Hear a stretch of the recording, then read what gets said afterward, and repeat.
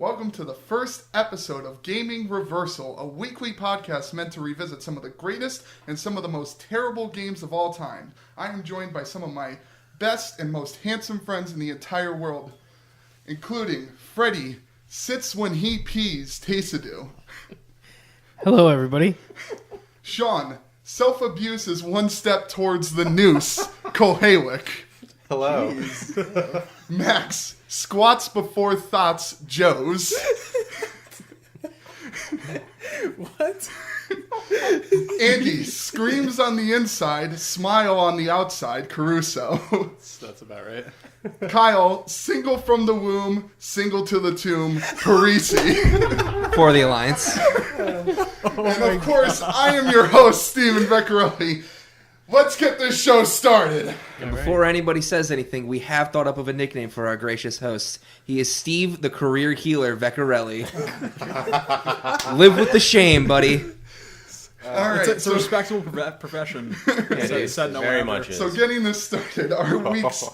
Every week we're going to have two featured games. They're going to be games that have come out like within the past few months. It's going to be, like this year we have Far Cry 5 or God of War or Fortnite or any of that. And then we're also going to revisit 3 old games. These games are chosen at random. It's really dependent on whatever I find in my Excel spreadsheet and on various websites. And honestly, sometimes I might theme it towards if I have a guest on the show.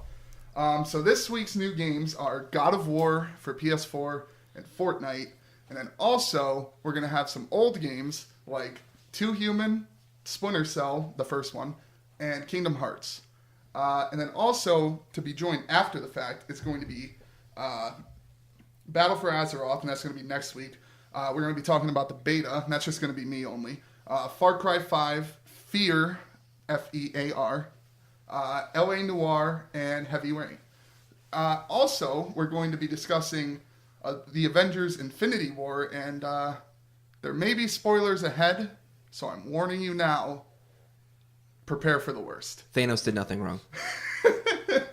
All right, so with that said, our first game of the entire podcast will be God of War. So I guess I'll take the reins since I'm basically the only one here who really first has of all, an idea I've of what's played going 7 on. hours of it, so All right. it's just not. We have not two that people great. that haven't completed the game. And- I know. I've watched the entirety of it. Same here. You too. You have I've just seen Yeah. clips, streams, YouTube videos. Well, gameplay. let's keep it old school. So Kratos is the god of war, or at least he was a mortal who became the god of war after he killed Ares. Now, this is after his trilogy on the PS2 and then his various other odd games from the PSP to any of that crap, to where he is now an older man with a son, a new one that hopefully he won't stab, and he's in the Norse mythology trying to basically spread the ashes of his wife after she's perished, which is actually pretty nice for someone who used to get off on killing everyone. Literally everyone. So the game starts off, and it's pretty sad. You basically starts off right away with him burning his wife to get the ashes, and you get the logs, you're talking to your kid, you just call him boy, his name doesn't matter, who cares? Atreus. Atreus. First yeah. of all, it's Atreus. Alright, good, Atreus, okay. Boy. Boy. And it starts off pretty good. You kill some Draugr, you kill a troll, you hunt a deer, and then some strange drunk dude shows up and starts talking mad fucking game and gets decked in the face. And what happens next is the most DBZ battle I've ever seen in a fucking God of War game, where they're beating the shit out of each other in midair. Fly up into the air, start beating each other up. The ground's cracking while they're doing the arms lock thing. They're fucking choking each other. Yeah, he's And got some MMA moves going on there. Like at one point, he's got him like a fucking arm bar, and then he naked chokes him to death, and then he throws him into a fucking river. Well, yeah, I mean, the stranger who, if anyone here has not played the game, spoiler, is Baldur, who in Norse mythology has been blessed to not feel any sort of pain. He actually can't be harmed. It's actually a thing. But, that doesn't mean jack shit to Kratos. He killed fucking Zeus, so this little dude, he just gets his neck fucking snapped. Now, his mythology, right? Somewhat. Okay. Which kind of leads into our other game. Well, knowing his mythology, yes. how far into the game are you right now?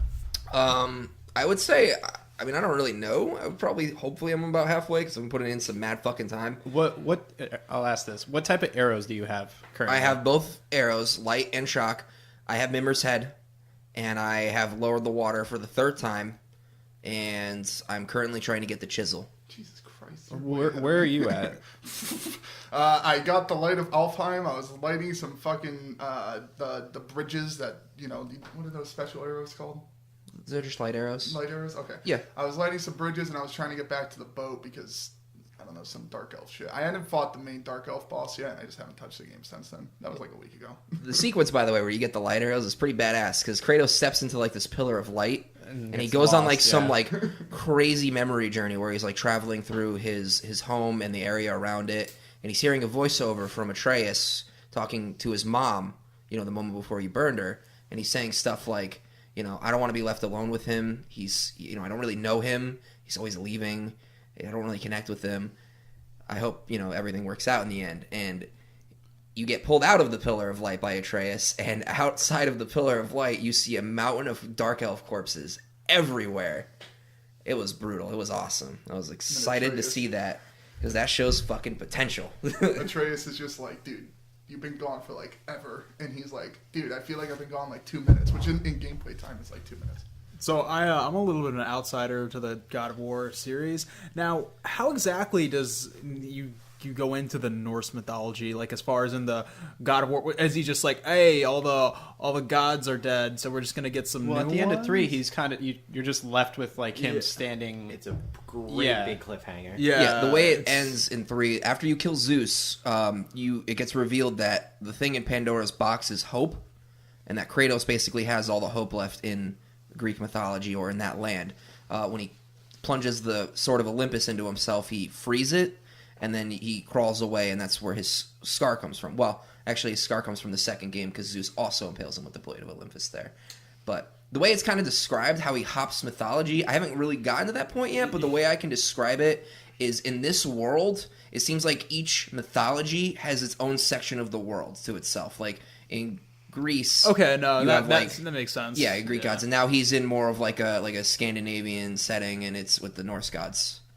So mechanically, if I remember correctly from the older God of War games, this game was very hack and slash. Yeah, hack and slash. I remember it was a lot like the X-Men Origins Wolverine game. You just destroy everything in a room, go to the next room, so on and so forth. And I've actually played that game, and it's fucking awesome. It really liked it. I really liked that game. For a God of War clone, it was pretty fucking cool. But it had also like quick time boss events. You had to hit the X or A button quickly to get to the next part of damaging the boss or whatever. Is that the same in this one? It looked a lot more RPG-like in this one. It is very RPG-like, and it's not nearly as... Like, let's just go this way. So Kratos was a fucking savage in the original games. He would grab anything and stab the Blades of Chaos into its abdomen, its neck. He'd be splitting people in half, ripping their heads off. He still pretty much does that, but it's a lot slower now. It seems like the gameplay in God of War was God of War. It was just brutal. It was fast-paced. I don't really know what else to compare it to. Like where now the new 100 game, to 25. Yeah, where the new game seems more of like a mashup between like if you locked like The Last of Us and the Dark Souls and like the Pokemon Play Center, and you were like, you better make me a fucking egg, and you went and you just traveled for like a couple days and you came back, you got the new God of War game. That's basically what you got. It's a really weird way to put. I mean, it was very accurate. Like the Pokemon thing was really great. Was it dark? No, it's just the it's right kind of amount. dark. If you think about it in Pokemon, it's pretty dark. It You're makes basically saying, I want this Pokemon and this pile of goo to fuck until I get the stats that I need so I can beat up other kids. It makes it sound like the devs were like put in the Pokemon Care Center, and they were like, all right, you better make this. Do the mechanics follow... I'm sorry, do the mechanics have stuff for the kid as well? Yeah. Do you, Yes. switch between characters? No. Let me say this. So I don't get into a point where you play as the kid. Hopefully never, because I love playing Kratos and brutalizing things. I can tell you no. Thank goodness. Oh, you thank you God. don't. I'm fist pumping right now. The way I can describe him is he's an upgraded version of Ellie. Yes, Yeah. he's also amazing. He's a controllable because version of Ellie, honestly. I would consider him an upgrade because Ellie's just there. Ellie just sits there. Yeah. She's literally just there. At Ellie's least from The Last of Atreus. Us. There's a lot of kind of gameplay mechanics that you can use with Atreus that Yeah. you need him for, which I think is a lot better. Yeah. Well, did anybody play The Last Guardian? No. No. Bioshock but Infinite could be a comparable. I saw quite a bit of gameplay for that game. Well, you guys played Bioshock So the Infinite. big cat mechanics are pretty fucking stupid in that, It could be or very cat wonky. bird or whatever the hell that I've thing seen is. the donkey video. Oh yeah. That's exactly I know where how I'm it getting my goes. facts from. So is it a lot like that where the secondary character plays a role, but you don't directly influence anything from that character? I don't know. I feel like I'm not far enough in the story as far as Atreus goes, because I feel like he's just like an afterthought for me right now, because I don't even use Atreus, to be 100% honest with you. But you can't actively switch between them. No, you can, if you hold L1 and you hit like square or whatever, you can force him to shoot arrows while you're doing stuff, and that's like important to like break certain people's like guard, I guess is what you would say. Like I forget what they're called, but they turn invisible and then they go everywhere and they're really fast. The Revenants. They're Revenants. And There I you hate go. them. And the only way to kill them pretty much is by forcing Atreus to shoot at them, and it's like, Basically, he hits them once and their like shroud disappears. yeah. Anyway, so the difficulty you're playing on depends on how useful you probably find Atreus. So I'm assuming you're playing on the normal difficulty. So you probably can just hack and slash your way through everything. I have been. On a harder difficulty, and by the way, you actually don't need to hold L1 to have Atreus shoot people. You can just mash square and he will Why the fuck have I been he'll holding straight L1? up like auto aim people down. I guess I'm a piece of shit. well, Well- that might explain why Kratos has been guarding when I'm forcing him to shoot fucking I mean, people. you're not I'm used to like, fighting why can't I stuff. walk around when Atreus is shooting people? He'll sit here with his fucking shield. You're priceless. You're not used to fighing stuff because you're a career healer. Okay, you're used to first of fixing all- people. I mean, regardless of all that, I mean, approaching the game, I've beaten every single God of War. I haven't played God of War 1 in a minute. It's been like since like 2010. God of War 2 is one of my favorite games of all time. I mean, regardless of the whole situation, it's still God of War, but it's not God of War because it's more RPG-esque. There's no inherent flaws in what I'm seeing, but I do find myself cheating as far as it goes. Like, What do you mean by cheating? I mean, like, if I find a difficult enemy, like trolls with a giant fucking pillars, Yeah. when I find them, I honestly don't get close, and I just throw my axe at them, and I just call it back. Throw my axe, call it back. Throw my axe, call it back. But you've And played it kills Dark them. Souls. Yeah, It's just a very simple I know. timing of a dodge. I'm aware, but And Kratos gets 2 dodges. I'm aware, but like, I don't know. It's just I find myself cheating with enemies, which I never did in God of War. The other God of War, I was just like, fucking let's go. Like, I was like, I don't know. But then again, it was a hack and slash game. Yeah, and it's God of War essence, but gameplay is, I don't even know what else would be like it. It feels like you're playing Joel from The Last of Us. It's really a mentality change. You go from literally being this man who hack and slashes through every single problem, from horrors in a Greek temple all the way down to killing Zeus himself and eviscerating his body on, the steps of the Pantheon. But it really is a metamorphosis that his character goes through that we don't get to see, where he goes from being this absolutely crazy, blood-addled psychopath down to just this man who suddenly has everything else in the world to care about. He finally has a wife who wasn't murdered. He finally has a son he's not going to stab. I think a lot of it is him trying to come to terms with the fact that he himself now actually has something he has to live for. The playstyle shift too is like a big thing. Like, I feel like The Last of Us, like playstyle, you feel your character's limitations, like you feel it on your controller. Whereas like in the original God of War games, it's hack and slash. You feel invincible. You just go and you go ham and you just don't stop. Yeah, Like that's entirely true.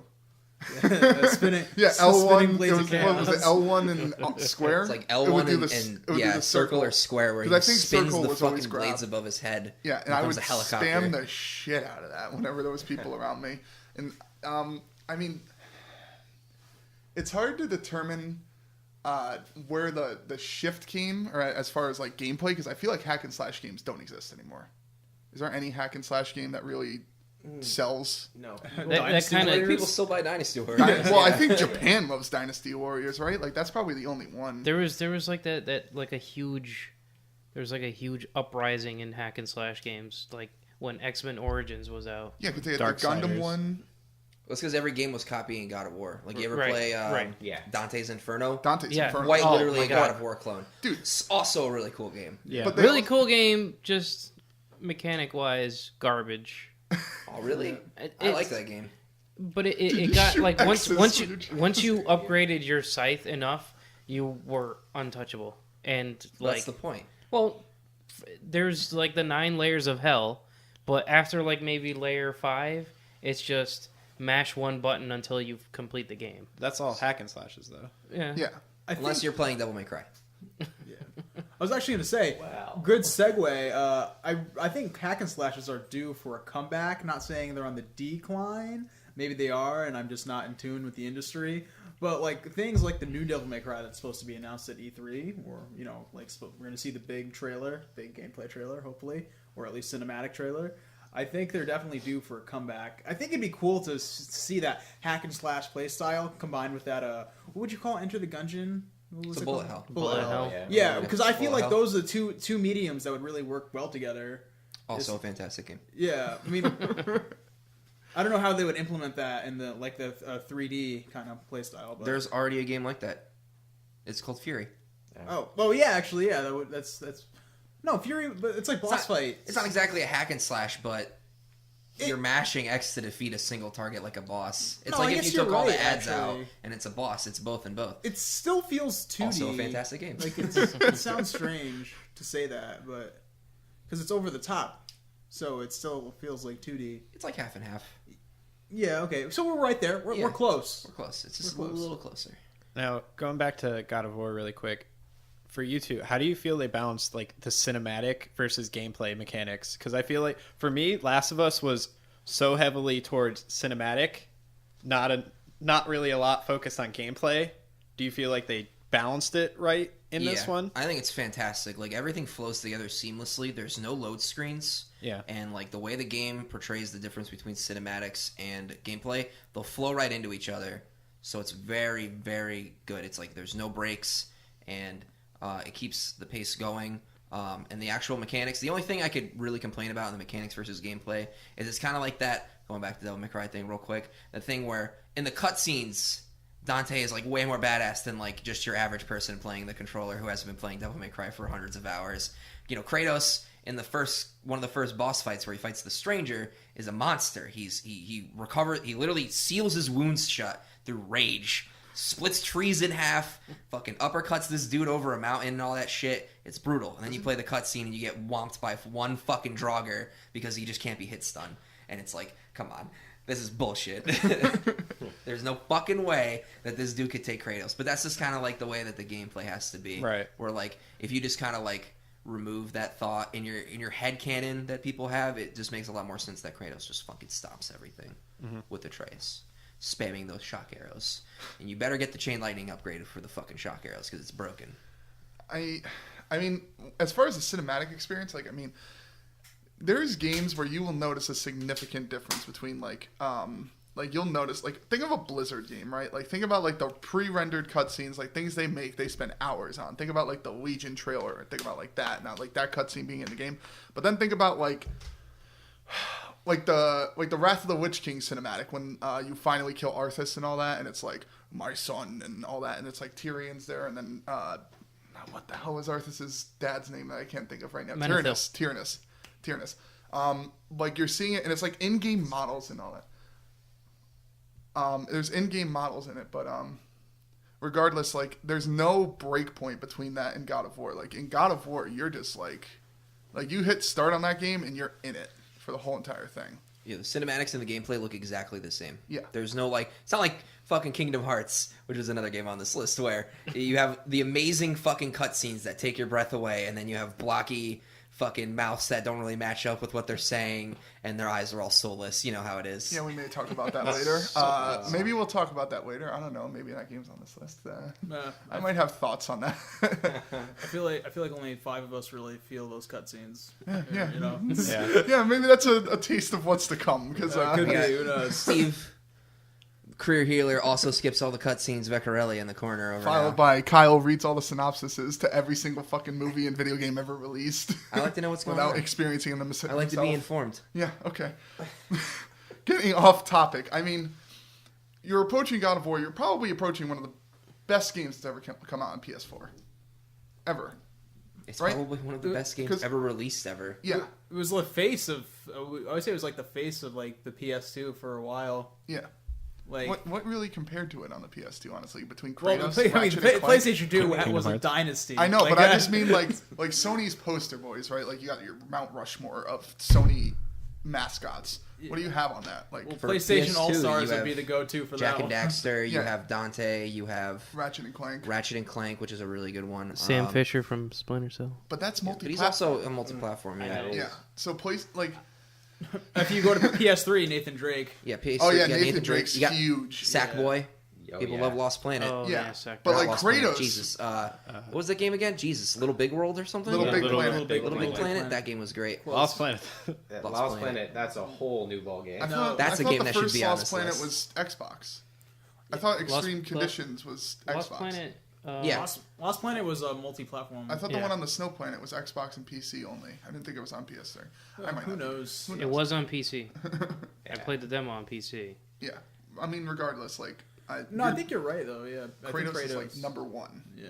which is Hands down. well at this point you're approaching a new wave because like there hasn't been a Jack and Daxter game since what Jack 3, or no, there was a PSP game released a while ago. There was a PSP game where you play only as Daxter, and then there was a Jack and Daxter racing game because that's the go-to for developers when they give up on their fucking storyline. Let's bring just up make a racing racing game out of the characters. Let's bring up Motor Combat back in Mortal Kombat Armageddon. It was absolute garbage. It was Hey, like made by Cartageddon Intern. was amazing. All right. How dare you? I don't know. It's Sony's not run out of mascots, but it's replaced some of them, and Kratos is still there. And I think you're gonna add like Joel and Ellie. Granted, who knows what happens in The Last of Us 2, but I think Joel and Ellie alone. It's huge, and God of War is gonna continue to be huge because I think they said they have plans for 5 more games or something like that. For God of War? Or... Yeah, I thought they said like 5 more games. There's going to be 2 more games, I believe, for the Norse mythology, and then I think they might do 2 more games after that, or maybe another trilogy. So they're going to be coming out with God of War games while we're well into our 40s and 50s, probably. Well, I know there was an interview with one of the developers for God of War where they said they originally wanted to do Egyptian for this one, for this iteration of it, but they went away from it because it was Egyptians is focused on civilization, and they wanted to give Kratos that stranger in a lost world feel where you can't really get that in Egypt where everything's focused on civilization, but in Norse you just throw them in the woods and you pretty much got that feel right there. Snow. Yeah. 10 out of 10. He's suddenly a lone man surviving in the wilderness, or just a man Yeah. out there. It becomes more about the person and the character. But I mean, regardless of all that, it's selling like hotcakes. Probably like the highest selling PS4 game since. I think it's been confirmed that it is one of the... I think it's the highest rated PS4 game ever released at this point, at least on Metacritic. Didn't it get like a 94%? It's like 94, 95%. It's got 9 out of 10s to 10 out of 10s on almost every reviewer, except for those weird dudes who are like, I can't fucking beat the tutorial boss, and don't deserve to play those games. Should stick to Candy Crush or something. And then you got... Somewhere my grandmother's crying, dude. Calm down. Hey, well, you know... Oh god, don't even get me started on that stuff, dude. I'm more of a Bejeweled guy. So, I mean, what to say? Like, this is a game that, like, if you own a PS4, you should probably buy it, like, 100%. Even if, like, you're not a fan of God of War, like... Yeah, I'd say it's in must-buy territory. It's in one where you get it with the console, like, hey, I'm buying a PS4. What game do I get? Yeah. Yeah. God of War. Yeah. Because it's weird that we're already approaching, like, the end of, like, PS4 and Xbox One. They've been out since 2013. But I feel like no game has been as groundbreaking as God of War or any of that on any of the consoles. Yeah, I think God of War is really that game that really shows the what the console is capable of. Like, it looks amazing. Yeah. Like, holy crap, does it look good. I think it's still 30 FPS though, right? It is. It's locked. Welcome to Just throwing it out there. Welcome Just, to console. I know there's probably one dude in PC who's just like. I mean, "But it's Immortal still can 30 only be so FPS." strong. Is it 30 still on like PS4 Pro and stuff? Yeah, think from what I so. understand, it's 30 across the board Might be because spreading they misinformation. Who knows? had to Well, make sure the experience. It was- doesn't matter since the eye can't see streamlined. past 30 FPS. Calm down there, guy. I'm gonna have to throw you out of this podcast. That's dangerous. That's dangerous talk. So, I mean, what to say? Like, buy it, enjoy it.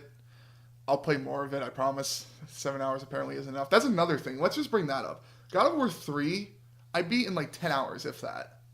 This game is like 40 hours or something like that. Well, in the old God of Wars, it was RPG. Let's just bring that up. extremely linear, Yeah. where there was like the occasional side room where it was like one of those skill. I forget what it was called. It was like So either a skill challenge, Yeah. or you'd be going to a room and killing some guys and getting like a Gorgon's eye or something to yeah, increase like your life. that was Where you basically get the laid. extent of it. Is with the Gorgon where eyes. you Oh my god, can we talk about that? Is there any boobs in this game yet? I haven't run into any. That's fucking weird, because like, I Well, remember... he's a dad now. Yeah. Yeah, Yeah, you but got that some. doesn't stop a dad from wanting to see some titties. I He's got remember- more important Not in things front on of his mind. kid, though. The man is mourning his wife. He's Boy. like not even Boy, Well, I don't day think- dead. I It's not haven't- even 24 hours. Yeah, it's not even been 24 hours, and you're like, let's go to the titty bar, Atreus. Well, is there even another woman? I haven't encountered another The woman. Witch in the Woods. Oh yeah, she's the only one. Is she played by Laura Bailey? I have Her no voice don't- sounds super I familiar. don't think so. Her voice sounds super familiar. No, I don't think it is Laura. Yeah, I'm fairly certain it's you know not where- Laura Okay. Bailey, is it? Yeah. Her voice sounds so familiar. Like that's something I'm curious about. But I mean, no boobs, but whatever. You know, God of War. I think God of War 2. You literally like load into the game. You beat the Roman construct or whatever it is. You break a wall, and then there's two chicks with their tits out in a bathtub. Granted, it was PS2, so. I mean, it's like one polygon for their entire body, and they look like a deformed mess. Like, Dude, I'll take Are you PS2. kidding me? with That was titties. back in the day. That was so realistic. I'm gonna be honest with you. There were multiple times I would play through that scene, and I didn't know what porn was really. Like it was like 2004, and my bandwidth was crap, so I would just replay that scene, and I'd look at boobs and called it a day. You have bad. You were the target audience. Oh, entirely, dude. I was 11 years old, and I was like, yeah, this is my first time seeing titties in a video game. But, so, I mean, it's a 40-hour game. You're going to get it for $60. At this point, you could probably get it on some kind of website for $54 or Amazon or something like that. You're going to get it at a discount. likely. You're going to sink 40 hours in this game. You're going to love it. There was a negative I did have. And I know it's so dumb to say this. As someone who really enjoys linear gameplay, which we just brought up, like I really enjoy linear gameplay. I like being told what to do. I don't want to go anywhere. Like, Me hates think. Steve think too All right, hard. after that, let's hear this complaint. okay, this is. I know it's such a dumb complaint. You're about to... He's gonna get upset. I see him right in the face. No. already. I'm in his defense Okay. because like games like Skyrim, I'm probably gonna get crucified for saying this, but I would have preferred Skyrim if it was linear because I have such a hard fucking time staying on course with shit. I don't know how many times I've played through that game and And you don't could even not get through maybe a quarter of the game without veering off and killing random shit or going into caves and other stuff. So the linear aspect of some games is a plus for me. Yeah, which is like the problem with Skyrim is that like you go to meet the Dragon Brothers or whoever it is at the top of the The mountain. First of all, Greybeards. The Dragon, The Dragon calm Brothers. down, calm down. I haven't played this game. I have a new fucking name for my band, dude. Dragon Bros in action, man. Open for Dragon Force. Listen, they're at the top of this fucking mountain. Have fun getting up there. Let's just bring that up. But like, you got the Dark Brotherhood. You got all the fucking all the clans. It's a straight path up It's a straight path. Yeah, would you get tired walking up? Well, they'll also interrupt you by throwing a fucking dragon at you. So it's like, oh, I guess But I that's gotta what- kill dragons. who do you run now. into going up? You go run into troll. the The trolls. troll. The That fucking- was That's the big frost challenge. scroll. yeah, that was Where that it's was just no like joke. you ain't getting past here without paying a toll, and the toll is your life. Did you come right here after just starting the game? Have fun. Oh, wrong choice. Yeah. Like, welcome to Earth. Do you not have a fire spell? Good luck. So the problem that I have that like I'm a very linear focused gamer. The Last of Us is my favorite game of all time. That is incredibly linear. God of War I'm walking around. I'm doing Alfheim shit or whatever it's called. Alfheim, right? Or that's the light. Alfheim is the second realm. Yeah. You go, or the That's- first that's other the- realm you that's the depart. elf- Actually, elf yeah. one, yeah. When I first fucking noticed it, you get to the Wake of the Nine or whatever, and like I see the Thor statue, and I see this, and I'm like, oh yeah, like let's fucking go. And I'm like going, and I look at my compass, and it's like, well, go here. But I'm paddling my dumbass boat. I'm going past. That's some of the best parts in that game, though, is when I you're in know. the boat. But Especially after you get Mimir. I also like his dad's stories. I will give him that. His dad's stories, where he's like the apple All fell the from the stories tree. in the boat. One of the boat stories is amazing, by the way. It's the one where he talks about the horse that has an enemy. I don't remember what the enemy of the horse It's was. the Oh, and the guy stabs the But horse. it's or no, whatever? that's the frog That's and the a scorpion. scorpion. Damn it. The story that he tells is a story about a horse that needs to defeat. I don't remember the opponent or the opposition. So he goes to a hunter, and the hunter's like, I'll ride the horse. I'll ride you, and then we'll take out your opponent, and then we'll be good. And the horse agrees to it. And the horse and the rider, they defeat the opponent, but the rider never frees the horse. He keeps him chained up, which is a perfect. By the way, if you've never played the first God of War games, this is exactly what happens to Kratos. He asks Ares for help in order to defeat the Mongolians or whatever the fuck he's fighting. And he gets this help, and as soon as he beats them, I'm serious, it looks like a Mongol army. I'm more. As soon as he defeats these people, he is in service to Ares forever, and he never gets to be free. And you can even hear it in Kratos'. The voice actor did a great job with this. Yeah. He Is it the same guy? No, it's No, a different it's a voice different actor. voice It's a guy actor. from like Stargate or something like that. Yeah. Um, Christopher Judd. yes, he does a Or very Judge. good job doing like a It's 15, Judge. 20 year older Kratos. But the like metaphor, or I guess like the reference to his own past, where Atreus asks him if it was worth it, and Kratos just takes like a deep moment, and he just immediately says in 3 words, "It was not." And you know, if you've played the other God of War games, just how fucked up those words are. It's a great way to just kind of segue the story without using any of like the major terms like Ares or Zeus or being a god or anything like that. yeah. Yeah. I mean, the boat stories are dope, but like my problem with me, because I have this fucking sporadic mind, is I'll be like, oh well, I gotta go to the compass, and then like Thor's statue. This is where I first noticed it. I get there, I'm like, oh, that's an enemy. So I throw my axe at it, and then he comes running at me, and I'm like, well, my only option is to get back on the boat or fight this guy. I fight the fucking guy. He's level 5, and I'm like level 1, and I'm like, ah, shit. Is it a dude in gold armor? He was under Thor's statue.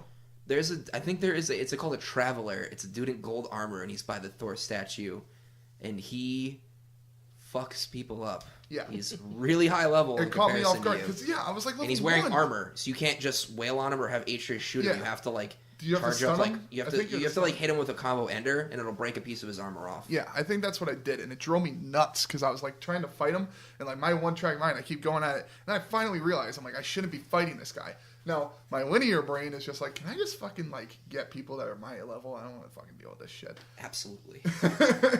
So I eventually put it off, and I came back later. So that's I didn't like Metroid, I didn't like Castlevania, and that's entirely Yeah, two things. once you get to what is it, Lake of the Nine? Yeah. Once you get there, it's very Metroidvania, where Yeah. you come back with a new piece, with a new item, unlocks a whole new area, and you can go explore it. You can play the game linearly. Oh, I started to. Yeah, you could just do the main quest.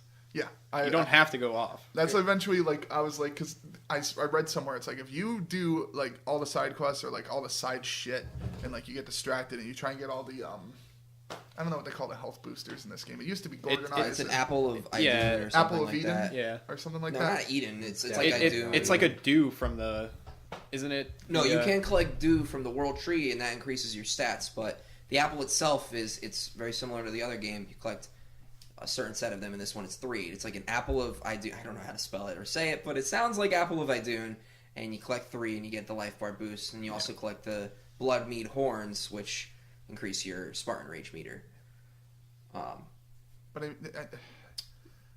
my one-track mind, I eventually was just like, you know what? Fuck side quests. I'll do it later, unless they kill you in the end. I haven't played the game enough, obviously, to find that Nobody out. knows. But Nobody here at the table or at the podcast currently knows how the game ends. Well, actually, that's not true. We- The two people of who us didn't do. play the fucking game but know how it ends Even though I'm getting shit for the synopsis thing, which is ridiculous. Well, we don't own PS4s, to be Yeah. fair. I mean, I don't have the money to do Fucking that. rob So, I someone. mean, Actually, don't rob someone because I don't want to go to jail for that. yeah. Borrow it from someone without telling them, My friend and then Kyle give it back. told me to steal from you. I have to do this. Well, I guess my It's friend worth it for Kyle's God a of War, man. douchebag. But I think that's a strength of the game is there's options to play Entirely. it to play it how you want to play it versus that How Kyle would Metrovania wanna play it. style of 100% the game, beat all the Valkyries, go to every single other realm, and collect everything. Yeah.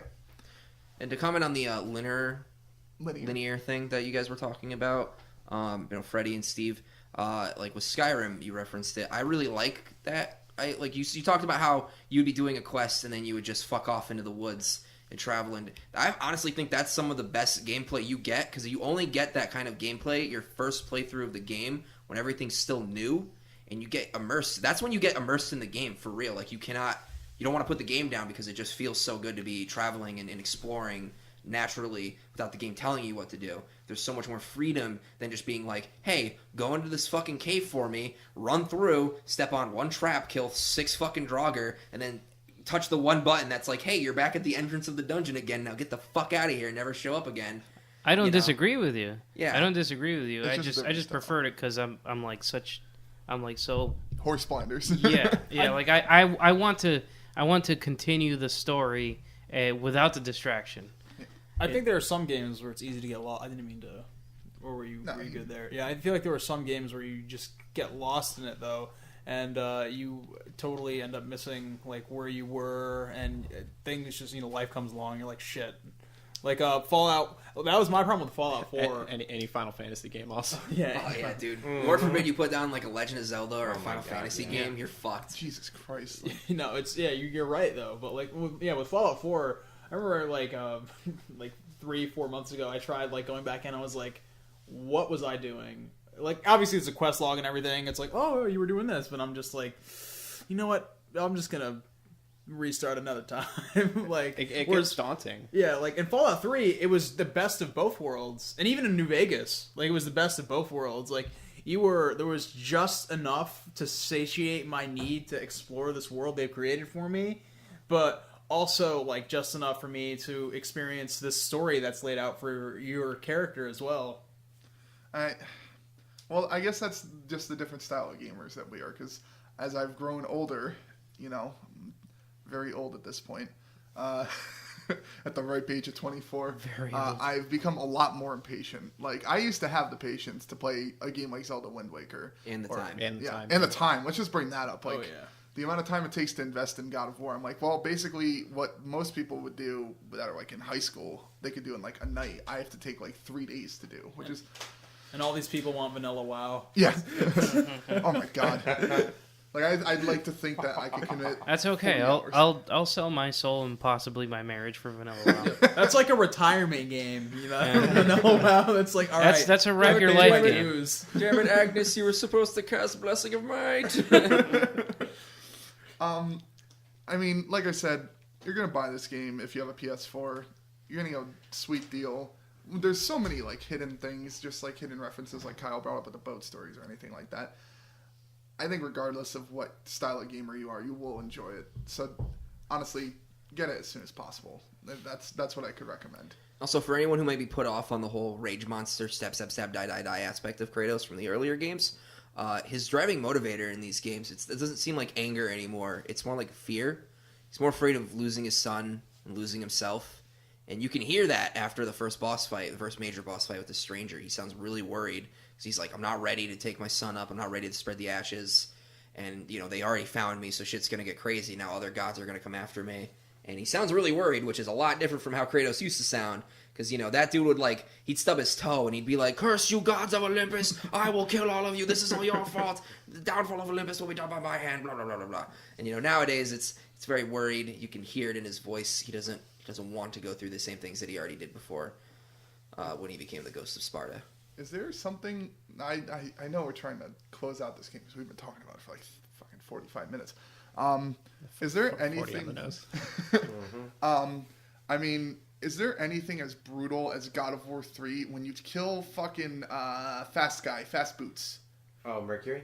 No. Well, technically, Hermes messenger. Hermes. You rip his kills head him. off. Yeah, you Yeah. rip his fucking Same. head off, and you pull him out of your asshole, and then he like screams as you point him at a wall. He's like, oh! And you're taking like, no wonder why he's fucking screaming. You're pulling him out of your ass. The But- way you kill Poseidon in the beginning of the game is nuts. Yeah. Oh my god. Well, the game is still brutal. It's still God of War. It's got gore. But is there anything to that level? No. I haven't there- gotten there yet. If there is anything, No. But the shaking head on the other side of the table tells me no, which kind of sucks. But I'm okay with that. It's still plenty brutal. Like if you've gotten to any of the R3 stun mechanics where you get to split someone in half, or quite literally grab a Draugr and tear him in half. Also, we didn't really talk about the mechanics of the game. Mechanically, the game feels great. Kratos' swings are heavy. The barehanded mechanics are great, where you build up stun versus doing just flat damage. The fact that you can get frost attacks enabled by chaining attacks and not getting hit rewards you for playing well, and it gives you the extra damage and you slow opponents.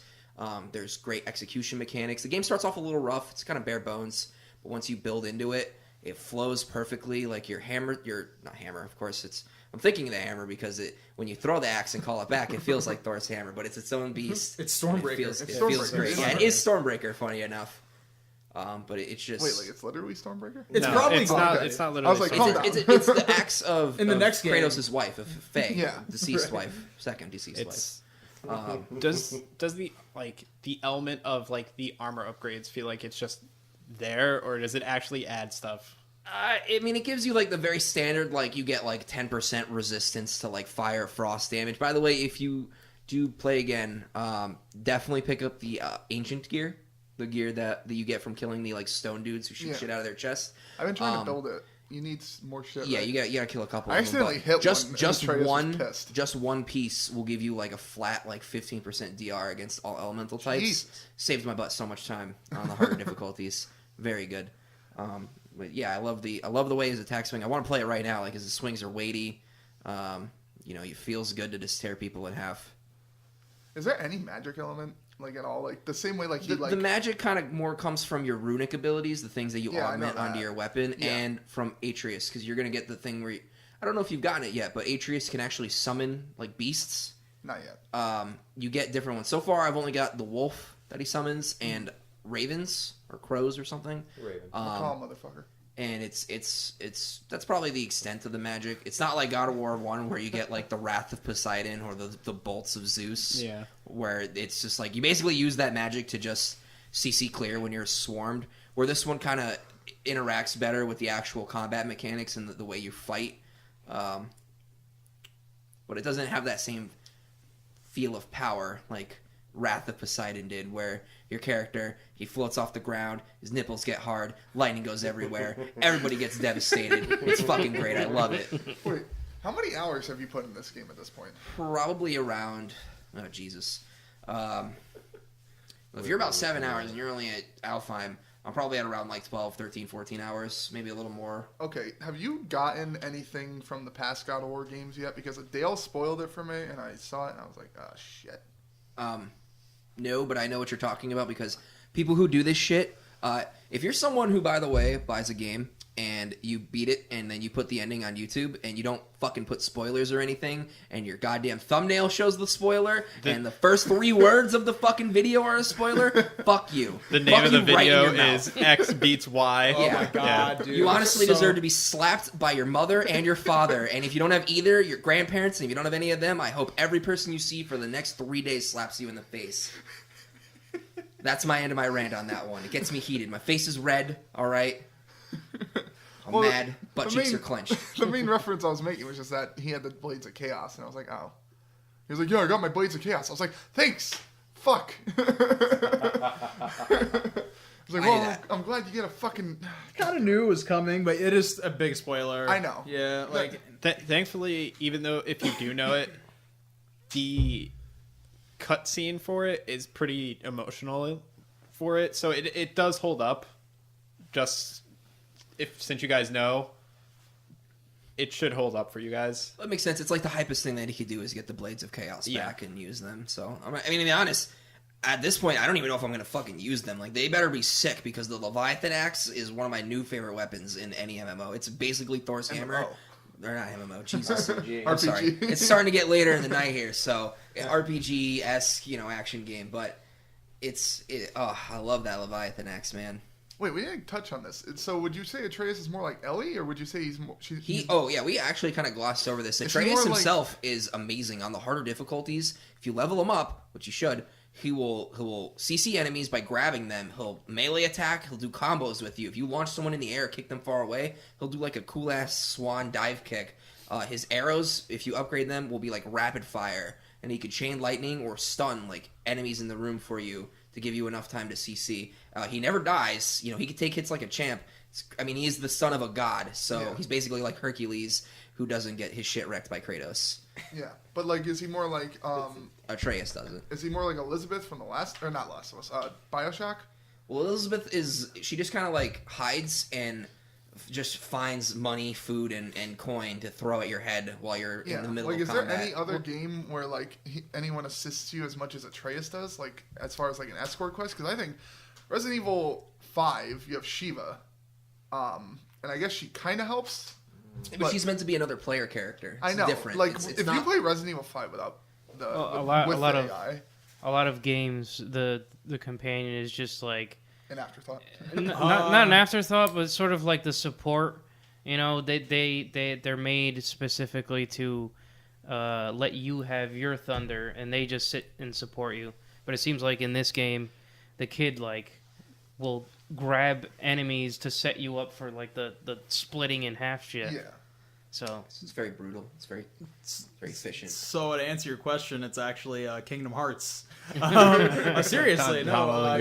Your companions, like obviously you have Donald and Goofy, but then like in like later levels when you have like Beast or like Jack Skellington, like they are super helpful. I mean, in Kingdom Hearts 2, it doesn't really matter because Sora is a fucking god in that game. Like it is amazing. But like especially in the first one, you really feel it. You really feel it like when them helping you.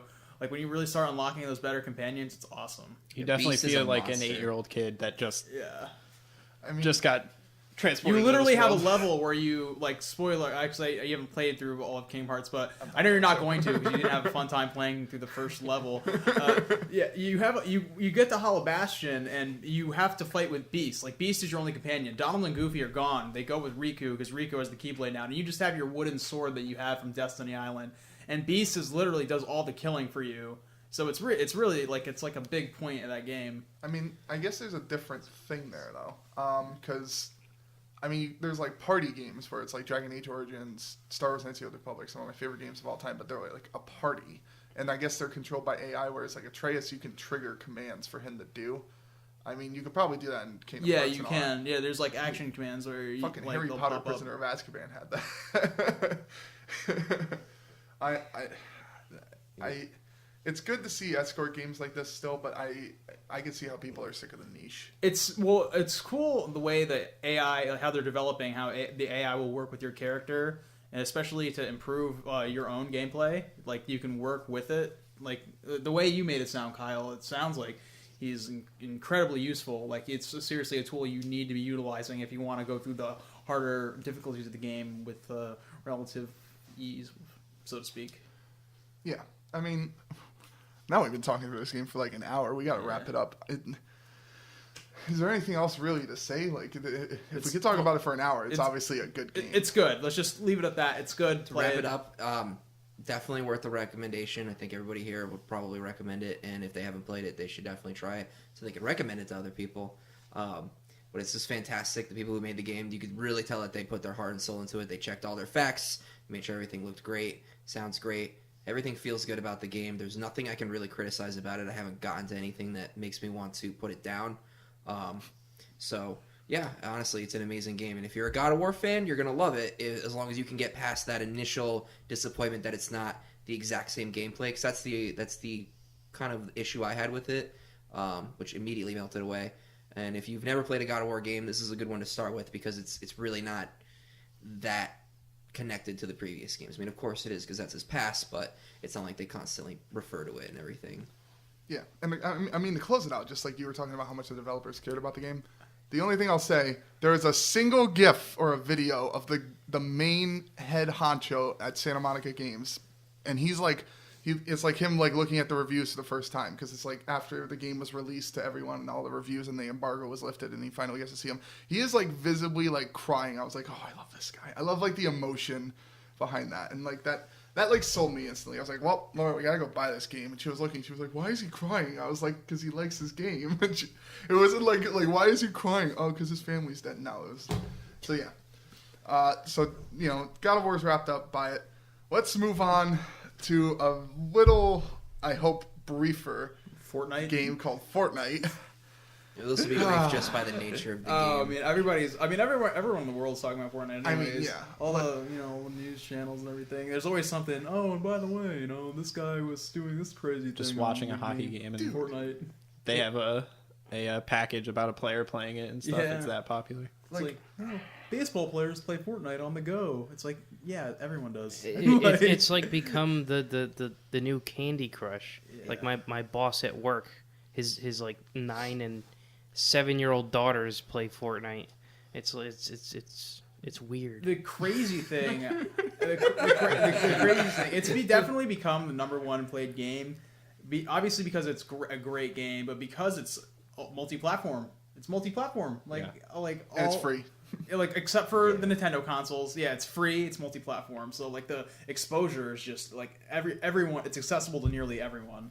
It's constantly streamed on Twitch as basically the number one game, unless you got like LCS or Dota or CS event going on. PUBG. You got Ninja and all these other crazy popular streamers playing with people like Drake, which is just insane. We haven't even said like what the game is though, like just in case someone doesn't. Well, I mean, know who what doesn't? Fortnite Okay, is. so people who don't know what Fortnite is, it's a third-person battle royale game where you get dropped into an island with all sorts of crazy characters like John Wick and Martians and whatnot, because that's just what they got. Yeah. It's purely aesthetic. The characters. You're not actually 100 other sick people as on the John Wick. island with you that you have to kill. So it's 99 people plus you, depending on what game mode you're playing. But let's just talk about solo for now. Dropped onto an island, you get to kind of pick where you go, depending on where the party bus goes, which is the thing you start off in. You skydive down, you land in an area, you got to scavenge, you look for guns, maybe a med kit, some potions for your armor, and you want to gather all this so that way you can defeat other players, take their loot, and survive to the end. In a fort. At night. In a fort. The big thing that separates it from all the other shooters on the market is the buildings aspect. I remember first seeing this game and I was like, this looks nutty. Like really fun. Just the building, definitely, they did a great job of fleshing out that mechanic. And obviously it took some time. So I remember on release it was like pretty buggy, like most BRs. Well, it wasn't popular. Yeah. The fort building mechanic in the early stages of the game was just unpopular. You had Battlegrounds, PlayerUnknown Battlegrounds out already. Then Fortnite starts to pick up, and because everybody's moving from PUBG to Fortnite, they're all sort of still in that PUBG mentality where what is a fort? So everybody just completely forgets about the fact that there's a building mechanic in this game. And then once the pros started picking it up, and you see their Shroud and like Ninja, you see their like god, like near god, like reaction speeds to building forts on the fly. That's when like the game completely separated itself and became like. Well, at that point, people finally realized they're like, wow, a game came out and did everything H1Z1 lied to me about. First of all, how dare you bring up H1Z1 at this table? it literally came out and it was the answer to everyone's little heroin addiction. It was just what you needed. You could build. It was a BR. It's extremely dynamic. It's highly fast-paced. Your heart's pumping every minute of that game, and you're totally invested because you look badass. And it's optimized. Yeah. Oh my Lord, god, yes. H1Z1. Oh, let me load in and load my render settings all the way to the bottom because otherwise my 980 Ti can't run this game. H1Z1, PUBG, like. Mm-hmm. You know what was bad about PUBG was that the fucking sound optimization was terrible. Like planes were louder than dick. Oh my god. They're still louder than the dick. Artillery across the map. Like you'd hear shit and you'd be like, what the fuck? When was the last time you played that game? The last time I played that game was when we played it. before the I think it was a month or two before the mobile launch. It's when we played it, Sean. They've done a really, really good job optimizing both sound and video in that Yeah. game. Well, yeah, they've I got some mean- pretty stiff competition now. Well, yeah, now exactly. They really stepped their shit up after yeah, maybe that's- Fortnite like skyrocketed. With Yeah. Fortnite skyrocketing, I noticed like H1Z1 like really tried to get into the esports scene for one. That's huge. Like H1Z1 is pretty much dead at this point. Let's be honest with Yeah. each other. But like they like started their own pro league and all this because Fortnite has all these streamers, and I think Keemstar's the only one that's done like a major tournament at this point, right? For Fortnite. Fortnite, I believe so. PUBG had that one. That's how you. tournament. That's how you Yeah. know the player base is literally filled with children. Not that there's anything wrong with that, young gamers out there. Won't be offended. No, I'm kidding. Fuck you. No, but seriously, like you said, the Keemstar thing. It's like, what's Keemstar's viewer base? Yeah. We all know. We all know that the answer to that question. But I mean, every streamer is playing in this tournament though, and like. At least there's not voice chat in Fortnite because Yeah. ooh, number one thing that would put me on edge is if I got killed by. There's voice chat? There's voice chat. Oh my Do I have it disabled? You probably have it. Oh, They thank do. God. you should watch the donkey video. The murderous, Oh my lord. Yeah, I was the gonna- murderous intention that would come in my voice. there's voice chat. Oh, thank God. with everybody against AKA, everybody. it's also mostly children. Yeah, but that's what I'm saying. Like, dude, all it takes is me getting killed by XX. Your mom sucks. XX, just being like, yeah, you got pwned. 12 years old. Represent. And just, oh my God, I'd be so fucking mad. I'd be put on a list because of that fucking game. Don't worry, you're probably gonna be on a list after the podcast. Who knows? You're probably already on a list. Let's be honest. Yeah, I mean, I'm on a couple. I mean, what? No. What's really interesting is that game. Like just BRs in general, it's the perfect storm because like Hunger Games is just so popular, you know. So you got that everybody's like, oh, pop culture BRs, hell yeah. And then you've got Minecraft. I know this is a weird transition, but hear me out. You know, Minecraft, you got the building in Minecraft. The game is cartoony. Same, obviously, it doesn't look like Minecraft, but it's that perfect transition.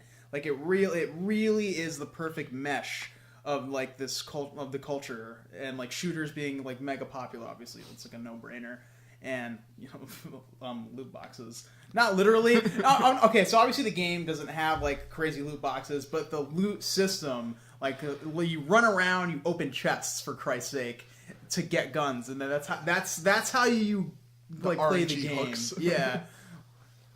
Like I can't tell you how many times I've been screwed because someone gets the homing rocket launch. I don't on the game anymore, thankfully, because that was annoying. But so many games get to like top 10. It's like, yeah, I'm doing it, and homing rocket gets into my base, kills me. I'm just like, that's it. It's a battle royale, but it's its own thing. It's its own thing from the other battle royale games.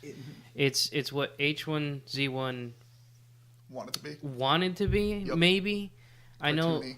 Yeah, I guess H1 started in the more serious route. Yeah. And then after the what is King it, of the Kill. the H2 update, Yeah. they realized that they needed to take a Game different was dead approach. to me. But Fortnite has all these different mechanics. They don't take the serious route, like with all the traps in the walls. You're like what was it, the bounce pad that lets you to Yeah, you do fly. the fucking dance emotes and all That's a that. the bounce pad's actually fantastic. Like mechanic for the game, it's like it's great balancing. But like building forts up into the sky, that it separates it from a game like PUBG, where PUBG is more, I guess, a different type of. I More wanna- like DayZ, a military shooter. Yeah, I don't want to say Very different. serious. I don't want to say tactical because you can be tactical in there's different tactics in Fortnite as opposed to PUBG, but it takes a more realistic approach than Fortnite does. Fortnite, sometimes I like to play Fortnite when I just want to fuck around and shoot people. I mean, the gunplay is build ramp up, shotgun down. Yeah, pretty not much. not literally, Yeah, if but you- like it's a pretty it's If you not don't that's like outbuild the your opponent, you're Above and down. But yeah. That's maybe what's like the most riveting part of the game for me. Is like you think about like PUBG, where it's like, oh, dude, that guy just got a snipe, like a 500-yard snipe with a Car 98 or whatever. But then you watch like Fortnite, and you're watching these build battles between someone like Ninja and some no name, but he's still like a master builder, and he's like trying to build over the top of them, and they're dropping down, and then like Ninja does this thing now where he'll knock down the player's wall if they're turtling, and then he'll quickly build his own wall and edit the wall And put it in a window. and then put a window and just kill the guy because the guy can't edit his fucking shit. It like blows my mind the amount of like quick reactions that are going on in this game. You won't get that in any other BR game like this.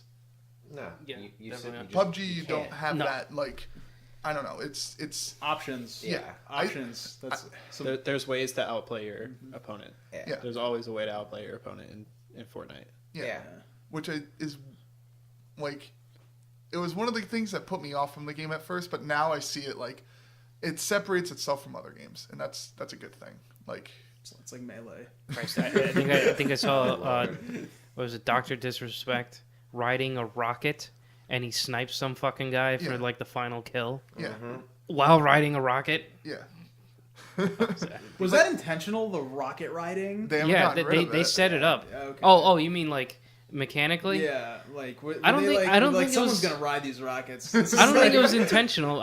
But like I They think left it in. They probably like that's fun. once it People caught like up, they that. were like, you know what, we're fucking keeping it. I mean, Yeah. honest to God, I think it was probably just a result of their really friggin' good physics engine and collision coding. Yeah. Because they like that game has probably some of the best hit detection I've ever seen in a BR. Like when I hit someone, I know I hit them. It's not like, oh, I hit you, I saw the bullet connect, but I got no hit marker. Like I can actually shoot you through small cracks, and it's very well done. The flash is the character flash is perfect. You can like when you hit people through cracks, you can the visibility is there. It's Yeah. amazing.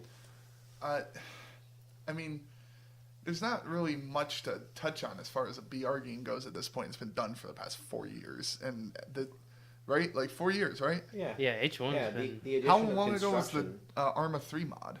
Arma? A while ago, actually. It was around. I Yeah. want to say around the same time Yeah. that H1 started to pick up. I Well, think it was- DayZ got announced in like 2012 Yeah. or 13. It's also very important to note that it started on Arma 2 as a mod. Yeah. Player Unknown started in Arma 2, so it's since his first release in Arma 2, which honestly I think you'd probably have to talk to an Arma addict to figure that one out. Yeah. Because I don't even know when that came. Yeah, and I know we're talking about pop culture, just to bring up how big this fucking game is. I'm pumping my gas the other day, and they have the video monitors and the gas pumps, and they're just like, Ninja, the Twitch streamer, is making millions of dollars as a player of Fortnite. I was like, holy shit. What a gas station. Did you see that article about the NHL prospect that is possibly throwing away his career playing too much Fortnite? Seriously? Yeah, there's Jesus a Christ. it's they didn't say the name, but they said a prospect of a prominent NHL team. Josh Hosang. No, Josh Hosang has other issues.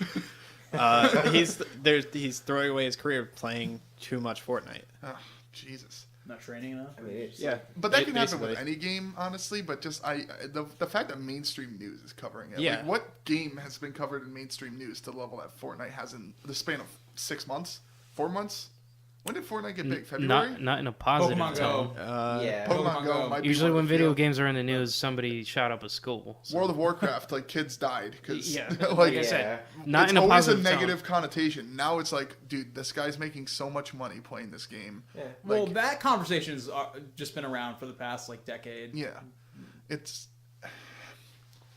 I don't know. I'm impressed. What do you think of the longevity of the game? I was talking about this with Tom and Mumble the other day. Like the longevity. Like how long do you think Fortnite's going to be the king? I'm just gonna say 2 words: Counter Strike. You think they're gonna open a BR game? No. The longevity of Counter Strike. Oh, Whoever would have thought 5v5, kill each other, restart the round, and rinse and repeat would last so fucking long. true. That was '96. BR, Right? I don't know. I think 98 was when Half-Life came out, so I want to say 99-ish. Yeah. Yeah. And it's still one of the most popular esports out there. Yeah. So the battle royale genre has I think the battle royale genre has staying power. It's just a concern of the games themselves having staying power because we've seen what 7 die in the past year. Well, I think a seen lot of more those than that. die because they don't do anything with the game. And they're also behind. Oh, that's another thing we should bring up is that they're behind like bad developers or at least inexperienced developers that don't expect the scale of a game. Yeah, when it gets big, that they don't popular. do anything with it, and it just slowly peters out. Yeah. Whereas Fortnite, they're constantly releasing updates. They're constantly introducing new gameplay mechanics that are keeping people interested, throwing in new stuff, and I think that's what's helping the game grow instead of New petering out. seasons, they are already that was so fast at Yeah. implementing the seasons. Yeah. Not to mention the fact that it's made with the engine that they own. Yeah. So Epic Games, by the way. yeah. I don't know if they AAA studio. right. I don't know like anything about like the finances behind it, but I'm pretty sure they're profiting way more than they're spending on this game. Oh, Yeah. oh, The sure. what is it like the? Microtransactions. Oh, absolutely. They're real. See, but they don't do microtransactions the same way that like Counter-Strike or someone does microtransactions because you just buy a battle pass and they're just like, play the game, you'll get shit. Yeah. And they'll even give you the currency to buy shit on the auction house, Yeah. or not the auction house, the item store. And it's all because this game wasn't made like the Fortnite BR wasn't made with the intention of it to be like its own full standalone thing. Like they literally just did it because they wanted more funding to actually make the base game Fortnite better. Yeah. Now that's totally irrelevant. It's been blown out of the Who gives water. a fuck about I the think single I player? think Save the World is like phasing out. They still advertise it, Yeah. but and it looks kind of cool. I would play the shit out of Save the World, but they're like, oh, BR, fuck whatever the hell we were doing before. Somewhere out there, there's H1Z1 Just Survive players crying because Yeah. they split the game and they're like, well, the BR is doing really well, but fuck those guys that play on these servers. Like, Those guys just went back to Arma. I think Just Survive's still alive, but Barely. Yeah. They have a very large problem with Chinese hackers, from what I understand. It's a very big problem for them. Yeah, I mean, also, can we just bring up if there's anything to kill Fortnite? Call of Duty announced a battle royale game, and I know that's so dumb to say Call of Duty, but Call of Duty is like one of the best-selling series of all time. I don't think it'll kill Fortnite, but I think it's competitive. My only issue with that is there was actually somebody did a wonderful breakdown on the size comparisons of the maps. You're basically going to be getting 100 people in the size of an area that's going to be about, I think, a couple miles larger than the basic starting island from the original PlayerUnknown's Erangel map.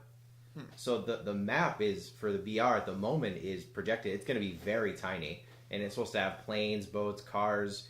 It's going to be, That's weird. for lack of a better term, a clusterfuck. Yeah.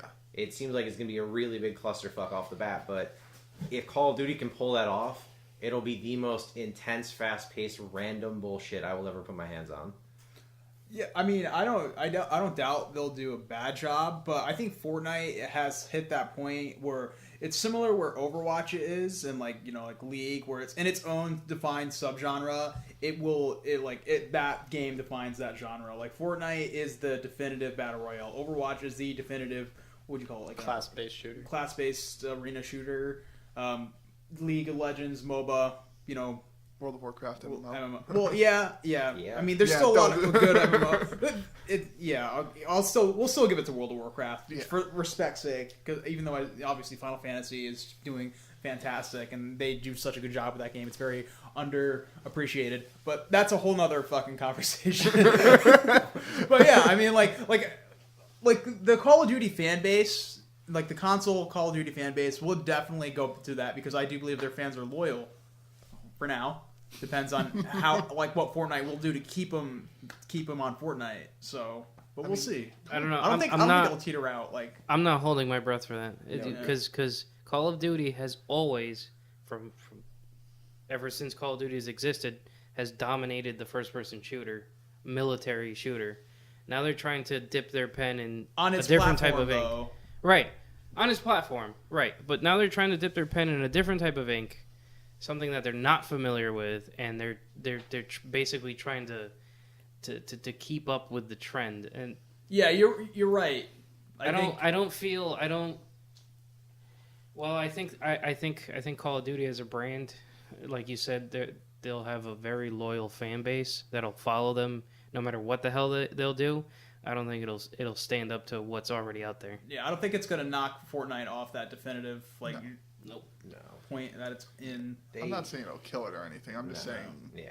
there might be people that might buy Call of Duty because it has VR mode. I mean, it's hands down, it's going to be very popular for, at the very least, the first month when that shit hits out first. Because it's going to be a solid, brand new VR game that it's obviously not going to be anywhere near as revolutionary as Fortnite with its build system. Because, let's face it, if you can't put out a build system like Fortnite, you're not going to actually become a serious competitor. You either need to build for the construction or you need to build for the more serious military aspect, like you have PUBG. Yeah, or bring something completely fresh. Yeah, to because it's why the two games can survive and not kill each other. They both appeal to two different... Like, PUBG for me and the whole military thing, I love that realism. That's me. Fortnite, I literally play that because it makes you guys happy and I laugh my ass off. But, you know. Yeah. It's there's different games for different types of play styles at this point, and I don't know. I think you're going to see H1Z1's going to die this year. I think Daybreak's done after H1 Pro League. They drained everything they had left from both PlanetSide and H1 to push this Pro League. They're not even in, like...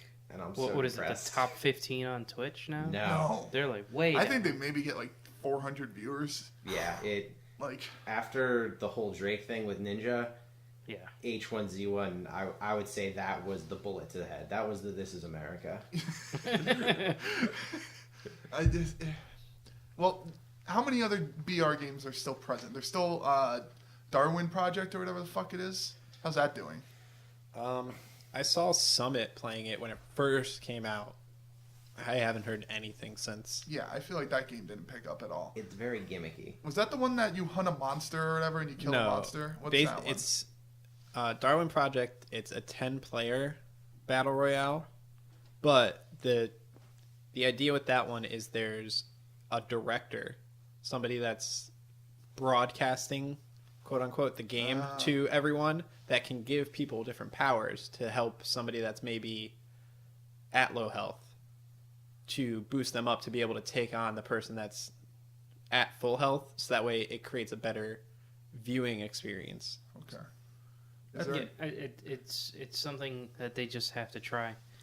All these other BRs that are going to come out or that exist, they're going to toss so many different ideas, but That's like Radical Heights. Radical Heights. Cliffy Bees. I heard that ceased development actually. Yeah, it did already. Yeah. The Didn't that's a developer. shame. Why not? Did they? Wouldn't it, Did Did his Cliffy team, Bees. Boss Key Productions, did they go under? I think think they did they- actually yeah. go under, yeah. Okay, can we bring up that? Because they tried with Lawbreakers. They failed. Right. Lawbreakers and Overwatch. We played that at PAX. But it's the Dark Souls of team shooting Oh games. my so God. why could it fail? And that killed it. It's That killed it. It's a I- cash grab. I That's was what I it was Yeah. I was hopeful for that. I like the whole like 80s game show aesthetic. Yeah. It reminded me of like I don't know if any of you guys remember Smash TV on Super Nintendo. Yes, Yeah. I played the shit out of that game. That was like I loved that idea, and it like reminded me of what's that Schwarzenegger movie where they're on a game show? They like Running Man? Running Man. Like I love that movie. if they took more of an aspect of like that type of I guess that type of idea for that genre, I would have played the shit out of that. I mean, that's like the one spot for BR that people haven't really been able to perfect at the moment. Because honestly, in reality, you have the military tactical aspect, you have the building aspect, and those those two absolutely define like a pillar of the genre or pillars of the genre. And the next one is obviously like that funky game show where like you're here, you're either gonna die or you're gonna walk away with a lot of money, and you're gonna be that happy person on television. I got excited the first time they told me about Radical Heights because I thought that was the exact route they were taking with Running Man. I was excited about the idea that you're in a battle royale, but instead of like military drops, you had to fight bosses, and if you're one versus everybody, you go to fight a boss. Other people come to fight the same boss. You could either help each other out to fuck over the guy and then fight each other, or fuck over everybody else and then kill the boss yourself to grab the loot. But that never happened. That never happened. got disappointed. That Yeah. classic undead rogue style. Just gank everyone, fuck everybody else. Yeah. I get what I need. So Boss Key went under. That was a short-lived one. Yeah. Was I it mean- free? Radical Heights. Yeah. Yeah, it was. I I think the don't alpha think was it. free. Yeah, It I was think free. the alpha was Because just we invite, have a friend right? Sam, and he did not pay for the game. I believe he actually just downloaded the alpha and played it. It was. And It the was reason free. he put it down was because the fucking game isn't finished. It's. I mean, of course, it's not It's in finished because alpha, it came yeah, out, but It's There- literally there's- Alpha Point 1. yeah, there's the buildings are not textured; they're just gray blocks. I mean, it seems even if the game has got good mechanics, it just seems like a cash grab. It seems dishonest to just throw this game out Yeah. there when it's so incomplete. Well, ultimately they weren't dishonest with it. They threw it under the Steam Early Access, but then Well, why again, not? you can't really. Unfortunately, people see Steam Early Access and they think, "Oh, great! I get to play a game that's literally coming out early for me and me alone. This is early. This is like late beta. This is great." No. You read that description, you are literally in for a grab bag of fun. It can be anything from like Radical Heights, which was they literally just had it playable for like a full group of people. They're like, throw the servers up, let's do it live, Yeah. and it just crashed. I think they because were. they needed that money grab. Yeah, they did, I think they did it to generate interest in the game because it's hard to get investors. Like if I was like gonna go up to someone and be like, I'm gonna make a BR, and be like, why? Everyone's playing Fortnite. Like that's the mentality there. So if you're you got to get people interested in the game, and what's the best way to do that? Well, just let people play it, see the mechanics. Sure, the buildings aren't textured, and that's like there's definitely a lot wrong with it, but like. Okay, you've got a great aesthetic going here, like what Freddie was saying. Like there was definitely a lot of cool points about it, and I agree with him there. Actually, it was cool, but Kyle, you're also right. It did feel dishonest. It does feel like a cash grab. You know, like same thing with Lawbreakers, where it's like they were trying to separate themselves from that Overwatch style game, but it's like. Yeah, we're Like gonna the say characters fuck were sometimes. the characters were so like bland, like it was so like copy paste edgy guy here. Yeah. Oh, tough girl, big guns. Like that's Chad it. was in a fight with his father, and then he decided to become a war soldier. No, it wasn't Edgelord making fun. flying knife. Like, Yeah, it just Fuck that guy, by the way. If you've ever actually played that game, fucking ninja dude shoots a dagger out of his hand and then blows it up and you die instantly. Yeah, well, that's it honestly felt like a really forced class-based Unreal tournament. Yeah. Like it really like I played which it. is a I good remi- thing I to say remember in a like, way, because Unreal tournament. Unreal was really good, but like they were like, guys, we're just like Overwatch, except we look cooler and we swear. And it's like Dark Souls. For me, with that game, Yes. there wasn't enough options. Yeah. When Overwatch first came out, there was a lot of different options for playstyles. That it was like Shoot a what, gun, shoot a 6 gun. characters. Yeah, it's shoot a gun. And it was the shoot a same gun. characters on each side. Yeah. what for when Lawbreakers was out. Yeah. Well, Technically, it was can't. 2 different people, but they played the same class, and there was around 9 or 10 different classes. But you know, they're very samey. Like you had like a Yeah. soldier, which was like a soldier 76 clone. You could run fast and shoot like an auto rifle.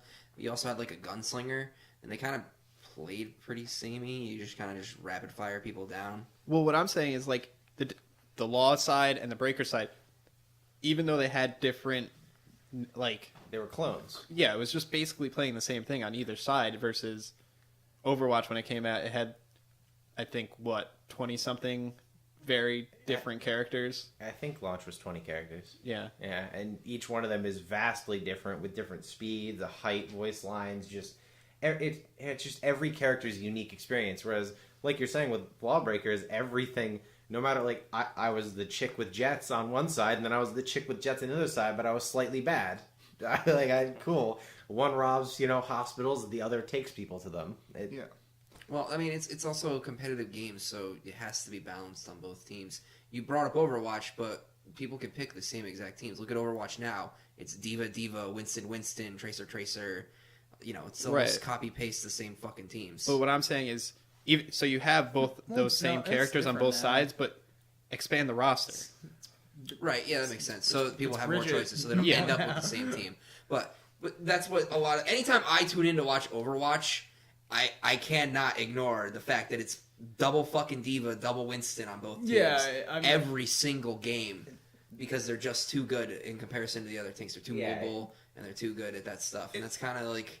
it's harder for them. It's hard to escape that with the class-based games. I think it's more of a devs thing. I didn't mean to interject, but competitively, they take a game like League of Legends where every season they do huge changes where they want to change all the competitive champions that are picked. They do champion reworks. They release new champions, and then when they change things on the map, it also changes the priority of champions picked.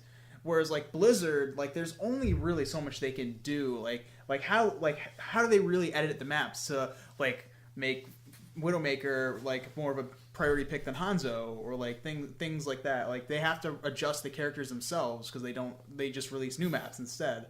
For anyone that watches the Overwatch League, do they have a map rotation that's in because for Counter-Strike, the way they do that is they have a rotation of the maps that they go through. Yeah, I think they go through maps. Do they rotate through the maps like they Counter-Strike rotate does? through the game modes, and they try not to do if it's a start grab point Route 66, for example. You'll have one map that's like Route 66 where out the gate you can push the cart, and then they'll have one like London where you literally out the gate have to capture the point and push it, and they'll go through each one of the different types of game modes like that, and then that determines who the overall winner of that fight is, or that battle is. And also for League, and the difference is in League when one champion or one team locks a champion or a hero, the other team doesn't get that champion. Yeah, it doesn't get to pick it. I just want to throw that out. No, there. that's fair, but that's League is just a. I'm totally biased. I think it's great. Everyone says it's dying. I think people who say that haven't really thought about it. But whatever. If you want to talk about it now, we can talk about it. Let's get back to Fortnite. I want to throw my 2 cents in for Fortnite. It's not anything about the gameplay or anything, because you guys already kind of covered that. It's about the hate the game gets for some reason. Probably because it's popular, right? Yeah. It seems kind of odd. I mean, I get it because it's popular with kids, so it's easy to hate on it and just rag on people for it. It's just but the loving game is to fun. hate. It's easy to play with your friends, because it's multi-platform. Anyone can casual. download it. It's free. There's nothing wrong with logging in and playing a couple games with people. I don't know why. And the fact you could play cross-platform. Yeah, that's huge. Except Xbox One. Yeah, it's PlayStation. That's because Sony hates them Xbox nerds, and that's how it goes. Because I think that's a huge thing, is the fact you could play That's PC and PS4. literally game breaking. Well, you're combining huge player bases. Yeah. You're also doing something that very few other game companies have ever done in the history of gaming. Yeah. Because that alone I think Rocket League is the only other one. Yeah. Well, that's Rocket League. That's because Epic Games does the shit correctly. Yeah. Their engine is very easily portable. Rocket League is made it with the Epic Games engine. Yeah. They made a great game engine. Is it the they Unreal capitalized. 4? Unreal. Yeah. Yeah. It's the 4. I mean, that's basic. I don't want to say it's the standard, but for a lot of games, it's the. We got different mixes of engines. It's just literally the It's best. just Unreal and Unity. have Those no are idea. those are your big boys. Yeah. Well, you see, DICE is still up their ass about Yeah, Frostbite. They're- Open engines. Oh yeah, no, that makes sense. Not non-proprietary. Yeah, Unreal's huge. Yeah, and Fortnite doesn't. It's weird to judge. Some people just don't like Fortnite. Some people, don't like BR games or whatever. But I think it's just people love to hate it yeah, because it's popular. No, That's it. people get Minecraft shit still. That's Yeah. the highest selling game of all time. There are people who just want to hate it. There are people that just don't like it. And at the end of the day, I mean, honestly, right now, the greater majority of people freaking love the game to death. Yeah. But you do have people like I literally had my mom stop while we're in the car and ask me, "Is Fortnite one of those bloody gruesome games where you cut off limbs and stuff?" They were talking about on the news how it's really bad. We're exposing kids to this hyper violence, and I'm like, "Mom, there's no blood. When I hit somebody with a metal axe, it's like gunk, gunk. You don't actually feel like you're killing someone. If anything, I feel like I'm playing an adult version of Toontown, and my gun is a pie gun." Toontown. What year is it? Throwback. I was not expecting that reference. Yeah. I don't think any of us were. It's so kid friendly, but it's so appealing to me because at the same time, I still get that satisfaction of being able to literally build over somebody and put them down with a 12 gauge. I'm just saying. I brought it up before. We got fucking Hunger Games crossing into Minecraft. You do. people want that dynamic gameplay where you're able to basically look at a situation of a guy on a mountaintop who has a sniper rifle and a way superior advantage, and then just be like, okay, I literally have 1,000,001 ways to solve this now, because I believe Andy had said it earlier, options. You just have so many options for how to approach every situation in Fortnite that it's just a creative paradise. Yeah. Hashtag melee. The first time I got outplayed by someone in that game. First time I got outplayed by someone in that game where they like built, and I'm like, I'm brand new to the fucking game. I'm like, oh my god, what the fuck are they doing? And they just dropped down and killed me. I was like, oh, so that's how this game works. Yeah. And, like, I felt like an idiot, and then like I watched like Ninja play it, and I'm like, dude, this guy's so fast. How does he do this shit? And I'm just, It's still mind-boggling. Every time I watch him, I'm still just like, God damn. He's like rebound everything to basically be on like his mouse and yeah. by his fingers. So he literally everything he's doing is like less than a second of switching. Like he zero time to go between in the middle of combat. It's obscene. But it's like every time I build, I feel like I click to build, and my character is like, "Oh shit, I gotta take the book back out." You know? I swear, dude. I'm like, damn, dude. And like he's got those frame perfect clicks or some shit like that. Like, yeah. I mean, regardless of the entire situation, what else is there really to say? At this point, we should probably just say it's free. Download try it. Play it with your friends. Try it. It's free. That's the best way to put it. It's free. Just try it. Yeah. You know. And anybody can try it because you could play it on your phone now. So Try it out. How is that? Playing it on your phone. It's not bad. It's not bad? It's intuitive. The controls are intuitive. PUBG, they put PUBG on the phone, and apparently it's full of bots. Yeah. Yeah. PUBG Mobile is a whole different beast. There's apparently like 2 people that are actually players, and the rest are just The first game bots. I played, I thought I was a fucking god. only to realize like it was blatant that the last person was a bot. Only to realize that John 835 and John 834 are actually bots. Just throw out my mic attacked me. They fell off of the table and came for my heart. So yeah, download Fortnite, call it a day, play with your friends. Totally worth it. And if you don't have friends, don't play it.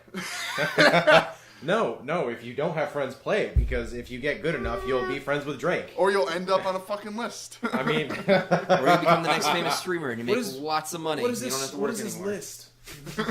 No, I'm just kidding. I know the list. Well, the NSA is checking it twice. Yeah. Alright. On to another game that I'm going to take a shit all over. A little game called Too Human, based in Norse mythology. You don't need to take a shit all over it, alright? That shit is down in the sewers, like, real deep. This died. game Like, was real made in deep. 2008, and I think it feels like it was made in, like, 1999. It's garbage. And I feel like you were made in 94, but that's a different story. 93, first of all. I mean, alright, first of all, Now, 94 people are the ones who eat Tide Pods, and that's you. So for the people who haven't played Too Human, it's. He did a thumbs up, guys. He's sorry. Because you just had that weird pause. I'm just making sure the mic is still working. So for the people who haven't played Too Human, I should throw this out there. It is another Norse-based mythology game. I can't speak anymore either. But it's more of like a cyberpunk, like future tech sort of deal. You play as Baldur, the champion. who is he's like the champion. He's the son of Odin, and it's kind of a hard game to describe because it's so.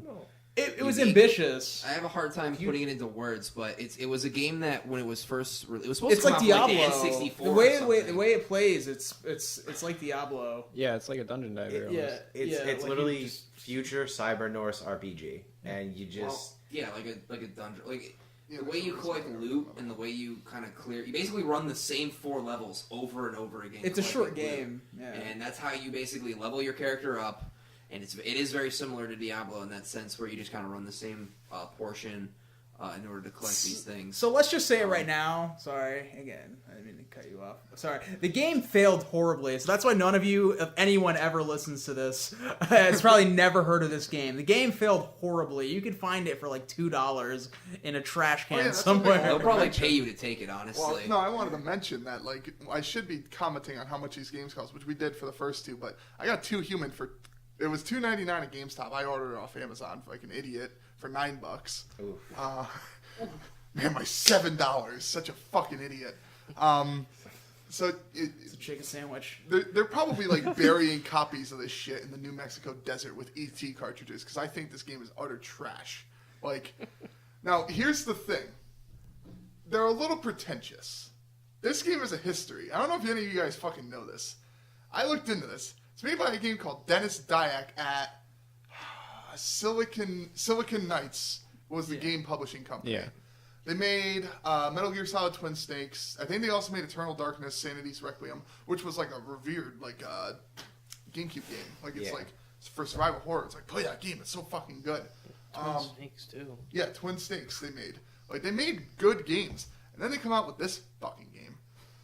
First of all, there's interviews of Dennis Dyack where like he came out and said something along the lines of like someone was like, oh, this game's been like 8 years in development. And he's like, oh, that's not possible. The game hasn't been out. Or we haven't been working on this game for 8 years. We were working on this game for 5 years. This game came out in 2008.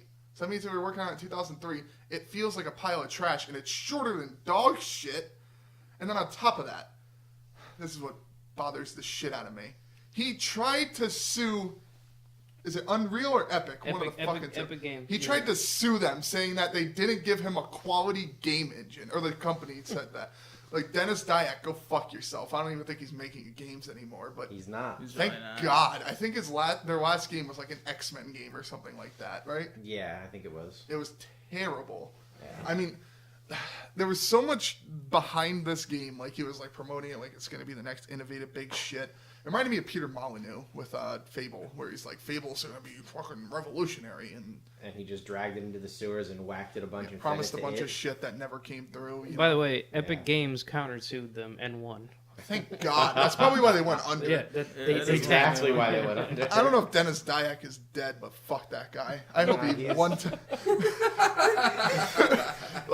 He listens to this. He's just like, man, I don't even know you. Jesus donate Christ, money. dude. I'm just trying to do Our my one job. and only podcast listener is Dennis Dyack. He is so mad at Stephen Leo Vecchiarelli, the career healer right now. He's got that career healer flame going on right now. Yeah, I he was does. so repressed upset emotion. playing this fucking game because I'm like, first of all, there's like 4 classes. There's champion, which you get 2 guns. I was like, what the fuck? Well, you Champion get was the set, air-based you get, fighter. you get a set. Yeah, of, you get a that's what it set said. of ranged weapons and a different melee weapon for each Yeah. class. So there was that. Then there was Commando, bioengineer, Jesus, berserker, I'm glad you remember and all of defender. these. and defender. Yeah, so I'm Yeah. like going through and I'm like, there's like 6 classes. So if I wanted to play this game for a long time, I fucking can. But then I fucking choose champion because I think it was like the generic one. Yeah, It it's was like just the there. generic- I was like, all right. It's the I like two-handed swords. Yeah, Please just that's what I don't figured. give It's me cool. It's a anything cool. It's a creative. cool class. I was like, Champion's I a would cool just- The class. two-handed aerial-based combat class where you would knock targets into the air and hit them a bunch. The Okay. I roll That was human in MMOs class. Yeah, which I do. So I picked Commando, and that was like the most face roll class in the game. Oh yeah, it was. So I pick. Now I also remember there was a history of this game where you guys talked about it in 2008. That just shows how fucking old this game is. It looks like it was Love it. made a long ass time ago. It did not age well. So I remember you guys talking about the demo, and you're like, dude, it's so good. Like you would unlock other classes in the demo, and then you could basically play the full fucking game. Thank God the game's only fucking 2 hours long for each class. Did you beat it? No, I played like You an probably hour didn't- of it, and I was like, this game did is you- shit. wait. How far did you get?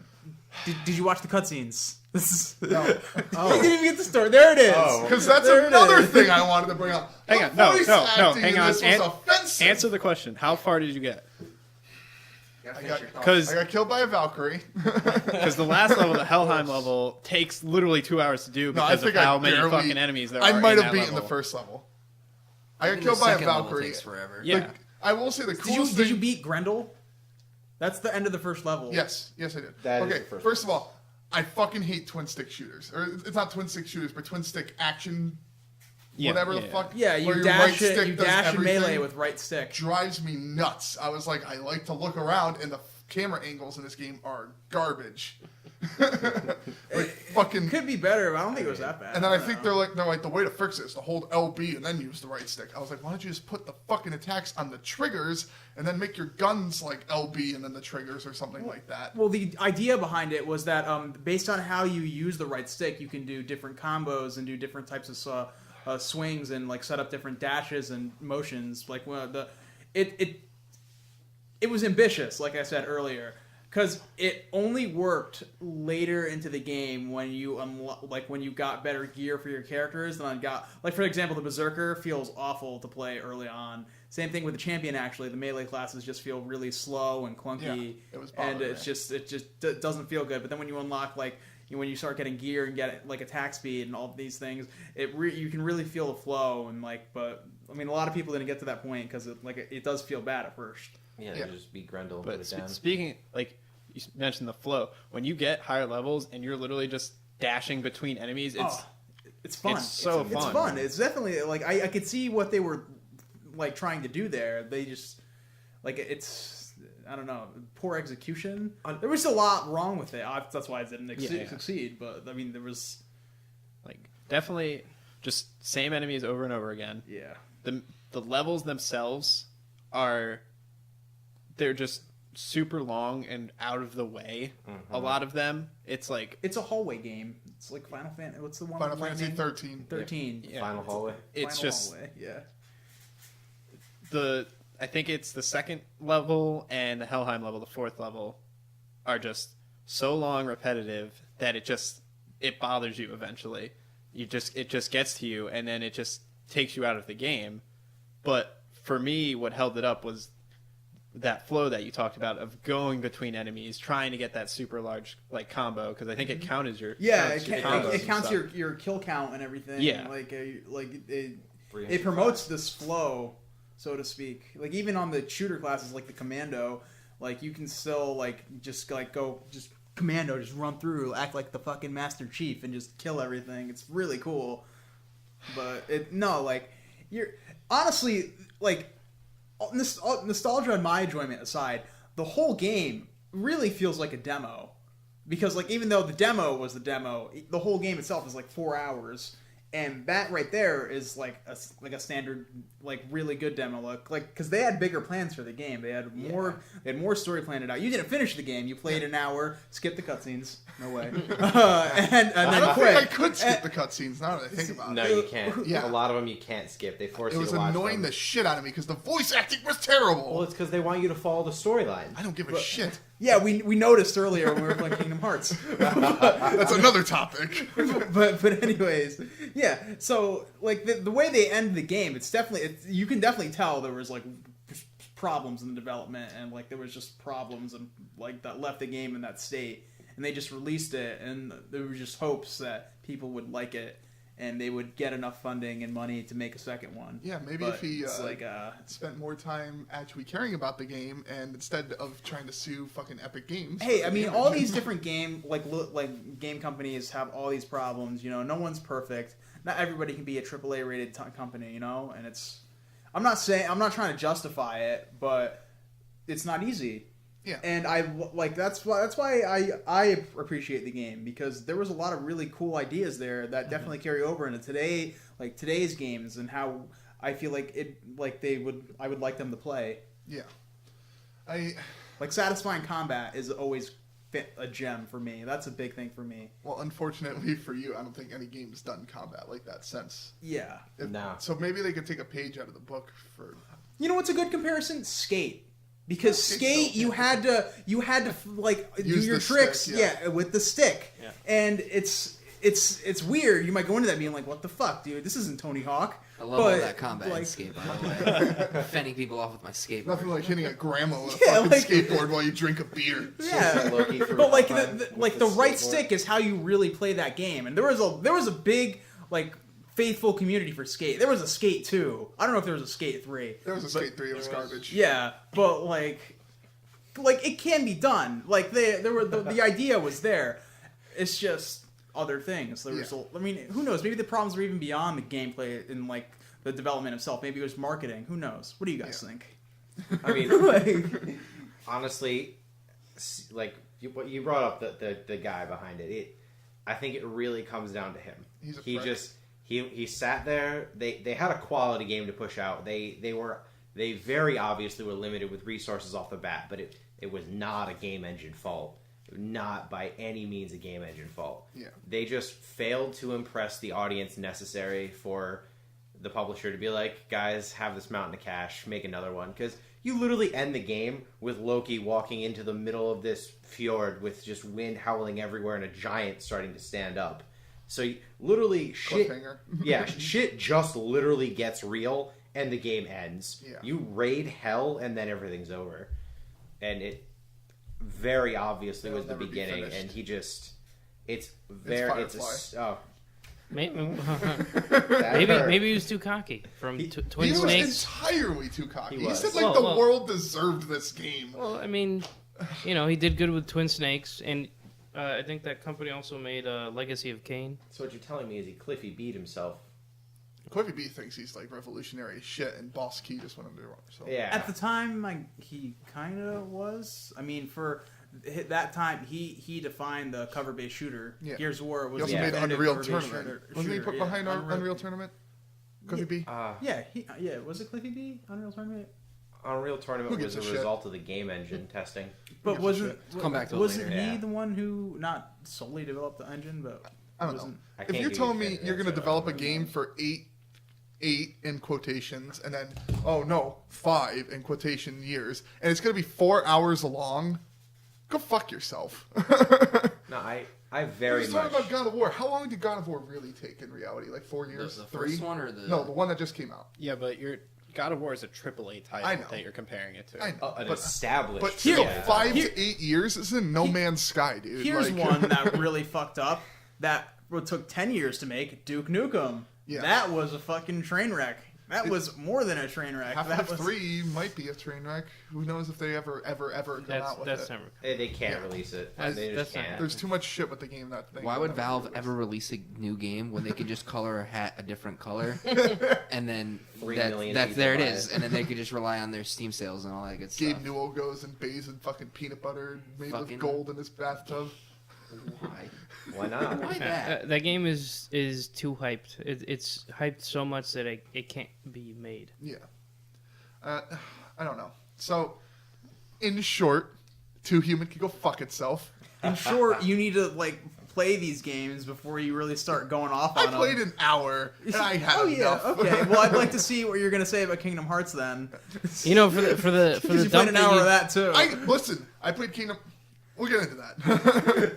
for the dump that you take on this game, it got 4 stars. Yeah, a very important did, thing to like- remember is that it didn't have the size of development team that you would see today. If I paid $60 It was for this game, I'd be offended. I mean, I wasn't offended because at the time I was a little kid and it was really freaking It fun. was fun, dude. I didn't even get to play it at the same time you did because all my right, Xbox so you red say ringed it- at the yeah. time. You say it's 4 hours, but you have to remember You gotta play through it It's- 1,000 times. it's a Diablo-like game. You're going to be running the same stuff over and You're over supposed to, again. play through You're it supposed to again. be doing that. I know. Yeah. So you're going to get more than 4 hours out of it. I'm aware. It's just more like I'd say for the people here who had Too Human, we probably got our money's worth out of it. Yeah, at least. I played a decent amount of time But I out of think, it. well, let's be honest. If I approached this game back when you guys played it, I probably would have liked it. Yeah. But now I'm playing it now, and I'm like, No, it Well, doesn't yeah, I mean, hold Ego up, Raptor no. played Ocarina of Time a few years ago, and he just took a fat shit all over I tried it. to play Ocarina of Like- Time. I couldn't stand it. I mean, There's 4 fucking games that you play though. Oh, first of all, VR games and fucking Pokemon. And WoW. And and wow, yeah. how dare you guys? You're a career healer. Oh my god. Right? It's not in your nature to hurt things. That's why you play games where you help people. Play No, but the Pokemon. criticisms you make toward the game are Last of Us. completely valid. But You hurt people.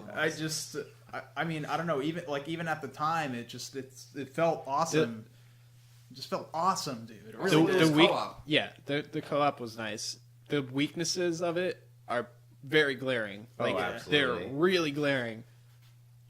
Can I probably go back and play the game? Maybe for a little bit, and then be like, okay, I can't do this anymore. Now, would you love to see them resurrect it? Resurrect Yeah. that concept? Under Not, a like legit studio. who cares if they keep the stick comboing, Yeah. whatever? But it's a cool concept. I love the world. I thought the world Yeah. was awesome. Yeah, Oh, the yeah. character design and the armor and everything looked badass. I Yeah. love the cyber Norse Cyber kind of deal. It was incredibly. The weapons were cool. Yeah. Character design was great. Baldur was awesome, dude. Yeah, he was. He was like, he was all right. like He was all right. He was cool. He was like that, like. I was ready he for had a his cool hero's character journey. arc. Yeah, his character had a really shitty beginning because he gets killed. Loki tricks this dude into killing Baldur and his wife or something like that. Yeah. He gets brought back. He has no memories of it. And then he becomes like this badass warrior. He finds out what happens and he impales his sword in the table in fucking Asgard and walks away. And that's how the story ends. Ideally, this would probably be the point where in the next game he goes off on his own and kind of figures all this shit out.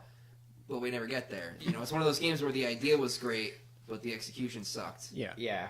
There was plans, but then he unfortunately was like, I'm just going to bite your hand really hard. The game had cool inventory mechanics. It was very, Diablo-esque. You had your gear where you can collect sets or just different pieces that were strong. Yeah. You could augment them, I think you could augment them. You could collect different weapons. Though like some gear had slots that you can throw like things into them. There was also this really cool mechanic, nobody touched on it yet, but where you can choose in the very beginning of the game, actually I don't believe it's the very beginning, but you can choose to either go a more cybernetic route for Baldur or a more human route for Baldur. And this actually changed the way your character played and the weapons that he would get. I remember picking a human champion and thinking that I fucked up because all the really cool weapons were cybernetic, like a gigantic flaming sword or a gigantic metal sword. I like big swords.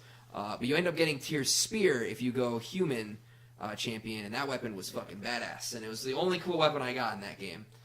And then finally, there were also these cool runes that you could get and attach to your character that augment your playstyle, and you would unlock them by basically grinding enemies, a la Diablo and those type of dungeon. It's just exactly like Diablo. Yeah. Which we should point out, this was at like the height of us playing Diablo 2. Yeah, you guys were balls deep in Diablo when you were talking about this. It kind of was a nice little. I think was it post Diablo 2? Because I feel like we were in No, early. it was before. pre-Diablo It was 2. before. Was it It pre was. Diablo 2? It was pre-Diablo 2. Yeah. No, because I thought we were like playing like console games for a while, then we switched to Diablo 2. I then we think went back to it console might have been games. post because I remember in Two Human, you had a dude give you like Yes. a whole set of armor Yeah, for my commando. your commando. Yeah, he gave and I me was the- like, this he is gave me the just like the legendary time in set. Diablo 2 we Yes. got metal grade. I was like, No, Dude, Max got you talking about Griswold. release? on Oh, his yeah, that's palette. right. A set that basically like 4 people in the universe have. Yep. And this dude was just like, you're pretty cool, man. You guys' name is fucking X God Paladin X. Here, have this fucking Griswold set Max for knows your how to- character mule. Max knows how to wasn't a mule at the talk time. people over and just, It's just, Diablo-like games and just be I like, think no, dude. I remember. I'll tell you guys this story real quick. All right, so I've been playing Diablo 2. I love going to the trade rooms just because I want an awesome character. And in Diablo 2, you either have a magic find sorceress and farm gear all day, or bought a just pal- get a lucky Hammerden. and trade. And so one day I was just talking to this dude. We were just in this trade room. Me and we're just talking. We were talking for like 2.5 hours, and eventually he literally just gives me like a metal grid and like 3 high runes and a stone of Jordan. And I was like, oh, hell yeah! I'm pretty sure this dude was like a botter. A lot of people in that game bought it. He probably had a fucking hammered in where he just ran a bot for like all this sick gear to just gear out his characters. And, like that was it. And meanwhile, I got sent a glitch Stone of Jordan, I think it was. No, it was. Didn't you get? Was it a Zodrun or something? I don't remember. Was Anyways, it? I got It was some MacGuffin. Yeah, it was some glitched item I traded for, and he was like, "Yeah, here, take this," and it was like the correct item. Go to pick it up. It's glitched, and it's literally useless. And I was like, No, I remember. You got tricked. So what I it think was? so, yeah. What it was the Anahilus charm.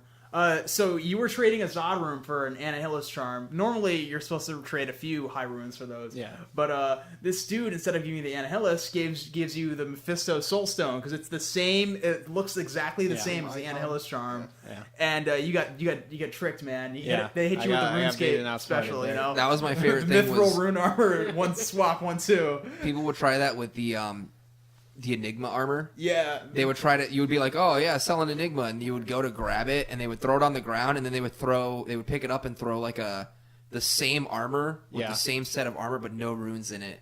Yeah. And you would pick. It happened to me, and I picked it up, and I was like, "Motherfucker!" And he immediately disconnected.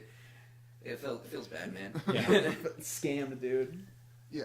So, It's like it happens to you once, and then you're like, never again, dude. I The have vigilance to be is real. vigilant. Yeah.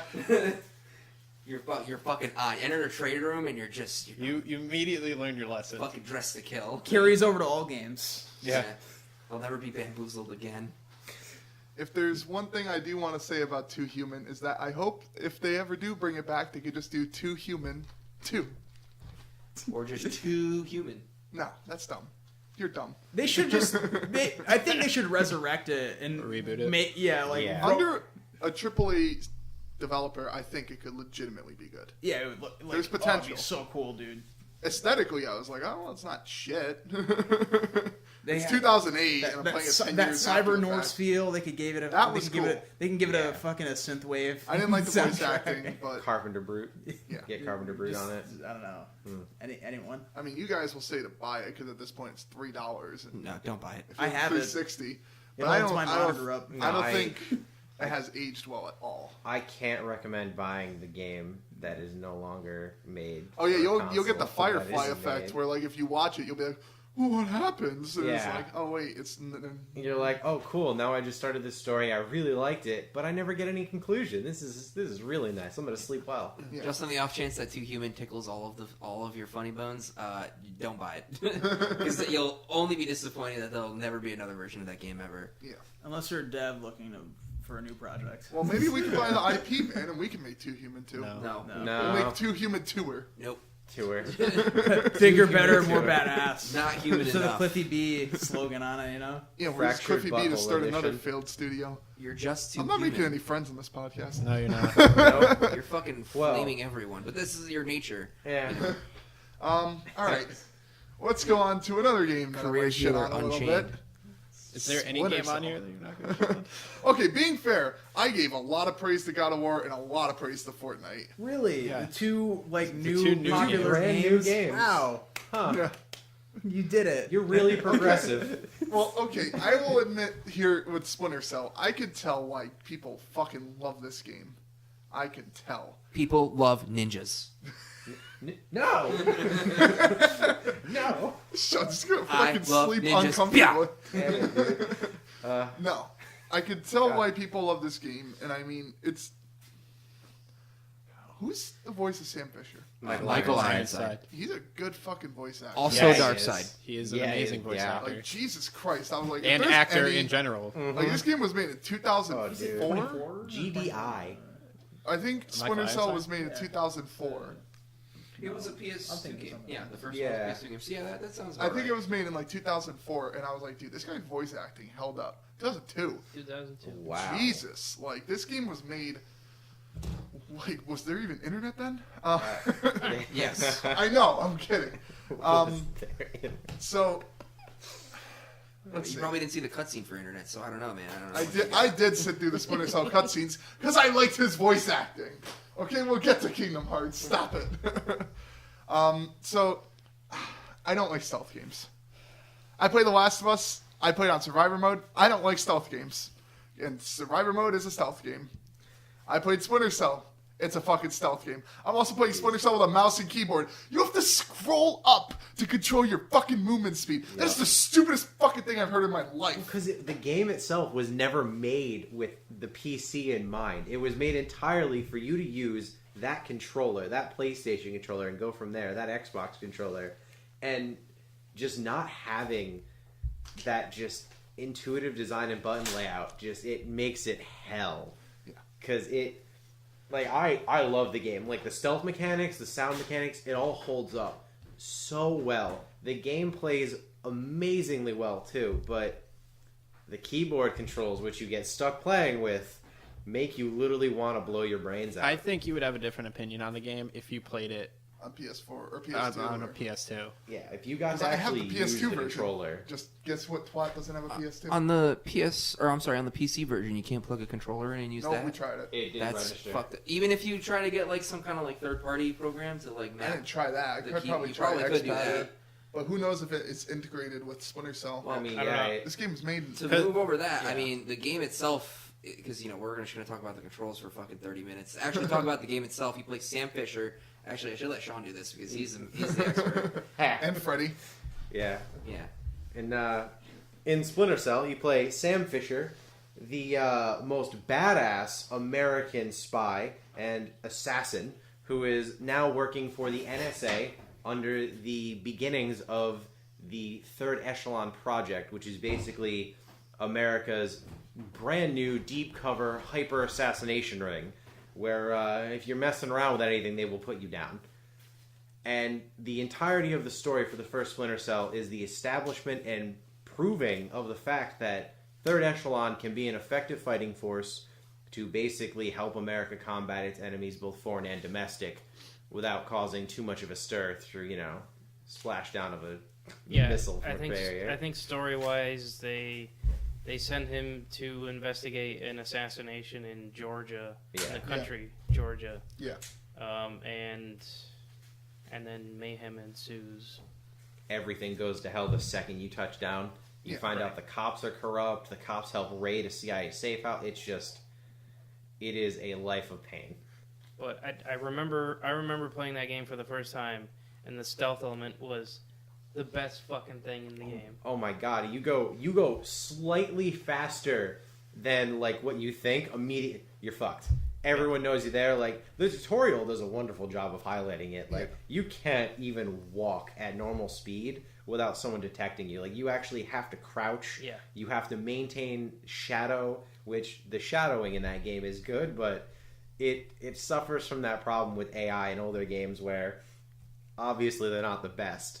So if most of the body's in the shadow and the legs are sticking out of the freaking, out of the darkness, it doesn't notice it because the majority of the body's hidden, but it just tripped on its friend's legs. It was still an amazing mechanic for me when I first tried it out. Oh, and I think it was the first game that I had ever seen that used the whole hiding in the shadows, and you could manipulate your environment by shooting out lights and shit to gain more stealth. I think that was... Yeah, you had a luminosity meter, basically, that let you know how visible you were. The only thing that pissed me off about that was you could be in the pitch black, but your fucking cell phone in the back or whatever, your radio was glowing bright green. Yep. And your fucking and three your things goggles. on your forehead. And the goggles. There are certain parts of that game where when you literally flick down your goggles, even in pitch darkness, it'll just shoot up your luminosity bar at halfway. It's why do I have night vision goggles if I can't use them in the dark for this stealth game mission? But it just, I don't know, it was a flaw of the time. And even then, it made the game slightly harder, but just that much better. See, if they're going to remaster all these games, right, has Ubisoft gotten on the remastering train yet? No. Right now, they're Have they still done pumping anything? out. Right now, they're just continuing storylines. They don't. Ubisoft doesn't remaster games. They just re-release the same game with a slightly different map and a slightly different storyline. That's true. Assassin's Creed. But I'm just Far Cry. saying, the way they're redoing Spyro.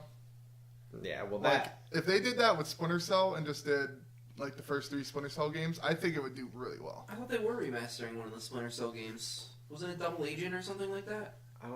It might have been... Chaos Theory? Something? Chaos Theory. It's Chaos Theory? Yeah, no, it's Chaos... Because according to Sam, nobody likes Pandora Tomorrow. I love Pandora Tomorrow.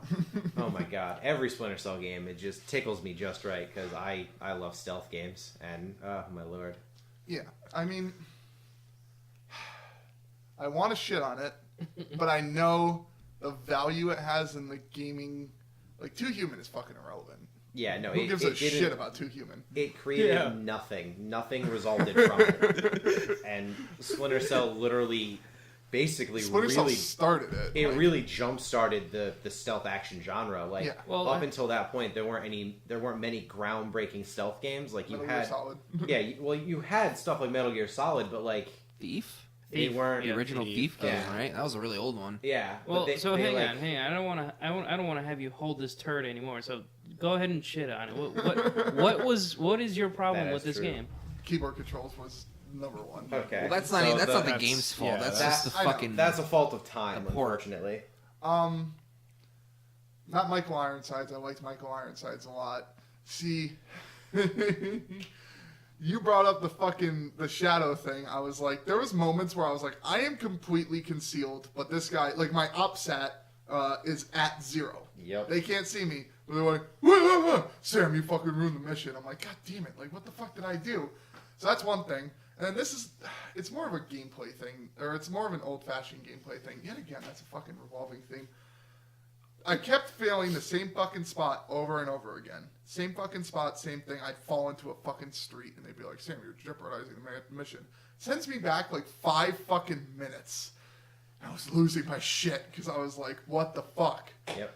And that was bothering the shit out of me. I was like, there's no, like, All the autosave anywhere. There is an autosave. Yeah. It's just not very frequent. It's major checkpoints at parts of the story that actually progress the storyline. Yeah, and I thought about it. I was like, wait, fucking Halo existed. Halo had better checkpoints than this shit. Yeah, well, because Halo learned really fast. You have to do consistent checkpoints at much shorter intervals for a FPS like that. Yeah. Because some of their levels are very frustrating if you remove some of the friggin' spawn points. Like, what is it? The Halo 1, the final mission, the Maw, I believe it's called.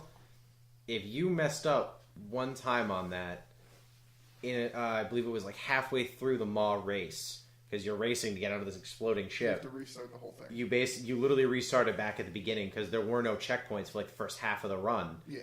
And the first half of the run was the worst thing in the world if you were doing it on anything above normal difficulty. Yeah. So, like, Splinter Cell, that bothered me a bit. But I understand that might have been a limitation at the time, or just people didn't think about it. I don't know what it was. So that was one other thing. And then I was lost in the story a little bit. I was just like, okay, they're just trying to start this whole entire fucking, basically, Uber NSA, right? Like, It's basically like Uber assassination NSA. It's basically NSA. Like, guys, we kind of want to be like the CIA too. So can we assassinate people? Yeah. So I don't know. I could see the value in this game at least. I can't see the value in Two Human, and I could. I understand. You can't okay. not shit on that game, dude. My God. It's okay. I accept you for your. I'm just waiting for Kingdom Hearts, dude. I'm waiting for that. Kingdom Hearts is gonna start. Like, you guys are gonna be like, go upstairs. Like, Yeah. I'm gonna. Well, walk I just up want the to. I want to stairs. hear your issues with it. yeah. 35 minutes of gameplay, no cutscene time included. Fuck off. Yeah, but past that, I mean, I just don't like stealth games. No, that's very understandable. And Splinter Cell, the first one, has some pretty glaring, like you brought up, in the full dark, but yet somehow this guy's like, holy shit, I dropped my donut. Is that another man? And you're like, what? Up in the rafters, he spots you. It's like, I see your gun. Dude, I'm not even in the same building as you. Yeah. Stop right there, criminal scum. It occasionally suffers from the Oblivion, psychic guard problem, but that is mostly chalked up to just audio glitches. Also, I got it for $10 on Steam. Yeah. I bought the fucking PS2, or it was supposed to be Xbox.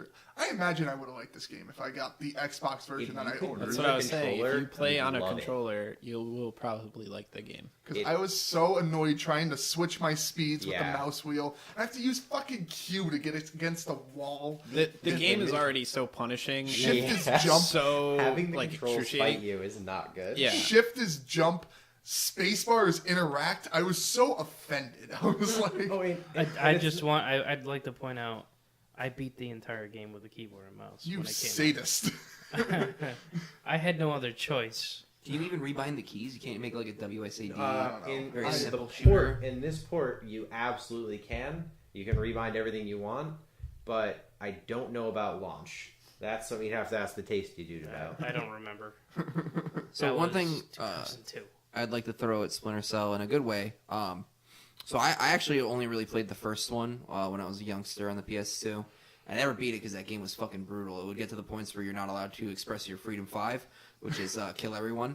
And I felt like I would always run out of gadgets trying to take care of every room of bad guys because, there's only so many corners of darkness that you could drag bodies to.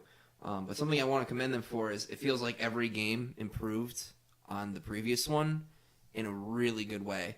I actually haven't played either Chaos Theory or Pandora's Box, but I played Double Agent. And that game is, or Pandora's Tomorrow, whatever Pandora it is. Tomorrow. Yeah, sorry. I can It's see him alright. smirking in the corner there. I can't ignore it.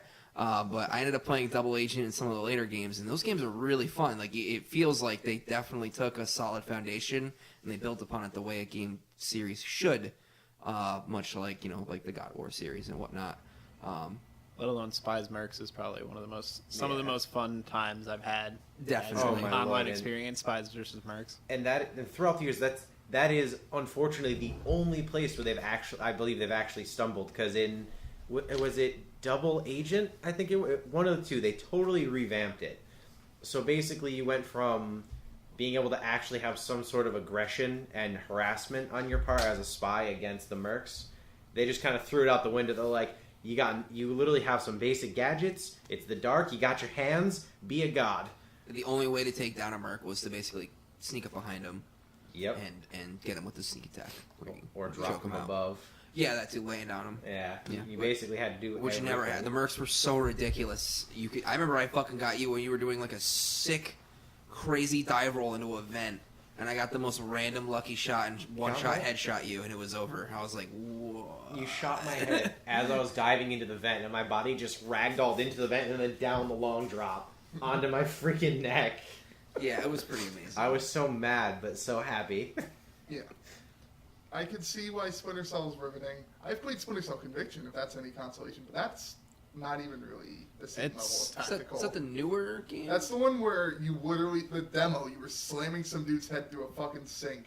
It was more And action you than could tag stealth. people, and they would go to your last known position. And all that Right. shit. I think that was the last one I played, and I actually thought that game was very fun, although it I like kind of that did one. deviate from the stealth a little bit. It felt more like a shooter than a Although stealth game. I did watch, we keep saying his name, one of our buddies, Sam, who's very into the stealth games. I watched him play through the game for the most part, and the stealth did seem, still pretty relevant. He would be climbing on the ceiling and marking his targets. It just they kind of like got rid of the whole, like, hey, you just kill them on your own deal. They just You had mark a them lot and more fucking- options. Because it makes sense. I mean, at this point, your character has been doing this shit for years. He's a master assassin even before he started. So at this point, he's basically like a force of nature. He's gonna kill everyone in that room, no matter what. He's like evil Batman, I also think he was trying to save his daughter in Conviction. Yeah, in that game, they decided to focus more on actual character development of him, because until that point, he was just Sam Fisher, the hyper assassin.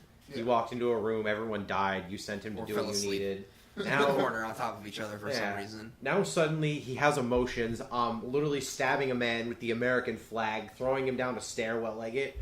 The whole game was just a step up in terms of the emotional attachment that I got to Sam Fisher, because I could sit there and I was like, wow, dude, they're screwing with my girl. Like, because I played all those games. It's like, are you We're kidding? gonna find her. Yeah, right? Yeah. I will say, I just remembered this with the whole negative parts of it. Fuck, I lost it. God damn it. It's okay. I lost it looking at Sean. God damn it. It's okay. Oh, found it. Reticle. Right? Be me, fucko McGee. I'm in the dark. I'm aiming at this dude. I'm aiming at Max's dumb head right now. My reticle is on his fucking head. He's not moving. He's fake smoking a cigarette in the game or whatever. I hit mouse 1. He should die. It's a fucking headshot. It goes, pew, pew, pew. So I'm just like trying to shoot at this fucking guy. My reticle's on him, but they're just going all over the place. I was like, so apparently I just never should shoot people in this fucking game. They specifically worked the gunplay, so you can't do that. The gunplay with the pistol specifically is set up so that way, if you're going pew pew pew, they're just going wild. Yeah. If you don't stand still, wait for your reticle to actually close in and be perfect, you have probably about a 75% chance that you're just gonna miss. They wanted you to emphasize on stealth. Yeah, 'Cause and you're that's Using the less than lethal tactics. Yeah. And using everything in the environment to achieve your goal. yeah. I yet again I get it, but it bothered me at the time. I was like, am I doing something wrong? Like, and then I mean, if you like stealth games, get it. Absolutely. If you're a This fan game of revolutionized stealth the games, entire stealth genre. absolutely. If you're a fan of stealth games, it's a 10. It's a must buy. Absolute must buy, because it brings to the table something that a lot of other shooters don't, or a lot of other stealth games don't, and that's a more realistic take on it. Because you have stuff like Metal Gear where you got giant robots that shoot nukes, and then you have things like Thief where like there's like this weird sort of like odd magical twinge to things. Like you're this really good thief, but like at times things just seem a little mystical. It seems a little weird. And in Splinter Cell, you're just a dude who works for the NSA, and you're really fucking good with your hands. Yeah. Were there any recent games that use stealth as a main mechanic? Last of Us. Last of Us. Yeah, Probably Last a of decent Us amount. was a very good chunk of the game relied on stealth, but Yeah. since like Splinter Cell, Well, they there's not remade many Thief others. for Xbox One. Yeah. And that's why I said, ugh, when like, they brought it What up. was it? Dishonored? Is Dishonored? Nobody plays Dishonored You don't need like to that, play it though. stealth. The game You can. Actually, the way the game recommend, like the best way to play by the game's rules is to not kill anyone. But all the cool shit, like that one, I don't know his name, but I'm sure someone in this room has seen that guy who plays the high chaos runs. Yeah, and he just teleports everywhere. Yeah, it's some really cool some cool shit. It's a non-stop action. You There's can't really get in Splinter Cell. Skyrim's technically Yeah. stealth archer. Have fun. there's a couple. The only build in Skyrim. There are a couple people who played what is it called? Who come out with YouTube videos on how to actually play Dishonored, and they're titled like the real way to play Dishonored, and it's literally people playing the majority of the game never touching the ground, constantly using the warp ability to just move different places. This one guy got through what I think was like one of the second longest level in the game, never touched the ground. Through the whole thing, never touched the ground, killed everyone. I'm like, I have no clue what I just watched, but I'm so impressed I have a boner.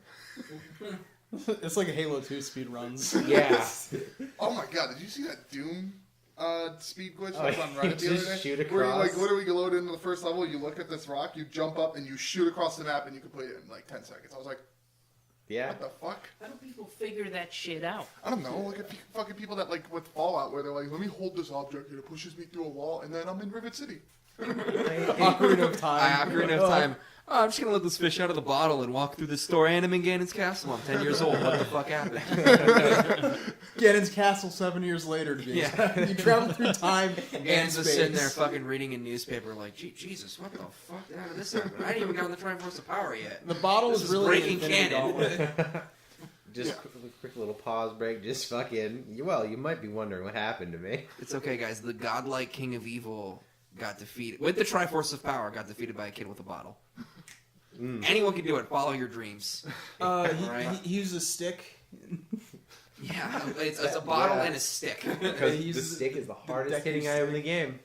No, I think the way he does the it, stick he is does the, like infinite sword glitch. Yeah. And so, like, he just stands there with the sword, and as he's just standing there, he's constantly doing a jumping attack, like the hitbox of the sword is just doing this. So he just walks onto the tail and just instantly kills it. At least to my knowledge, that's how it works. Yeah, you It's bug a it real out so the anime sword shit. is just constant. It's like a chainsaw. Yeah. Oh my way, But it's like Halo 2.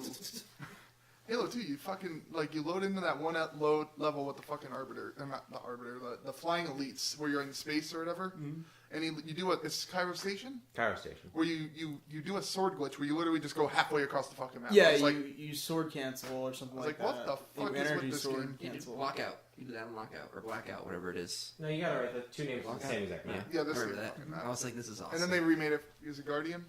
No. No. Guardian's the Guardian's one in the different. tree. Never mind. I mean, regardless, getting back to Splinter Cell, I'd recommend it if you like stealth games.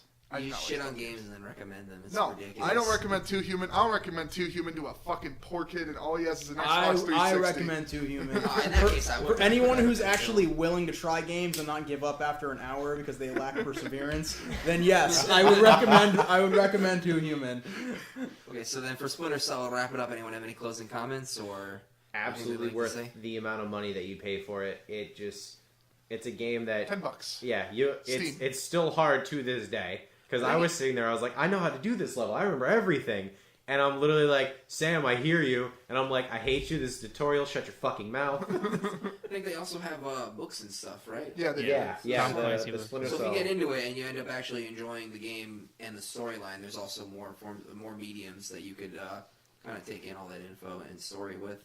Yeah, and that's the benefit of Tom Clancy games. Tom Clancy, they all have books, except now, rest his soul, he is unfortunately dead.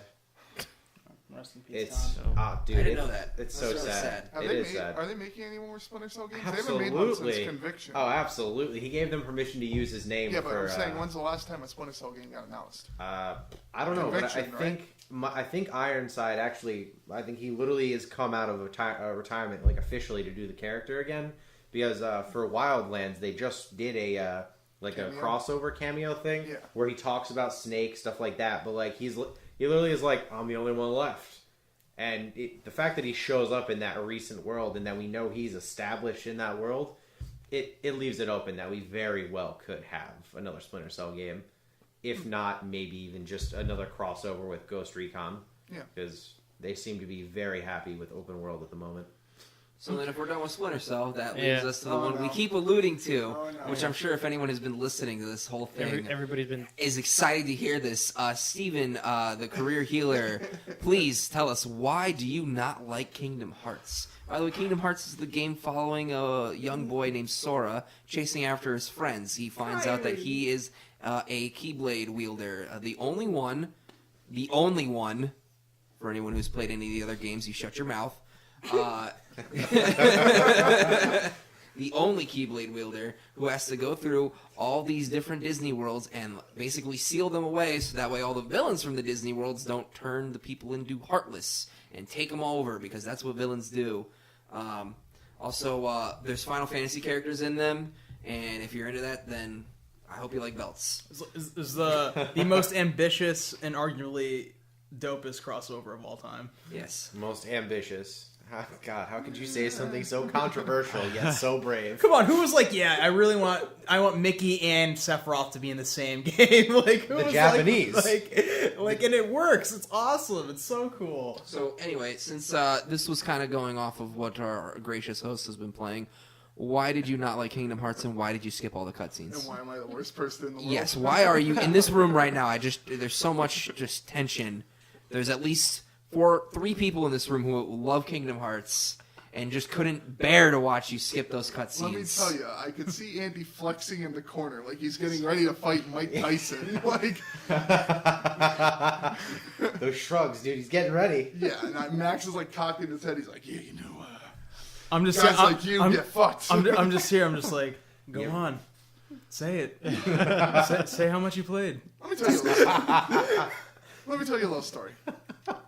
The year is 2004. I was in 7th grade. 2018. Okay. My neighbor had Kingdom Hearts 1 and 2. He also had Sly Cooper and stuff, but Dude, your neighbor sounds cool. Yeah. We should get him on the podcast. good luck. Great dude. Kept pushing Kingdom Hearts at me. He's like, dude, just borrow it. Just borrow it. So I didn't even buy it at the time. And you can't say I didn't play RPGs, because I'd played Star Wars Knights of the Old Republic, and that was the dope. Like, I love Like that. fucking WoW. This was before WoW. This was before WoW? 2004, like early 2004. I thought you played in like the vanilla beta. Vanilla?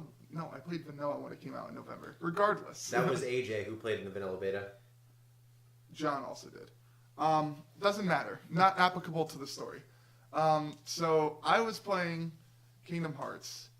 It was pushed on me, whatever. And I did exactly what I did when I played the game today with all of you. I loaded it up. I just kept fucking hitting X, and I would just make the game go because I didn't give a fuck. So then I got through Destiny, whatever the fuck it's called, Destiny Islands. I did that, as you saw today. I got to the Tarzan level. I got to one section. I remember a bunch of fucking tents.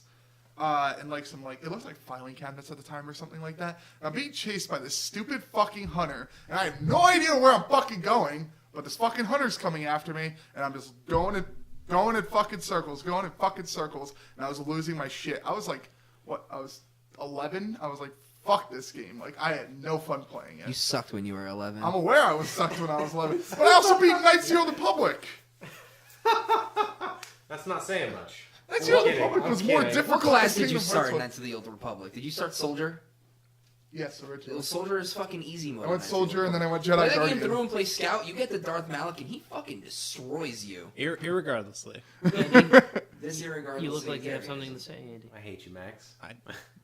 I could see just the waiting. anger. Andy So is waiting. okay, so this playing it today brought back memories. It did. Mashing X is fucking boring, and you do that for a good start of the game. Yeah. You mash X. I got nothing for that. Yeah. Yeah, like you mash X, and it's the same fucking combo. He hits twice like this, hits this way, and it's an AoE effect. That's still fucking boring. It's not. I don't like it. And I remember I had followers at the time, so it's not like I didn't get too far in the game. What are you gonna say? No, I was just gonna say. I mean, it's like we brought it up earlier. The start of God of War, the new God of War. We're in 2018, and it's still it's still. I mean, that's you're just the start of a lot of games. one character with no abilities. But I was on Tarzan. Isn't that the second world? It's like the fourth world, but you can go there. Tarzan. This is the third world. It goes the way I always did it. So the way I look at it is, you do Traverse Town, which I count as a world. That's a world. Yes, Yes. because it's a world. You fight a boss there, Max, and that's where you meet. Max beat it after you left. Then you go to Alice in Wonderland, and then I would always visit That's Hercules another one I next, didn't because like. if you look at the way the circle works, No, see, I didn't do Hercules I after Alice in wouldn't like Wonderland. complete the circle by going around it in one loop. I would go one and back like a wishbone and get the two. I did. And then I would go to Tarzan. So I always thought Tarzan was way harder than the Hercules world. I did what's it called? Alice in Wonderland and then Tarzan, because the Hercules world technically has a higher level, higher star. It was star count in the first game. Yeah. And you would see it. So that's why I went Alice in Wonderland, then Tarzan, then Hercules. That makes sense. And, Yeah. But to me as a kid, I anyways. was like, I want to not. because The whole point of it is you get that feeling of being this 8-year-old kid who was on this island where he just played with toy swords. That's all he used. What do you expect him to have it that early on? He does pretty good for like a 10-year-old too. I get it, but I was also 3 worlds in at a time, and I was like, I'm waiting for something more. You probably. What did you? What, yeah. You probably threw the I sword went away. sorcerer, or I went not sorcerer. I went warrior. Whatever the fucking sword was, because I was like, swords are cool. I don't want to be a fucking staff wielder. Well, so let me ask. I'm unbiased to this game because I haven't played it, and I never had interest in playing it. So what is the appeal to this game? For me the appeal wasn't there. I don't know why, but I guess Disney characters and Final Fantasy characters to me just wasn't a mix.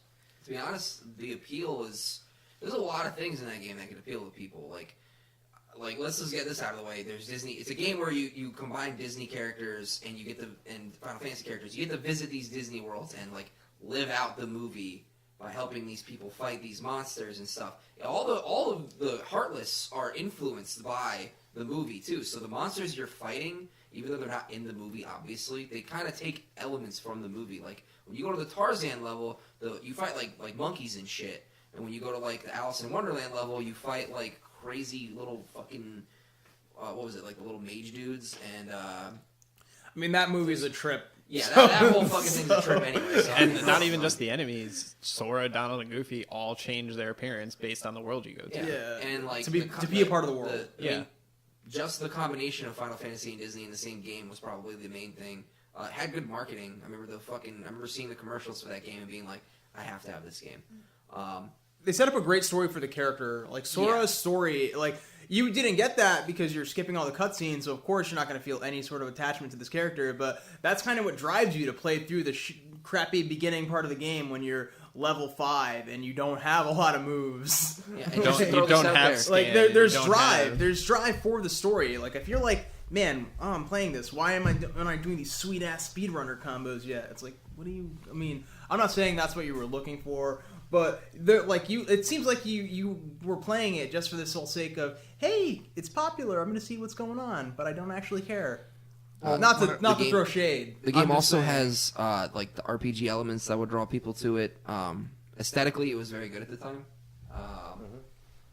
It has the gameplay itself. I don't think there really was a game like it when it came out. No, the game, Nothing the close combat to it. It was No, the combat was next level. Yeah. Like that's what was so fun about it. Just playing the game itself. Like I 100% of the game, and I would still play it because it was just fun to play. the new It- Final Fantasy plays like it now.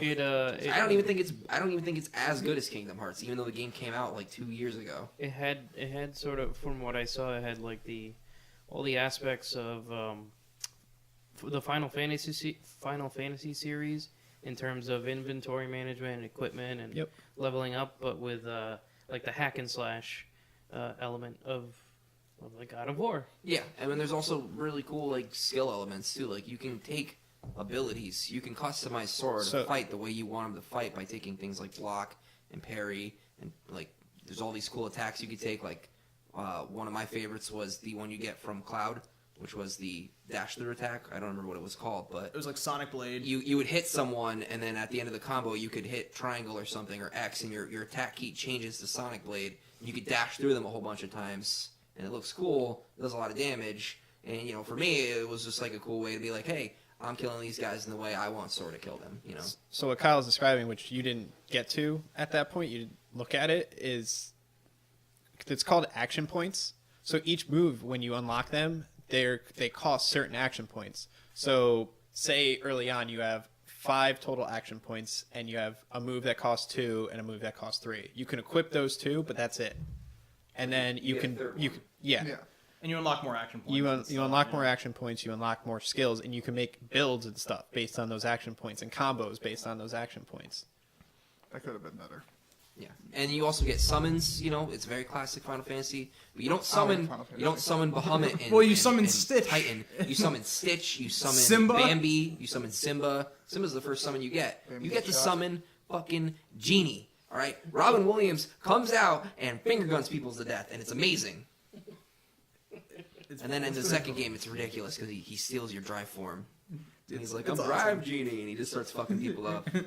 Final form Genie. I also Oh, remember yeah.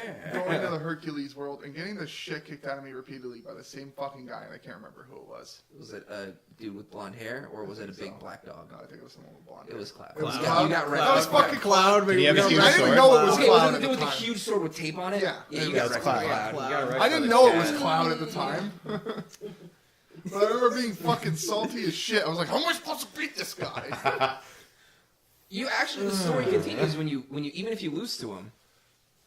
It's the same way with Squall. The So story you goes keep on. challenging him? Yeah, you Okay. can keep challenging. Maybe I him, kept which challenging him is and what I was you getting do. pissed. But when you lose to Cloud, even if you so no matter what happens, even if you win or lose to Cloud, Hercules shows up. Cloud just Yeah, falls I remember unconscious that. for some dumbass fucking reason, and Hercules shows up and fends off Cerberus, so that way you can escape. So that's like you're out because Cerberus is really fucking hard at the time, because he'll just like one shot Donald and Goofy, and he'll almost like 2-shot you every time at that level, and then you can kind of come back later. I don't know. It feels like a time investment yet again. No, it is. Yeah. I mean, That I'm not, it's not totally. interested in It's an investing RPG in. game. It's, Yeah. yeah. And I get like the whole Disney side of it. Maybe Kingdom Hearts 3 would appeal to me more because it's like more up to date. and all Honestly, No, you should Kingdom play Hearts Kingdom 2. Hearts 2. Kingdom Hearts is that. so I want a good. faster game. That's what It's it was the- made That's for. the Yeah, one you it's two. want. You want That's like Kingdom Hearts 1 was good. Kingdom Hearts 2 is my ideal perfect sequel. That game took everything good about Kingdom Hearts 1, kept it there, and took like everything they could improve on and made it better, so much better. The gameplay is so fluid. It's just fantastic. Everything flows. Remember I was talking about in Two Human earlier how like when you get attack flow. speed and stuff like the game has this flow to it. Kingdom Hearts 2 just has it. Yeah. Right from the get go, and it's awesome. It's so cool. well, not Like, right from the because when you play Ventus, he kind of fights like Sora from the first game. you- But when you mean get Roxas, sorry, Roxas. I got you, bro. But I when got you get bro. to when you unlock Sora and you actually get to fight as him and you get your new clothes and everything like that, he goes from like a fucking like a random kid playing with a sword to a goddamn Jedi. You're all over the place. It's so cool. It's It such is- a good upgrade. like all the bosses in that game are cool too, and it's just Yeah, I don't know, No, man. it's Like the awesome. appeal of that game, it's just like how could you not like that game as a kid? If you grow up watching Disney movies, you get to fight Captain Hook, you get to fight Ursula, which by the way was the worst boss fight in the first Kingdom Hearts game. oh yeah. I actually didn't play it because I'm not into like it's not intense enough for me. Like when I got into that game and I saw that, like obviously the game at the time I thought it was gorgeous. I was like, this is amazing. This is so cool. I don't know what the fuck a Final Fantasy is, but some of these people are nifty. I got this really cool key sword. I don't know what it does. Hopefully it unlocks a boss door or something.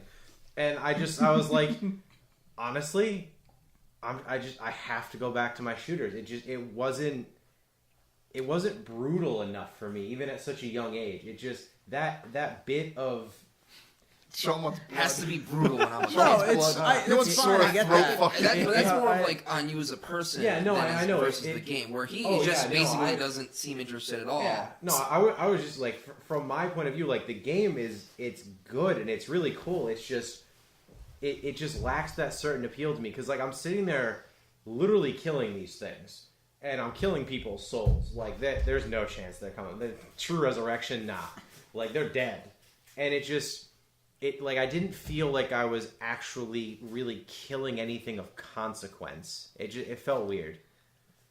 Just throwing this out there for anyone who's listening to D&D, he's technically wrong. True resurrection will bring you back no matter what. Throwing that out there. I was saying that as in like it's the point where literally that mechanic just can't work because like they're just obviously in D&D it works all the friggin' time. It's a 9th level spell slot. It's supposed to work. Anyway, Regardless of all that, I don't know. they had I'm a coming Moby in Dick later. room, man. They even had bonus bosses that were hard as fuck. So even if you thought the game was easy and you cruised through it, you could fight the fucking Alibaba boss fight, which was ridiculously hard. That's not even the hardest of like. I thought that was like the easiest optional boss. I thought the Sand hard one dude. was the Reaper. The fucking the Phantom where you fight in the Peter Pan in the world. Peter where Pan world, the They'll clock tower. instantly kill you if you don't cast slow on the clock tower or hit the clock tower backwards. Yeah. Was so difficult. And then, I don't know.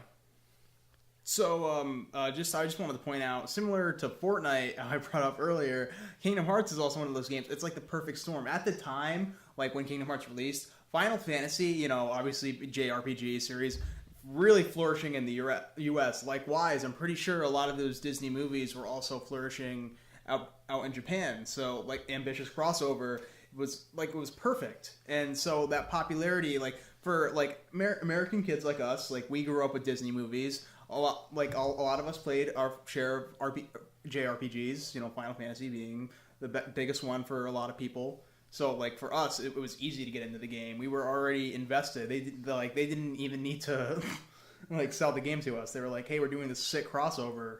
So like that's it. Already That's bought. it. Yeah, already done. Already Done erect. deal. I saw the Game Informer title and I was like, I'm buying this. I'm renting it. This is the one. Funny thing for me is I never bought it. I literally rented it. Every time my parents would take me to Blockbuster at the time, that was the game I got. I never got anything new. I just got Kingdom Hearts every time I would get Eventually, farther and farther. Rent the price of the Yeah, game. I did. Absolutely. I probably, in reality, I probably bought it twice. Wow. I think after I rented it like 4 times, I would have been like, all right, guys. Just buy it. I'm just gonna keep renting this game. Can we just like get it so I can like? If you look at the like, time invested. I mean, honestly, we're saving money if we just buy it at this point. I don't know. I think that's why the appeal didn't. Dude, I remember getting a Didn't gift sit card with me. for Christmas or something, or my birthday, and then I already knew what I was spending it on. Because like 2 days later, Kingdom Hearts trailer came out, and I was like 12, and I was like, I already know what I'm saving my money on. Kingdom Hearts. That's probably You sound like a little bitch when you were a Yeah, kid. well, fuck you. age is probably why it didn't appeal to me, because Oh yeah, you were older than us. I didn't grow up playing any of the JRPGs. I missed out on the whole Final Fantasy bus. And when Kingdom Hearts came out, I was in my sophomore year of high school. Yeah. So I think I outgrew the whole Disney thing before that. Makes sense. So that's probably why I never played it. I was balls deep in Halo 2. Or Halo 1. Doesn't matter. Both. I mean, I grew up with like Mario games, and then got into like Mortal Kombat, GoldenEye, first-person shooters. I missed out on all the So it's like all the RPG it's like games. 2 different groups here actually. Yeah, It's like pretty perfect. much. Because honestly, it sounds like, from my perspective, Sean was like, it's not brutal enough. I'm just like, I don't fucking give a shit. I'd rather play something faster. And then you guys are like, dude, this is the shit. And then Well, he was too that's old. not to say I wouldn't play it. No, I mean, know that. I've grown to like RPG games a lot over my lifetime. But Ars Arcanum. Well, Ars Arcanum. It's the It's coolest not to spell. say, like, we're not saying the game is, like, 100% perfect. There's obviously shit wrong with it. Like you're saying, the first 4 worlds, they're tough to get Slow. through. It's slow, clunky. Yeah, It's a real once you get slow through burn. that first break point where you go to like the next set of worlds, that's when the game gets like really, really good. The And then story the movement kind of sucks, like jumping and moving around We is saw that today. it's just clunky and it's It's not consistent in Yeah. some areas. Once but- you get, I think it's a glide. then you It just gets- kind it of gets get a lot around that. better. Yeah. So you can just kind of fly to like a corner of the room or Well, something. you don't get and glides turn till around. Peter Pan, so Yeah, I know. But the nice thing about the game is you also go back a lot. There's a lot of like, you can go back and find Trinity marks and stuff. I can see how that's nice, but like from my perspective, it's like I have to invest that much time for me to basically fix like something in the game I don't like. even I mean, you have just just time to do lots of stuff. Just in general, we Yeah, just I unlocked know. dodge roll. Like after you left, after we beat the Traverse Town boss, we unlocked dodge roll. Already the game just feels infinitely better because I now have this option. Hot button word there, not hot button word, just hot word. That we were talking about earlier that we get to use, and just instantly it makes the game feel 100. The combat just it's just feel way It's like, better now. It's like leveling in WoW until like honestly for me, WoW was fucking whatever until I got to like level 70, and then it was like, okay, I'm enjoying it now. Oh I yeah. got enough pieces of the kit here. Yeah, Yeah, that you can nice. actually Absolutely. do other Yeah. shit instead of Make just a nice picture, whatever. auto 1, auto 2. That's, like- that's around the level I deleted my characters. It's just any style game like that. It just takes a while for you to get to that point. So it's not even so. I think we've established here because you've leveled plenty of WoW characters. I think it's more about less about the investment in pressing one button and more about like whether you're actually interested in what's behind this gameplay, like the story. That's like another thing I didn't care. I was Yeah. like, it's a bunch of fucking kids that just. You didn't even You give didn't it get a chance. I watched those first few you skipped, cutscenes. like- Okay. Those first few ones, I was like, yeah, Kyrie, whatever. get You're out of watching here. a movie. Uh-huh. You get through the first scene, and that's it. Did you really give that I've movie a done that chance? with movies. How is that worse than reading a synopsis? Or how is that not worse than reading a synopsis? I don't know, because maybe I just don't want to watch the fucking movie, dude. Like, regardless of the situation, it's just we reached that point where it was like Sora and Kairi were fighting over or Sora and Riku were fighting over Kairi. I was like, I don't give a shit. Skip. We have very different It's- definitions it's- of fighting it's because it's Riku foreshadowing. is like It's fucking character building and whatnot. It's how you Also, tell the Riku story. is like the ultimate fucking Chad? wiener boy. Like, That's dude, the point. I swear to God, I like beat the shit out of him in that race. Yeah, I beat him. Whatever. Yeah. why don't you post about it on Reddit, dude? I will. You're just it's so damn proud. You didn't even actually fight him. Kingdom Hearts I know, suffered it whatever. today. I beat. I beat him, and then he has the audacity to be like, hey, why are you so fucking upset about it? Because you want to name the fucking boat the Thoughtmobile? I'm like, yeah, I want to name the boat the Thoughtmobile. I got naming rights, and he's like getting mad that I'm like, I have my naming rights. Whatever. I mean, I didn't care about the characters. I was like, Sora, and then like all the fucking beginning shit where he's like floating through the darkness, and it's like, you will be the only one. I'm like, whatever. I mean, I think Yeah, I you was have, the like, one in Fable. I didn't give Yeah. a shit about that story You either. have like no soul, I swear. It's Well, just fucking. it's not really. I think him playing it now is the same reason why like Freddy didn't or wasn't able to get into it in the first place. It's Steve's at that point where he played it when he was younger, but now he's not gonna be able to get into it because he's past that phase where that's just so good. But even as a kid, he wasn't interested in I it. wasn't Freddie interested. now said he was in. He is wasn't, more but- interested in it now. But Steve got way further when he was a kid than he did now as an Oh, yeah. adult. I'm less patient. If he had I'm any less of us patient. just sit down and talk with him through this game as he was playing it, I guarantee you his opinion of it now would be vastly different. But I'm less patient. Yeah, That's it- entirely what it is. as you've aged, it just unfortunately you've fallen out of being able to fully appreciate what the game was at the time. No, It's you just- you just don't care because if you were actually genuinely interested in the story, you would be like, okay, you know what? I'll sit Let's through you'll sit through it. You'll read the text boxes or listen or whatever. You'll get through the first 3 shitty levels. You know, like that's like that's like okay, you do these things because you have something driving you, but there's no driving force here. So it's like Yeah, definitely. I'm just shocked. Like I thought the opening for Kingdom Hearts when I played it as a kid was amazing. Like it, Yeah. felt like it hooked me immediately. Yeah. Not like the island part, but like the part where you're on like the platform and like there's all that shit with you picking the weapons. Very mysterious. Yeah, it's very odd. And then you fucking skip the cutscene where you're in the cave. I don't give a fuck about the flashback part where they're drawing each other. That one's fine. I don't care if you hate that part. The fucking dude comes out, dude in the robe, same cutscene. and he says, "Yeah, that's what I'm saying." He skipped that cutscene. like- I'm saying he's I don't care like, about the "Hey, first kid, part look where at it's them this." like drawing on the Robes. fucking rock wall, but the dude with the robe comes out and he starts talking about opening the door and shit, and so you're like, who, I need an adult. Like, who the fuck is this guy? This is crazy. And then I didn't see it. I just fucking skipped over it. I mean, it does fit with the a little bit later on where Riku's like, the door's open. And you're like, what door? What are you talking about? So I guess he kind of does make that work. No. No. No, absolutely not. No.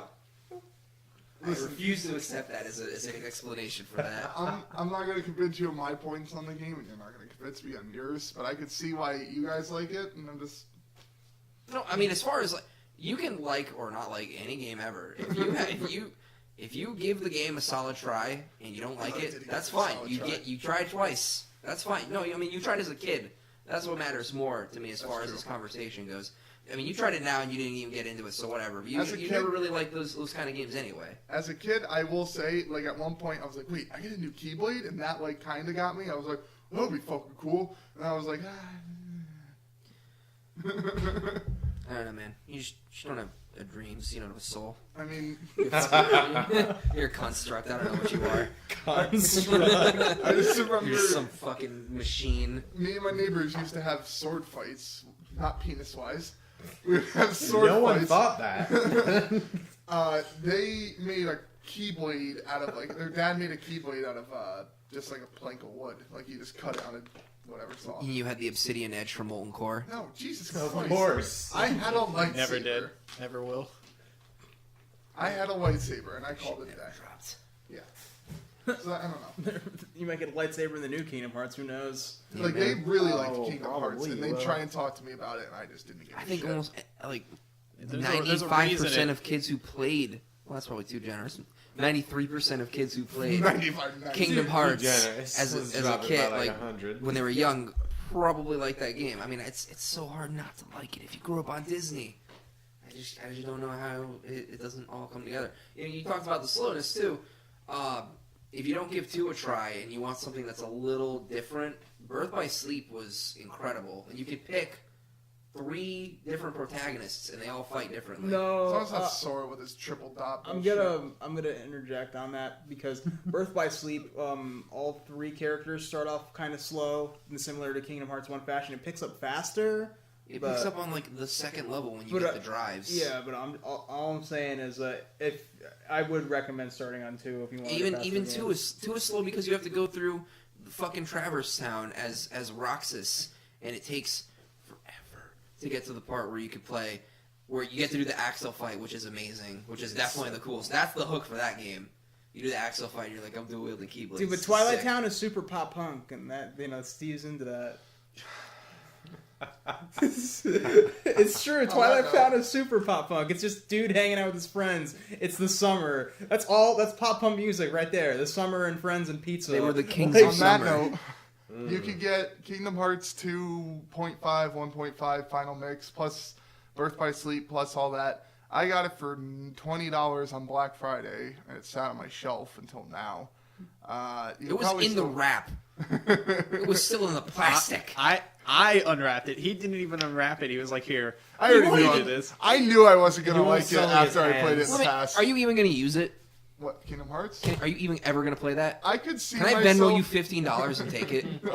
I don't know. I'll think about that. Why? What are you going to do with it? What You if just I gonna- want to play it? You absolutely not. You skip the cutscene. The cutscene that gets you into the game. Okay, I will say this: if you are gonna play it again, please just restart the game and actually watch the cutscenes. You just gotta put like. You know what? Read the synopsis. Just Or do that. I'm not submitting myself to those. Read the fucking synopsis, orders. Steve. Okay, well, we've been talking. We actually haven't really talked about the game or anything like that. We've just been kind of flaming Steve for skipping the cutscenes and not playing it. I mean, We The talked story for about the it a game little bit. is good. It's a little convoluted, the first game, but it's not too bad. But when you start adding all the additions for the other games, That's when it's good. that's really, when it gets... Because the first game is very contained. It's like you're fighting the It Heartless, could stand alone. you're saving the princesses, and you're sealing the world so that way the Heartless won't attack them anymore. It all makes sense. And then it doesn't. Then they release Chain of Memories and Kingdom Hearts 2, where now you got a whole new set of bad guys. You got a whole new fucking story. It just gets all over the place. You got a new protagonist that's in the game for fucking an hour and a half. We got dudes opening sodas next to their mics. It's just mayhem. That was a nice little mic. Yeah, you're right, Andy. Kingdom Hearts 1 would have been like standalone, but like Kingdom Hearts 2 was Square Enix really saying we are gonna make a universe here, and like they really set up. Boy, did they! Yeah, boy, did they! Because we're getting Kingdom Hearts 3 like 10 years later or some shit like that. 13? 13, yeah. No, maybe more. No, like 12. I don't know. I don't know. I can't. It's been so Two- damn 2004 long. since Like going Was, into E3, it's was one of the 2. biggest titles there. they announced yesterday that the release date is coming next month. So Yeah, like There's also a I'd demo imagine and a then it's that live. this year, or it's this year then. Live stream. what? I'd imagine it's this year then. My guess is October and November. Yeah. I wouldn't be surprised if it's like a holiday release like Christmas. It could be. Because it's to be a pretty good game for that. Square Enix, if you are listening to this. and the way October it's 23rd. looking, like the way like the demo looks amazing. Like it like God of War level. It's like Yeah. not the snow like moves, but like just the If you were quality. worried about it being slow, the movement in what the videos I've seen of 3, you're Probably dashing said I would around. probably like 3 more. Gotta go You fast. probably would like 3 more, Yeah. just because it is newer, it is updated. Oh, in Birth by Sleep, don't you start off with your dash or like your dodge roll? Doesn't every character start? Because each character has their own dodge roll. Oh yeah. So that's a huge actually thing. no, they do, but you have to upgrade it. And every I mean, character even is just starting off with it is starting still- starting dodge roll. Terra's and got like the poopy. shitty dodge roll, but Ventus and Aqua have awesome dodge rolls. You probably will like 3 more also because of the worlds. Oh yeah. Toy Story, I think Monsters that's- Inc. Yeah, I didn't Wreck-It give a shit Ralph. about Tarzan. I didn't give a shit about Alice in the Wonderland. I kind of cared about Alice in Hercules. the Wonderland. I kind of cared about Hercules. I don't give a shit about Peter Pan. What about Aladdin? Nightmare Before Christmas. Because Not that really. that As a level kid, was as a kid, no, that was my No. level. Beauty and the Beast. no. Dude, the Beauty and the Beast. What? level So is yeah, so you are great. not landing on any Okay, so fashion. You're might like as a well read new it. age Disney child then. Yeah. No, you I should just read. didn't like those ones. Oh, there's That's like fucking all there's a of them. Lion King level in the second game. In the second game, Yeah. And Second- Sora Lion turns King's into like- like a little cub. Lion King's probably like my second favorite one. The, so- the Do you Lion like King level Mulan? is dope. I love the Scar boss fight. Not really. All right, Steve. What do you like? If you want to give it another shot, since you have the CD, here's my game plan. Read the synopsis for the first game. You stop laughing right now. You read the synopsis for the first game.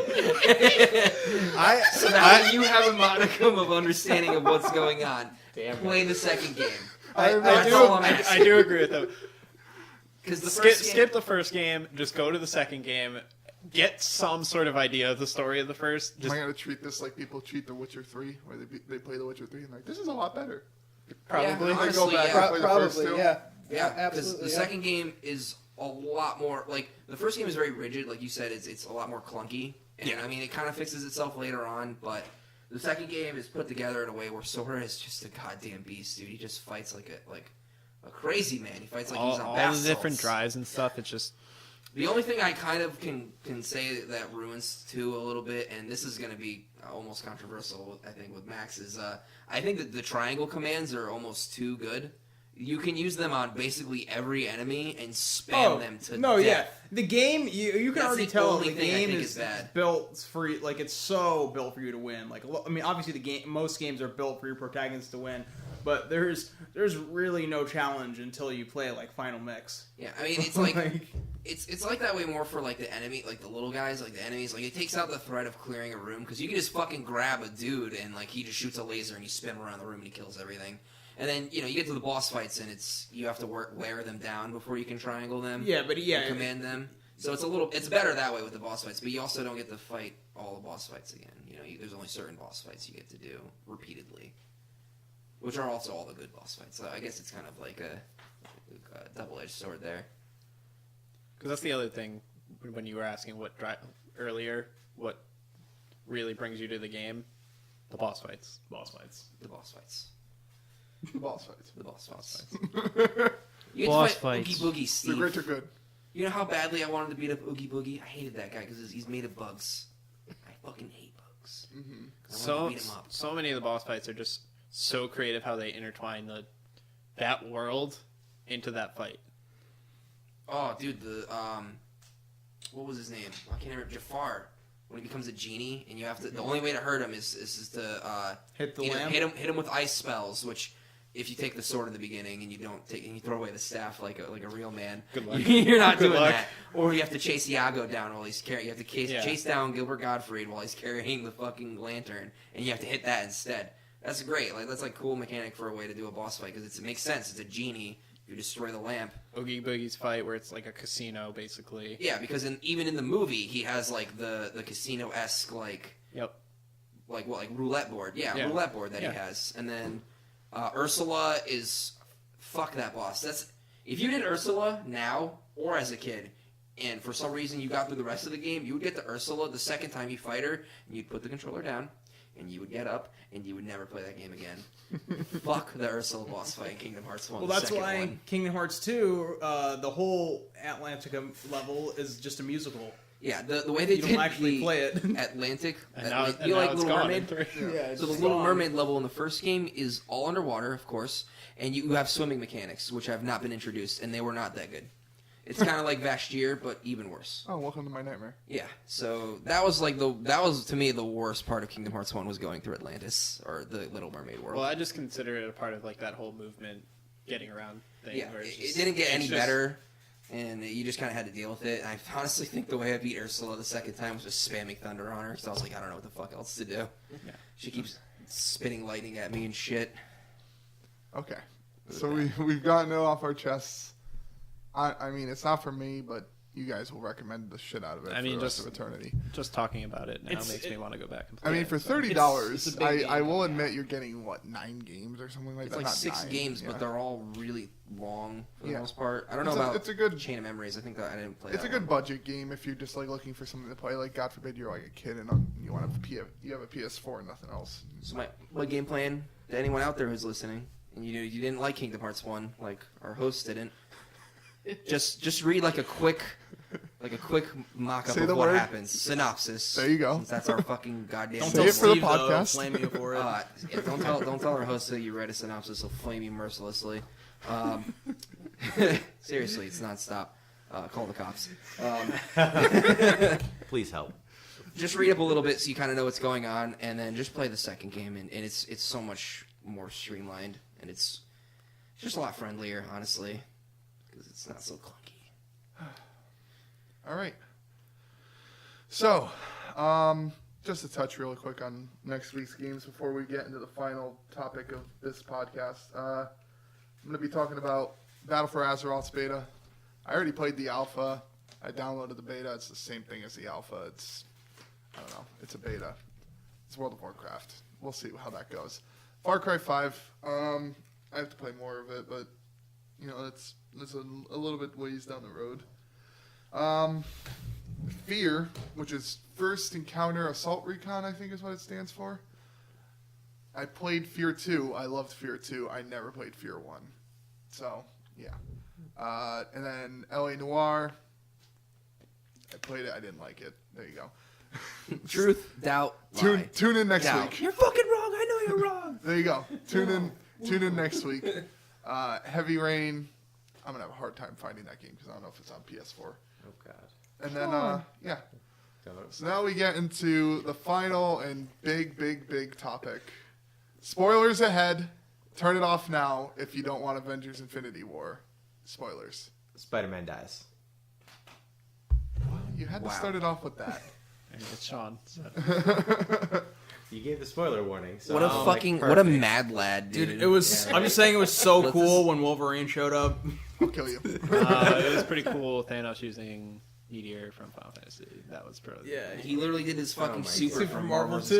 2. Capcom 2. he was like Where he summons space. No, that was super badass. He just Well, ripped the moon. the way on- they did all the fucking Infinity Stones was perfect, Yeah, in my so opinion. cool. All the different ways he used them were Feels like perfect. Yeah. I mean, obviously, that's. I realize now. Before I even caught myself, he got the Mind Stone last, so I Yeah, really got to so see him it's, use it at all. Does it even really? What is a Mind Stone supposed to do? I don't know. I don't know. It's a good All I know question. is Vision shoots That's lasers. like the one stone I don't really even in fucking Marvel vs. Capcom Infinite. Yeah, but do we even know use what the these Soul Infinity Stone Stones. really I don't does? even know what the Mind Stone does. The The Soul Soul Stone can Just seeks. It gives you control over life. like, Yeah. he can resurrect people technically. Yeah, That's where the Oh, comes from. yeah. the Mind Stone is like psychic powers, like mind control, stuff like that. Okay. Makes sense. So it's, Will you can yeah, bend will. Yeah, you can make people do what you want them to do. That kind of stuff. So Infinity War, probably one of the most hyped movies of all time. I think it's one of the best selling movies of all time. It Biggest is. box I think it office. is. I think it's third. Biggest box office Third. All opening. time? Yeah, 'cause I think it's I still think it's behind behind Titanic and Avatar. And Avatar. Yeah, Oh. Mm. Oh, of all time. yeah. I think it has the biggest box office Yes. opening ever, Yeah. Yeah. and I think it still sold 200 million last week in China, Yep. which is huge. Yeah. No. That, And it's because we're almost 3 weeks now. 3 weeks now, yeah. 4 Yeah. weeks. And that thing's still selling. We went to the movie theater today; it's still packed. Actually, I there wouldn't wasn't say that packed. many people It was there. I think the front row was It the was, only it one was, that it was a wasn't. comfortable amount of people. Like It's I like would. 80% or something. yeah. Well, that's at also a least. comfortable theater, so I can't really Yeah. say that. Yeah. Everything Small was nice and theater. spread But out. regardless, like, I bought those tickets in advance, and there was still people buying tickets for it. It's not like it's like dead. Yeah. I mean, you're approaching probably the biggest movie in superhero. This is Marvel critical mass we're looking at Yeah, right now. like it's this is huge. Yeah. this is the culmination of This is past the Empire decade Strikes movies. Back of Marvel movies. Like Empire Strikes Back was huge. Like this is the definition of Empire Strikes Back. Like it ends on a bad note. It's got everyone in it. Main characters die. Quote. Let me toss out the first question about this movie that I feel tears people in half. Did Thanos do the right thing? Oh God. He did nothing wrong. There's an entire Thanos subreddit. I want honest opinions. Do you feel Just that his throwing this out there. philosophy is maybe correct, maybe all right? Have you ever heard the Bill Burr special on overpopulation? Yeah. No, He's like- I have not. So it's really funny, but I'm not going to get into it since we're not talking about that special. But he makes a joke about how because we're so overpopulated as a species, we have to be so much more careful about stuff. Like, obviously we can't just fucking hunt bald eagles, and you can't have everyone doing it because then we'll have none left. But if there were only, say, like, half of the population or, like, 30,000 people left or something, you can fucking do whatever you want. You got endless resources. He makes that point in the movie. You get a finite amount of resources in the universe, or in this case, on our planet. You have so many fucking people that, it gets to the point where it's like, how are we going to sustain all these people? We're never going to get off this planet because everybody's an asshole and they just want to kill each other. But that's a story for another day. So I can kind of see where he's coming from. Now, obviously, genociding people, or at least half of them, is wrong no matter what you do. And it's kind of the moral standpoint of you shouldn't really do that because people have their own lives. And to take that matter into your own hands is... It's pretty brutal, you shouldn't be doing that. Sean. Well, they bring that up a couple of times in the movie. That, Yeah. Genocide isn't the answer, but he even though it is morally wrong, it is something that it requires a very strong will that nobody has, except for him. But it is also the easiest of all the ways that he could have gone about doing this. Right. Yeah, Because it's the quickest, it's the most efficient. In terms of what he did, it's the most efficient choice. You just wipe out half the people, you have this great god gauntlet. It's much easier than starting up a massive diplomatic republic, convincing people to cut back supply usage. Like, it's just a lot of bullshit you cut out by just landing on the planet and slaughtering half the population.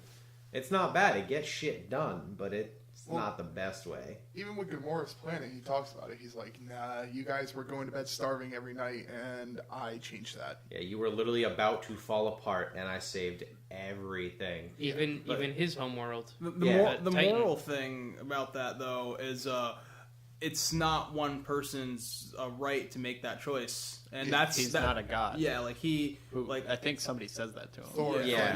Yeah. Thor tells him straight to his face, "You will never be a god." So whether technically, like from just a straight up emotionless standpoint, But does he ever make the point that he's looking to be a god in no, the movie? no, I but think that's the person just- that he has just- that power should be. Right, but he just wants to do what's right for the universe in his mind. Perfect Yes. balance. Yeah, Right. He is. But his he's own not good. searching for the glove. He's not searching for the stones and all this shit just for the sake of the power. No. He's doing it for, in his mind, the greater good. Yeah, he's doing it so that way everyone in the galaxy can continue to live. Although, I would say that he did a really shitty job of that with the dwarves. Like, hard, because there's one left. Because he killed everyone except They're for all the one. dead. And he There's left his one. hands to fucking steal. He's like, you know what? Fuck you and your hands. Yeah. You're never going to jerk off again. Get out of here. I was like, for somebody who wants to bring balance, you could have just killed two. Like, come on, man. There's He said there was 300 of them. 300. Yeah. You could have just cut that number. Like, why'd you have to kill Couldn't even all leave of him a them? friend. Now there's no balance. You have this one dude alone. it's pretty obvious why he kills all of them. I mean, look what they're capable of creating. These people literally creates fucking Mjolnir and fucking Stormbreaker. They made the Infinity Gauntlet. Like, they made the Infinity Gauntlet. Like, maybe we can't have these weapons, lying around and ready to be used Yeah, for but they're the or mold against still. him. And I'm gonna be Yeah, honest but that's with you, why it's- he froze his hand so I he know. can't make the mold. And he also destroyed the star, so even if he had the The capability. That's why we had that 30-minute part in the movie where they're like, oh, we gotta fucking build this. It's not Oh, 30 shit. minutes. I mean, going back and forth, obviously know. it's not literally, but Well, that's another thing that was good about the movie is that you're getting an update on everyone's situation, and it kind of takes you out of it a little bit, so you're not like constant action or constant just boring fucking talking. You're just like, oh, Wakanda. Oh shit, it's the fucking hammer. Oh, Wakanda again, and they're still Titan. And back to Wakanda. I thought that was really cool. it paced itself. All the characters' situations mirrored themselves perfectly. Like, while everyone was fighting Thanos on Titan, everyone was fighting down on Wakanda. Like, it was just perfect, Like, it was just great.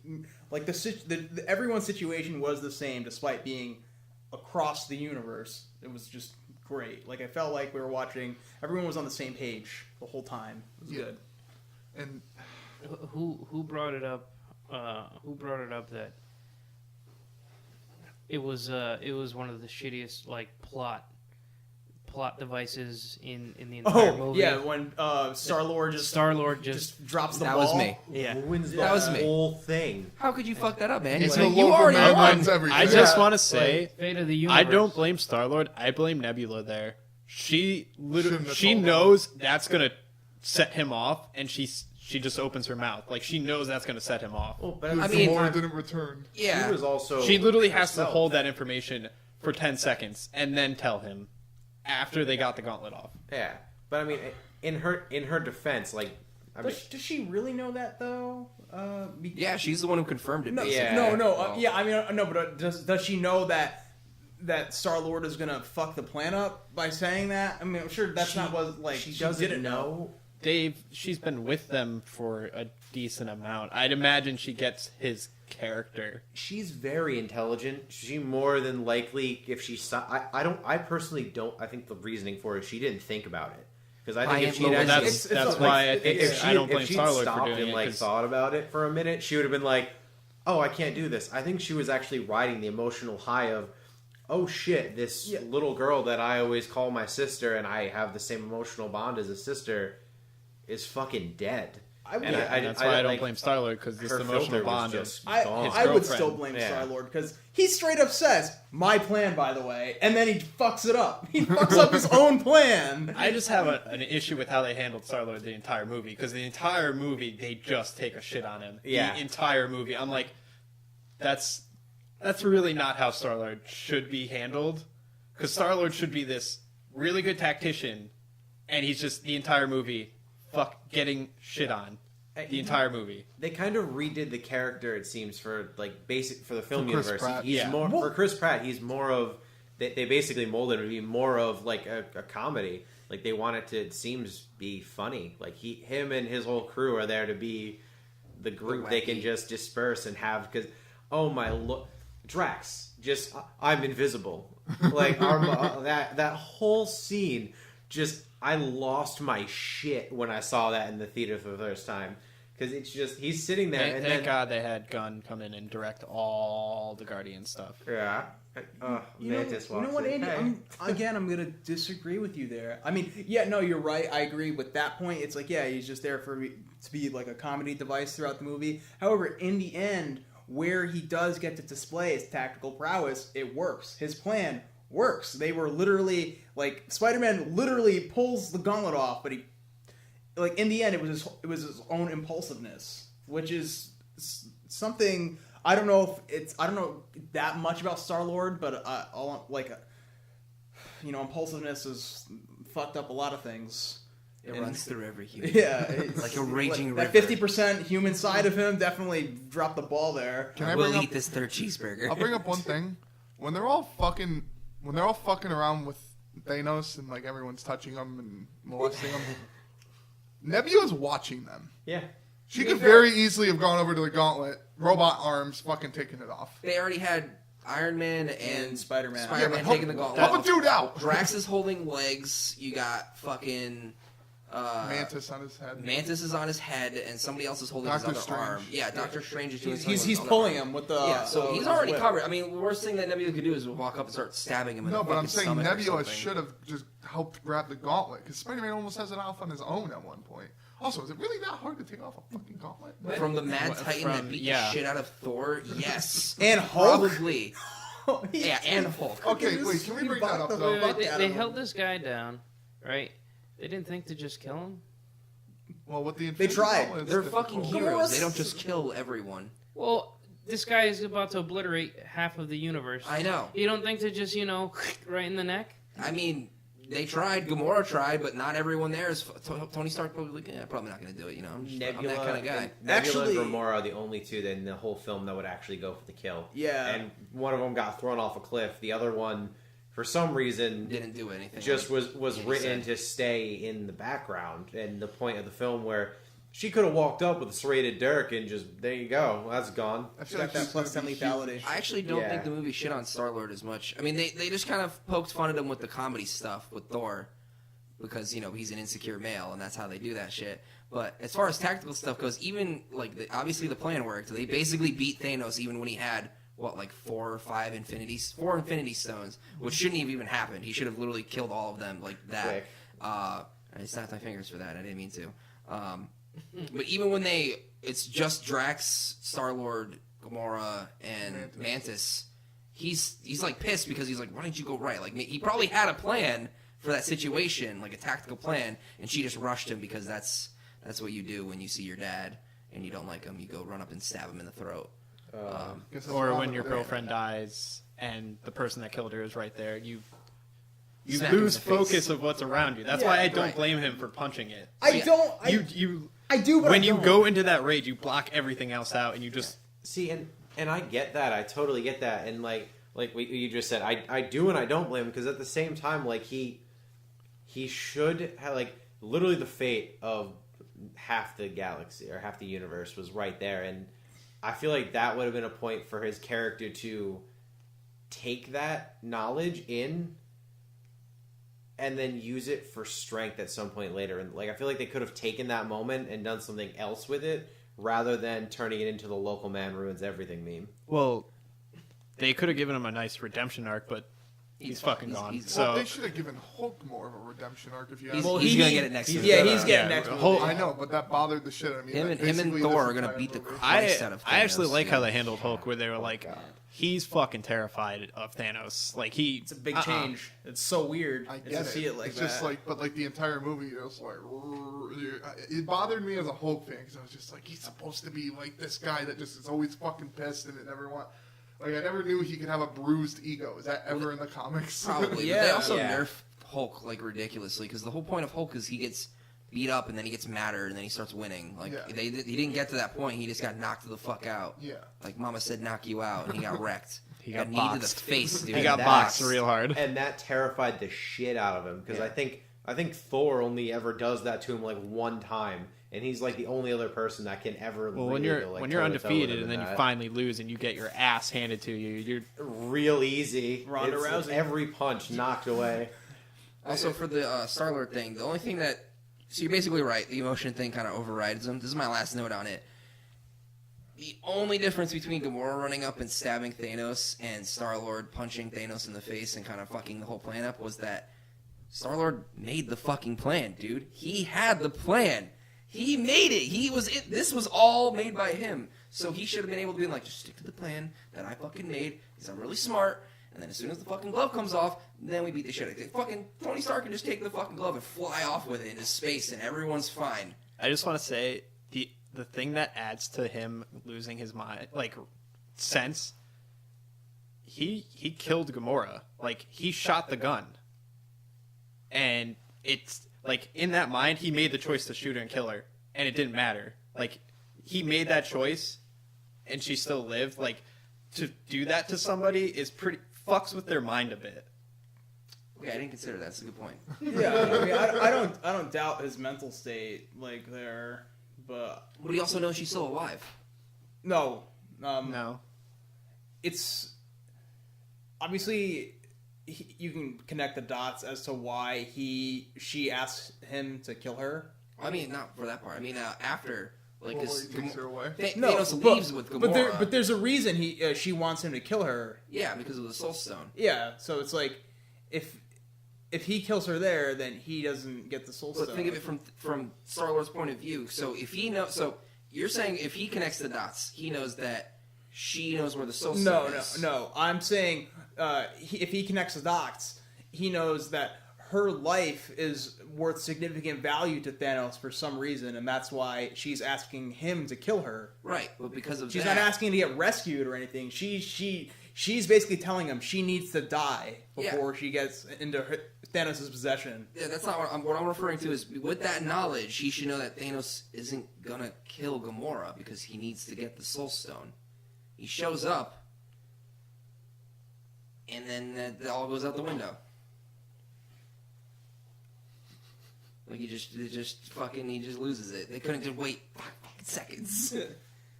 That's it. That's the only part of the movie where I was like, "Ah, oh, come on." No, man. I'm still like a little like I get it, it's a plot device. They really need it to drive the story because it's a story about Thanos. So I accept it. I'm not a writer. I probably couldn't have thought of a better way to do that, but I don't know. I can understand why it is disappointing to see that happen. Yeah, I'm not a writer, and I can't suggest shit either, but if you're going to have the plan go through to the point where they basically win, and then one guy fucks it up by punching Thanos in the face, why not just have Thanos outplay them all? He's been alive for, 1,500 years or some shit? He's got 4 Infinity Stones. He's stronger than the Hulk physically. He's smart as fuck. He could have just outplayed them all, and he didn't do that either. He lost in a sense where it makes sense that he lost in that way, but to just have it all fall apart because of some dude losing his shit like that, it kind of rubbed me the wrong way. Kind of a poopy device. Yeah. Anyways, second question. Sequel. What do you guys think? I'm excited. what do you What do you think is going to What happen? do you think is or- going to happen? What do you predict? All the original Avengers are going to die because their contracts are up. All right, well, Well, that's the easiest way to look at it. I would say it's probably going to be something like they're going to show the aftermath, probably born in the world, and probably through some of the different planets and stuff. And then they'll probably split into Captain Marvel from there, or she'll be at a planet, and it'll be like, or maybe it'll be like established after her movie, where she's on like some random fucking planet in space. Because I think her movie description in IMDb is she discovers her powers when she's caught in a war between like two alien races. The Kree. Yeah, so those alien races Is are it going to be Carol split in half. Danvers or which? It's Carol Danvers. And she'll be like, what the fuck's going on? She'll get the call from Nick Fury. And then the movie will kind of segue from there, or she'll meet up with the survivors of the Avengers and they'll figure something out, get the Soul Stone back from I have a Thanos, feeling and she then goes to crack it, Titan. and then everybody comes back to life. I have a feeling she goes to Titan, or honestly, Thor Except for begins to Gamora, fly because for fuck us. Star-Lord. Regardless, there's been leaked Avengers, Infinity War 2, part Avengers 4 set, whatever. For some reason, they're back in New York City, and they're like dressed in like their Avengers 1 outfits, which is making it seem like there's going to be flashbacks or anything Yeah. Well, like that. Or people have said time. they go back in time Yeah. and get the stones back in time, like while they're in the past. How are they going to go back in time, though? I don't They know. Some plot device. defeat Thanos. They get the I don't think they're going to defeat Thanos. I think They don't Thanos is going need- to sit They on a don't. fucking planet away from them. They don't need the time stone to alter time in the universe. There's like 80 other people that can do it, and you just gotta find one of them. We're Well, also, I mean, one of the ones who I probably would have gone to first is now Dust, so... I mean, yeah, no, that it'll be an issue finding ones that aren't space dust. But Baron Mordo. I totally forgot about him. there are the bad plenty of guy characters. from Doctor Strange. Yeah, he obviously he's not the Sorcerer Supreme, but he's still able to do astral magic like like was he he even can. introduced in... I haven't Doctor seen Doctor Strange? Strange, Yeah. funny enough. Yeah, So, yeah. Was he the bad guy in that? No, he's not the bad That guy, was a but lot you of see him defect. Yep.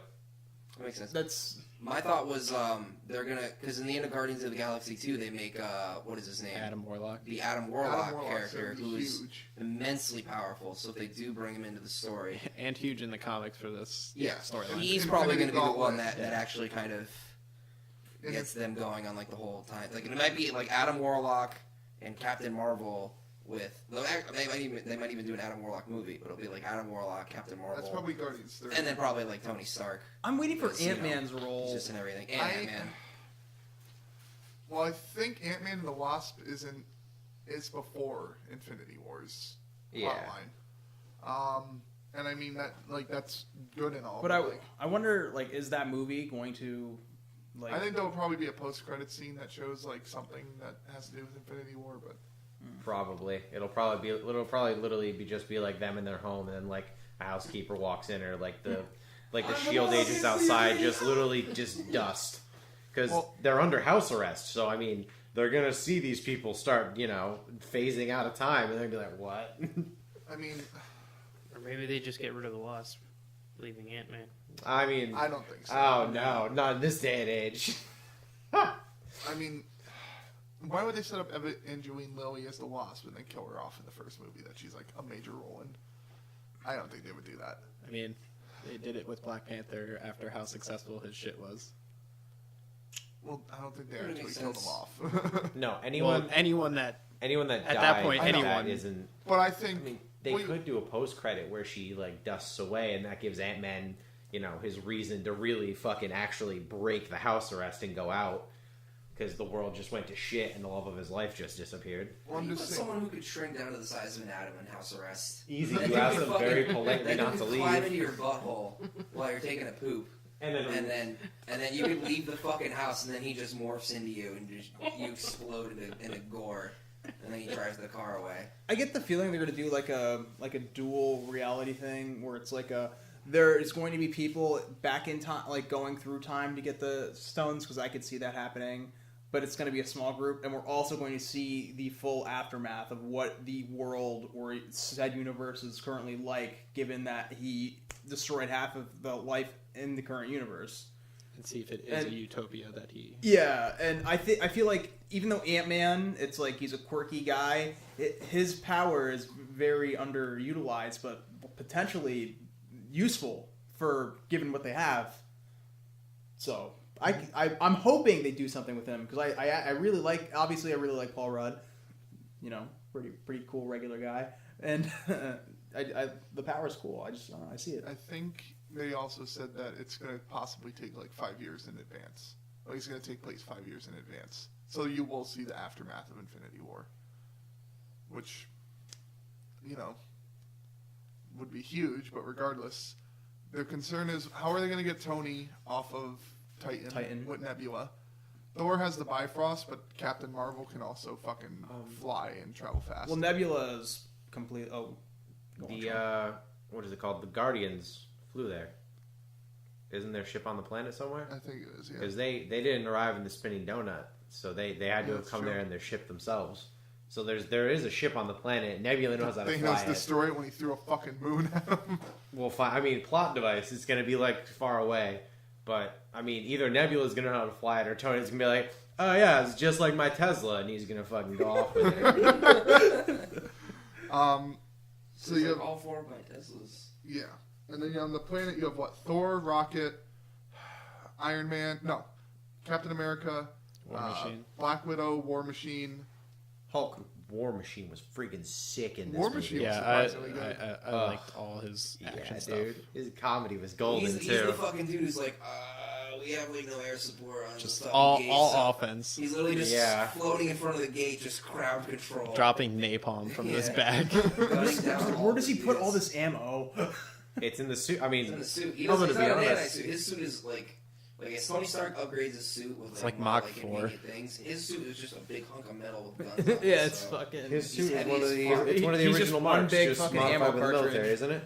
I think so. It's got military weaponry. Yeah. Okay. Like lots of it. Yeah. Okay. Lots of it. Maybe we should talk about that.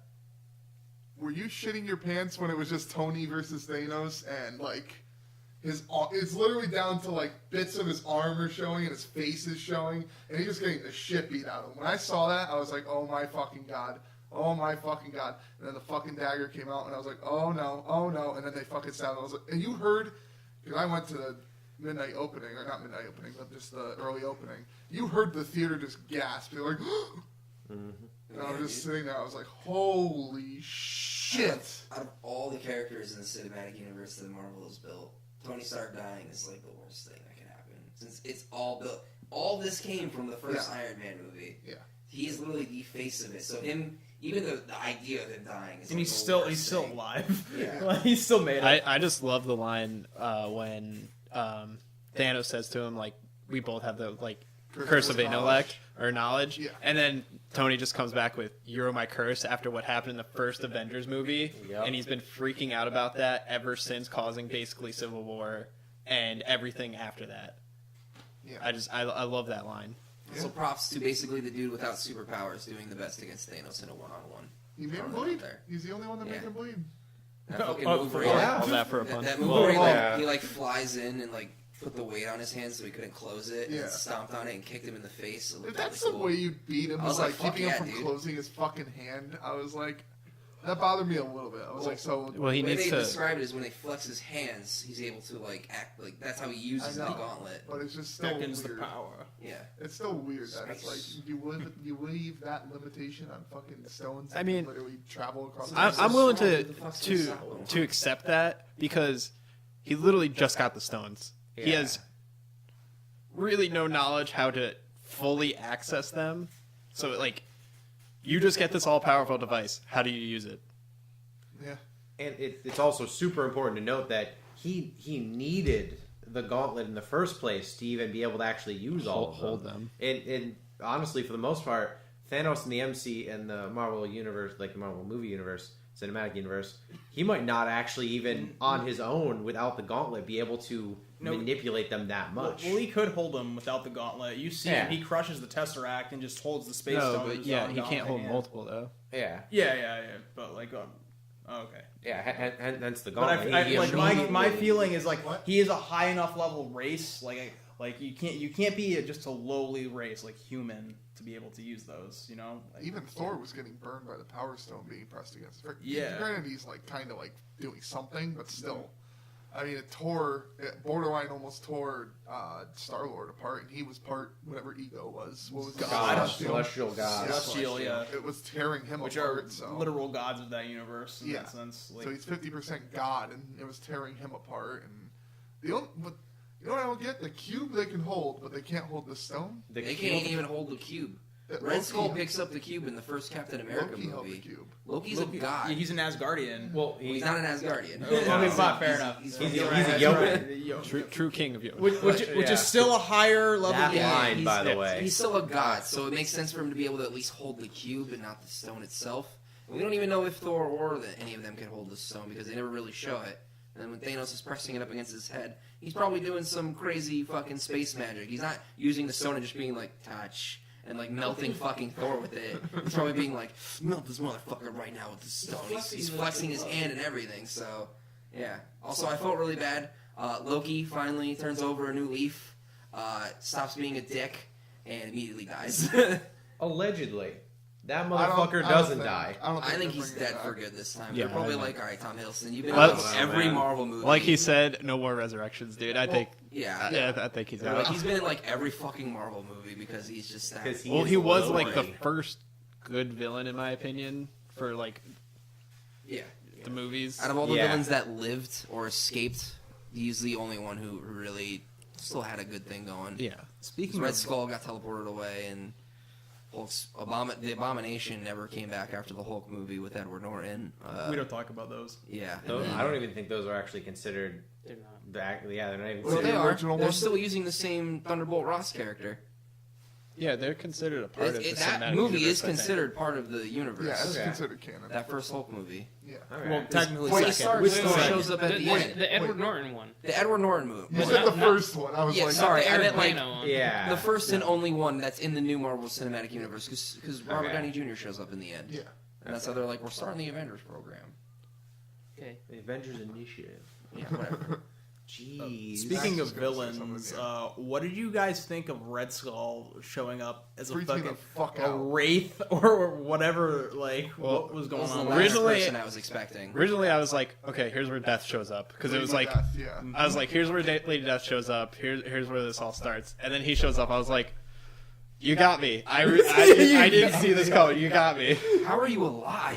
What have you been eating? Like, I don't Like, I understand. like how he's just like, I've seen some shit. So got I guess sent here. the Watchers just punished him for dabbling in stuff that he really shouldn't be. So they were like, you're here forever to do this job. So that's their punishment for him. I forget. It's been a while since I watched the first Captain America. What happens to him at the end exactly? He holds the And Tesseract. it Yeah, tears he him apart. holds it. Literally, holds the it. Tesseract is on like a helicarrier or like a fucking jet, and I don't even remember if there was nukes on the jet or whatever, but There was. Yeah, there it was was because that's why he nuclear. froze it in the ice.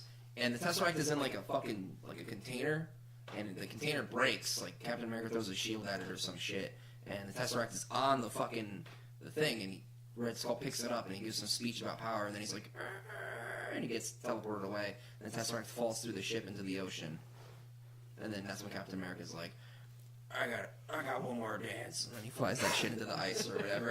Is it ever explained how they find the Tesseract in the ocean, or does it just Yeah, show you up? see Tony Stark's father. Howard Stark. He excavates it. He goes down And in then like a it goes in- submarine with like a claw and and, then it picks goes it to up. New Avengers, right? No, No, it's- then the Shield program takes it, Yeah. Yeah. and then Loki shows up with the staff and takes it. Yeah, that's what I'm saying. That's in the beginning of the Avengers. Yeah. Yes, Yeah. That's what I'm saying. that's how it gets there. Okay. So he just the Tesseract tears them apart, and Yeah. he just Yeah, like Because I he's- guess like I you guess said, Andy's theory, the Watchers is just like you here forever. he's just a lowly mortal, so him holding just even the cage for the Space Stone is too much. I mean, you see the Watchers at one point. Well, you see them in Guardians 2 twice, right? You only see them the It's Stan the Lee Stan cameo. Lee cameo. No. In the first Guardians movie, you know when they first show up and they're on that planet and Gamora's trying to take the thing that... What was the thing that... He had the Power Stone, didn't he? It was like an That orb Star-Lord had? with a Power Stone in it. Yeah, that's what I'm saying. In that first movie, when they're running behind, you see the Watchers. They're like huddled like this, and you'll only see them if you look for them. But that's an actual thing. So it's like it's weird that the Watchers are starting to make more of an impact because aren't they supposed to not do anything? Yeah, which is I mean, that's They the generally fucking just watch. thing. Their impact is just Yeah, but if Now it's you like watch. Red Skull, like, you have to protect this fucking Now soul you stone. watch. I don't like your voyeuristic tendencies. But I don't want to watch. That's what. But they're telling too Red bad. Skull that he has to watch shit. It's like, that's kind of weird that they're involving anything at all. All right, I'll say this. One question, because I want to wrap this up and go to fucking bed. There's 6 of us here, and there's 6 Infinity Stones. Which one would you guys want if you could use it? Reality. Time. Interesting. Space. Space. Mind. So what does that leave me with? The Soul Stone. Soul Stone. I got all that soul, brother. So I guess that makes sense. No, but there's still a lot. It's a fun question. I would want the reality stone because I usually like, here guys, have a bunch of resources. Well, I don't know if They that wouldn't the be- reality stone It doesn't. works like It doesn't that. let you It's- do that. That's. It wouldn't It's be not. that bad. It's apparently not I can't believe completely broken. you guys. Time. It's not like a. I just picked mine because everyone. everyone was out picking all the stones. Okay, I was let's like, just I'll say take there was mine. no limit. You could pick any one that you want. I don't know. Because I wasn't expecting everyone to just kind of like be like, I picked this one, I mean- and nobody else gets it. Oh, I mean- Space still. Space still, so you can teleport everywhere. Teleport everywhere. Power Basically, off. anyone Yeah, shoots power anything off. at you, you Have can just seen do that what movie, he though? did. Like, Yeah. Well, when Dude, when he gets shot by the fire, like the explosions from like the grenades, and he just uses the space stone and then shoots it back. I was like, dude, that's so cool. when he turns it into bats with the reality stone, I was like, That was the holy Soul Stone. shit! I thought that was. No, the reality stone That was is the what reality changes. stone. Yeah. I thought he used the Soul Stone to make them all bats. Anytime no, the you can power- alter reality to if- be if whatever the- you want. The power from He the turns the glove debris into is, bats. Like, But he gives them life. But I think No, no. Unless it's a reality combination stone. of the Yeah, two. if it's, I would say it's either a combination of the two, or it's because that's Oh, the wait, point where it's they definitely- acknowledge that he has the Soul Stone in the fight. Right. Where obviously you had it before because we know because we're the viewers, but to them that's when he's like, oh hey, check it out, I have this other stone I'm going to use now, and he turns all the debris into bats, and we talked about it before how the Soul Stone brings life. He Takes does. it away. He does actually create that one dude who he killed. He creates that fake illusion. Well, I guess technically it's an illusion, but It's we an don't know. illusion. It doesn't really Well, we- do anything. I mean, we also don't know how You mean the real collector? he technically. Yeah, the collector. We don't know how real he actually was because he used the reality stone, but no one ever actually fights him. He just gets thrown in, Yeah. and then Thanos is like, The "I'm done Thanos with that this." they kill in the reality, like he gets damaged. I guess So that's true. I mean, there's a physical the bats- body. I have to see the movie. I would have to Bats see don't that do part again, anything honestly. to, Because I was like, oh, now he's because he went like he used like each stone one by one in the fight. Yeah. Like he used like the power and space stone to pull the moon down and to like change that back, and then he uses the fucking what was the other stone he had at the time? The space, no, power space. Reality. He had 3 at the time. Power, he had space, 4 soul, because reality. then he gets the time stone. He has I probably- 5. Oh yeah, because there's I 6. probably so, would yeah. still pick mine. Really thinking about it, Just make people do because what you want. no, yeah, to be because like the movie would have been so trivialized if he had the Mind Stone first. Yeah, you just hypnotize Anyone he everyone. meets, bends them to your will. It's like okay, that's Find the stone. I think the Mind America's Stone also also like fills that. you with knowledge, so he would Does- be even smarter than he already is. does he use the Mind Stone at all? Once No. he- No, because it's the he's last only stone for he the gets. snap. So he He doesn't only- use it in combat And he ever. only uses the time stone to fucking. Yep. Yeah, to rewind the Be explosion. kind, rewind. The main motherfucker. stones he used throughout the whole movie is power and space. Those were the stones that are like Space really gets fucking used good. The almost space every one's the scene most he's one. in. Yeah. Yeah, well, it's so useful. yeah. Yeah, it is. You can just It's teleport. It's so or tear utility. open portals. It's literally But portal he gun. even uses the space stone just to fucking alter the Hulkbuster armor, Mark Ruffalo. Yeah, he Hulk, crushes them. into the fucking Yeah, whatever the he fuck it's called. pushes the it rock. into the rock face. I thought that melts was him the into the power rock. stone he used.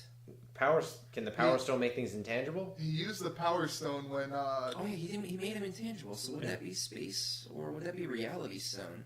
I think it would I be think that was reality actually. It was reality Yeah. when he turned Drax into blocks and Mantis. That part was fucked up. I was like, he did that, and I was like, did he kill him? I was like, are they he just dead? killed him right now. They did the same thing in Infinity Gauntlet, the comic. He does the same thing, but it's Oh, not. jeez. It's two Eros and I don't remember the other one. But he's just like, get the fuck out of my face. But the Power Stone like gets used a lot too, regardless, because like he uses it. I think when he's fighting Tony, he uses it to shoot a beam at him. Yeah, He does that's that. the power stone. Is I like the know. beam. And then he does the fucking like sweeping thing that the like fucking takes BB. out Star-Lord. Is it Mantis and Nebula or something? It's the Guardians. Yeah. There is one thing actually that I noticed about the stones and his use of the gauntlet.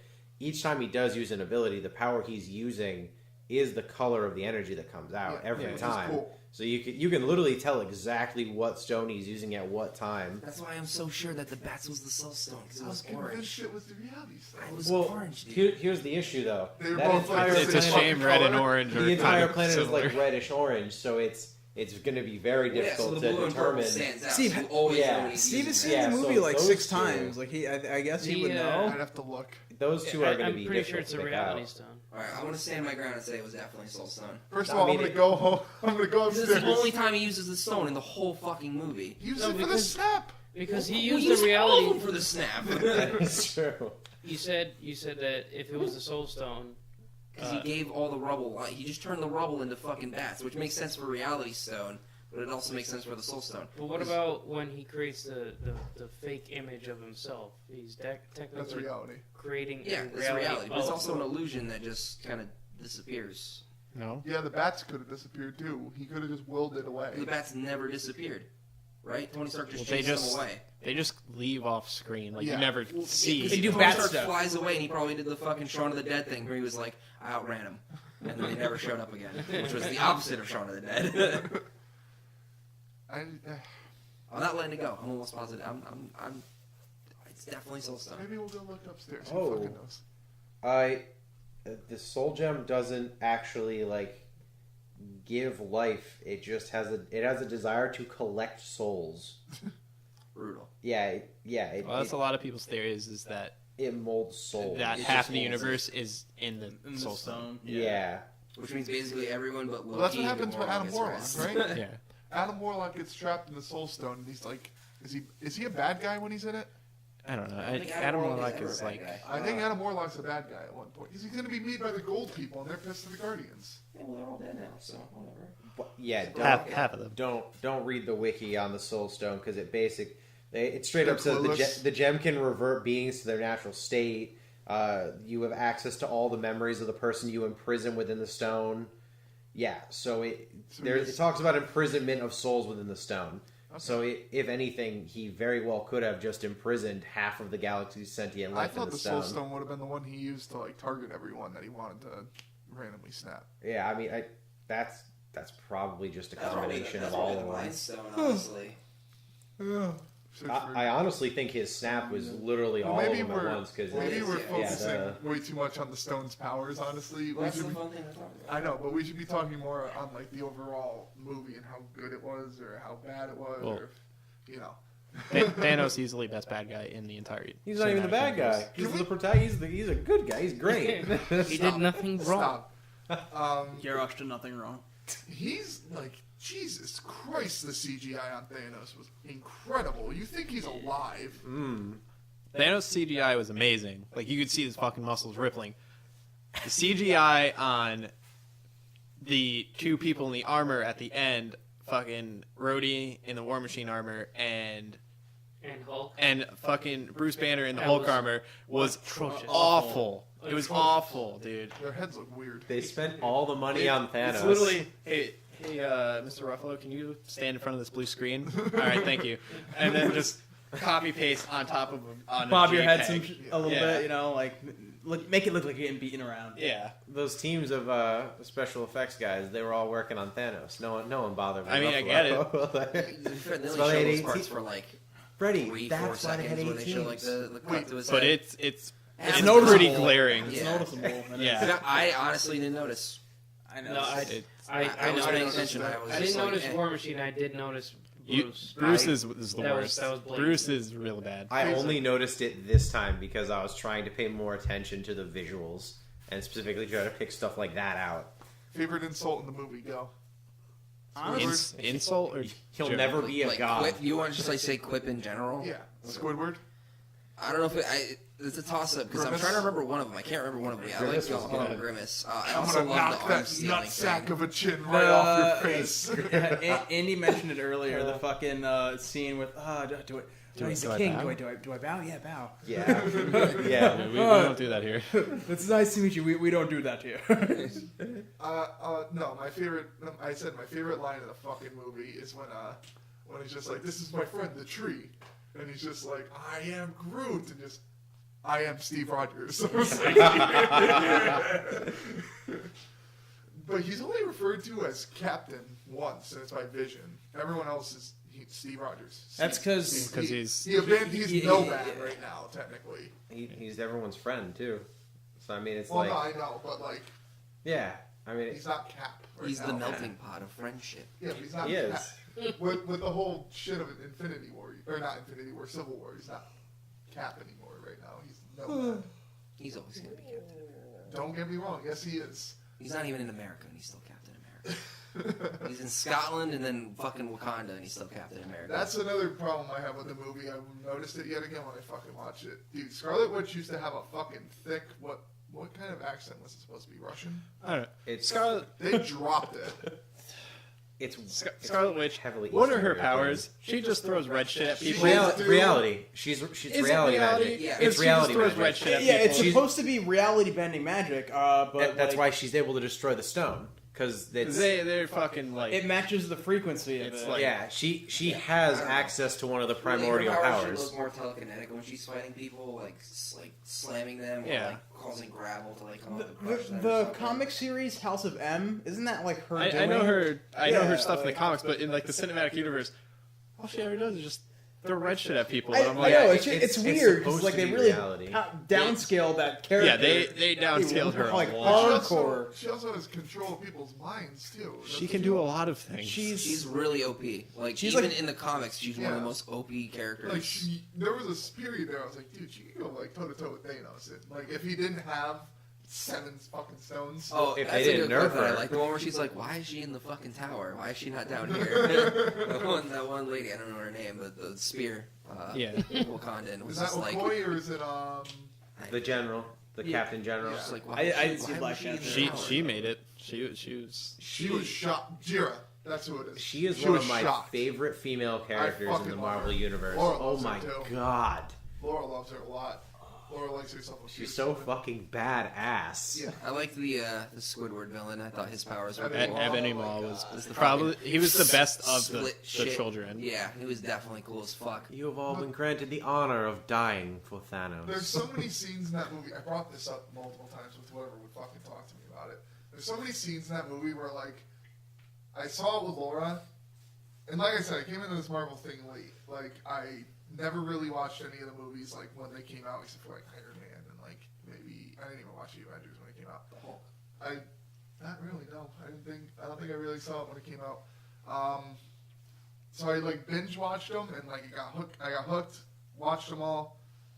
This movie, there was so many times where I'd, like, go to Laura, because she's sitting next to me in the theaters, and I'd just be, like, slapping her, like, look at it, because, like, I'm so excited about it. So, like, the first scene that I was like that was when Captain America shows up at the train station. Of course, I was like, the hypest fuck part, yeah. dude. I was like, let's go. Like, this dude means fucking business. And it's Black Widow comes out and Falcon comes out. Falcon's my dude. I like Falcon a lot. Maybe that's just me, but, like, Anthony Mackie, I like him a lot. That was one of the parts. What's his face? When Captain America's running in Wakanda, going super And fucking it's him and slow. Black Panther That just was- hauling dude, ass. How Yeah. hype Oh was my that? I was God. hoping so badly that they would, because they demonstrated in Winter Soldier just how fast Captain America is, and I was hoping that they would, like, when they started the fight scene there, that he would be the first person, even though he didn't start in the front. Yeah. He would be the person in the front, and then he was, and I was like, yes. There's something Thank God. Him and Black Panther in that part are hauling ass. Yeah. And none of the monsters are like, oh fuck. Because they're gaining speed. just like when I saw that scene the first time, I was like, "Holy shit!"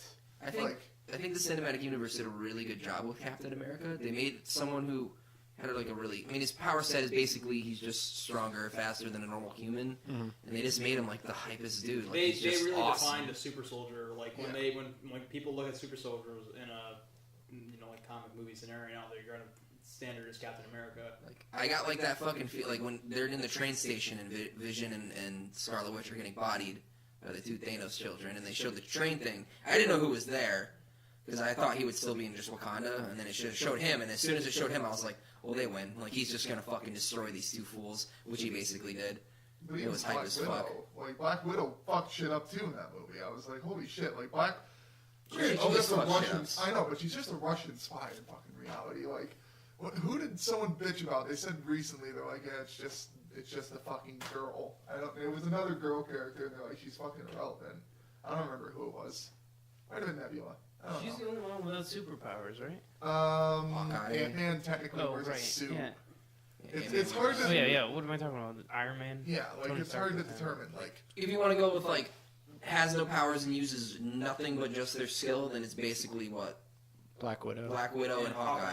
Yeah. Yep. Hawkeye is the other really pointless one that people brought up. Another hype at AF scene when they fucking you see the Bifrost come in to Wakanda and like everyone's getting the shit kicked out of them, and then you just see then Thor, Rocket, and fucking Groot. It's King of Asgard Thor too. Like he's Like, in that yeah, moment. dude. Like Dude. He's got his fucking ultimate suit on too. I He's said- so ready, dude. I said to Laura, I was Badass, like, dude. Thor 1 and Thor Dark World are my two least favorite Marvel movies. I fucking hate both of them. Ragnarok is the shit, top 5. Him in Ragnarok and him in this movie is incredible. Like, A lot of people like the new he iteration. ramped up. I used to not like him. I was like, least favorite Avenger, get him out of here. And now I'm like, this dude's like number 2 for me almost. I brought it up in the car. Like Ragnarok did a great job at melding like a lot of the different stories. Like they melded the fucking Planet Hulk story and the what's it called King of Asgard Thor, where Odin dies, and then raise your voice. oh, I'm sorry, yeah. And yeah, but basically, yeah, the whole story, the whole point of that is so he goes like into that superpower mode where he's literally like unbelievably strong. Like he's supposed to be as strong as Celestial. Yeah. Like in that mode, like it's crazy. In the comics, Thor can punch planets in half and bench press them and stuff. Like he's like Superman level, so it makes sense for him to be the strongest Avenger in that sense. Like he showed up and I got that feel. I was like, well, there. Fucking At least as far as like the Ragnarok. groundwork, like, they literally he shows up and they basically win just because he shows up. And then he throws the Leviathan axe and then Yeah. calls it back. Lightsaber throws, and then he just calls it back, and he goes, "Burn me, Thanos." I was like, "Yeah." Yeah, like he's definitely gonna kick some ass in the next movie. Rocket came through in this movie too. Rocket's gonna find an arm and steal it. That's gonna be a I'm gonna problem do that. later on. The There's arm gonna be a disappeared in the stolen dust. arm. It's dude. gone. Stolen eye. He's gonna steal an arm. Eventually, he's gonna make a whole other person. When he was literally trying to tell Thor before he popped it into his eye, I was like, yeah, it was really hard to get it out of there. I just smuggle it in my eye. And then literally he's just in his eye. I'm like, oh no. And then last hype AF scene, which isn't really even a hype AF scene. It's just like I got like a tingle in me when I saw it. When Tony's fighting in the park and he's fighting the big dude, Corvus Glaive or whatever, The big I'm surprised dude? you don't remember his name. No, Corvus Glaive is the. the yellow one that gets killed by Vision. Is that Corvus Glaive? It's just a big guy with the weird Proxima hammer Midnight's the axe. chick, and then Ebony Maw's the mage. Flesh Nautilus. I think Corvus Glaive might be the big. It doesn't fucking matter. When he's fighting him in the park, and we knew Spider-Man was coming, but just the fucking hammer stops and just, hey, Mr. Stark. I'm like, yeah. Well, Tom Holland is just. He's the best Spider-Man. He's just A plus. He's Like- just. First of all, he improvised that scene at the end. Really? Yeah, they told him what was going to happen and said go with it, and he started all the rest of it. So He started a very iconic and memorable meme. I'm proud of him. Thank I don't know you. about that meme, dude. Come on, why you gotta be like that? I mean, It's Cole Obsidian, by the way. Cole Obsidian. Okay. Cole Obsidian. So Corvus Glaive was the other one. Yes. Okay. Yeah, but just like when he showed up and just, hey, Mr. Stark, I was like, that's such a like. It's Barbarian, a you're father-son thing, but I'm just like, He's oh. just so innocent. Yeah, and that's what makes the ending so fucking heartbreaking. It's Yeah. like, holy shit, dude, he's just a kid. Mm-hmm. Is he supposed to be 16 or 15? He's still in high school, He's- so he's yeah. at least under like 17, 18. Yeah, which is sad. Yeah. And I hope they don't get too focused on like him getting in relationships with other people in the next one, like the same way like they Gwen Stacy arc and all that with Andrew Garfield was way too much. I don't know. I hope they just focus on him being Spider-Man. I don't care about his love interest. Yeah, Like, that's what I'm saying. I don't like him want. as Spider-Man. I don't want a Spider-Man movie to have the love interest in it and the bat or off the bat in the first one. I just want it to be him fighting any one of his bad guys, and then later on in like the second and third movie, you can be like, oh hey, here's this really hot girl. Okay, cool. Well, they already Because started it with MJ. Yeah, because honestly, I need a good old-fashioned Spider-Man movie where he's literally doing nothing but just kicking ass. I mean, you asked for like no romance. The romance has always been a part of the Spider-Man comics with MJ and Gwen Stacy and all that stuff. And you haven't seen Homecoming yet, but they introduced it just at the end. Yeah, they just haven't been able to like do it well in the movies, and that's what I'm worried about. Kirsten Dunst, man. Yeah. Wait, Spider-Man hey, 2, I thought, man, did a pretty good you job. like, for some reason, people have just been giving Toby a lot of flack, but that's the one we grew up on, man. Tobey Maguire's Spider-Man, that's my favorite Spider-Man. I like, still think Spider-Man 2 is one of the best superhero movies ever, dude. Like, people hate on him, but like, he was a fantastic Spider-Man. It's just bad writing. He was a victim of bad writing, but he was a fantastic Spider-man. I think it was a good Peter Parker. I didn't like him as Spider-Man. Spider-Man. Oh, which one was the Spider-Man where he turns like dark? That's Spider-Man 3, and that was terrible. We do not speak but about like I think he's a victim of bad writing. Like his portrayal of the character itself was fantastic. In the first two movies, especially, like it just felt that way. And Tom Holland's Spider-Man is good, but like Tom Holland is a reflection of how how do I put how the standard of what a 16-year-old is like today.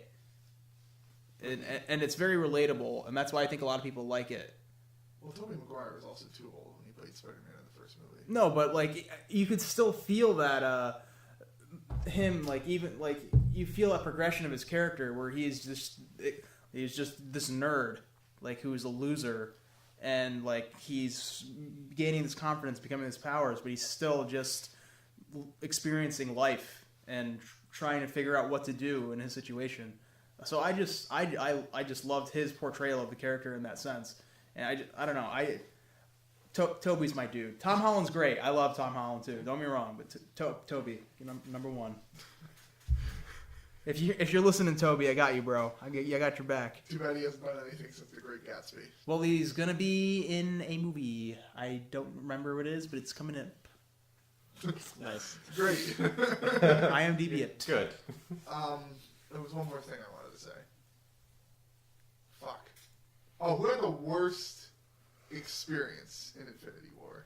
Vision. Easily. Absolutely. He spent the Who do you entire think, Vision? movie getting Vision's It's powers are either sick. Vision or Scarlet Witch. He gets stabbed like 3 fucking times. Well, I mean, I would say Witch. She had it slightly easier than him because she she had wasn't stabbed every scene she was but in. she literally had to kill the person she loved, see him be Resurrected. literally remade in front of her, and then killed again. And then she turns to ash. And then she dies. So Runner-up laughing, would probably but be it's Gamora bad. for me. Yeah. Gamora gets pretty rough in that movie. I think those would be my three: is Scarlet Witch, Vision, and And Gamora. Gamora. She has to live through the trauma of killing her adopted dad, which clearly affected her in the movie. They showed it, and then he throws her off a fucking cliff.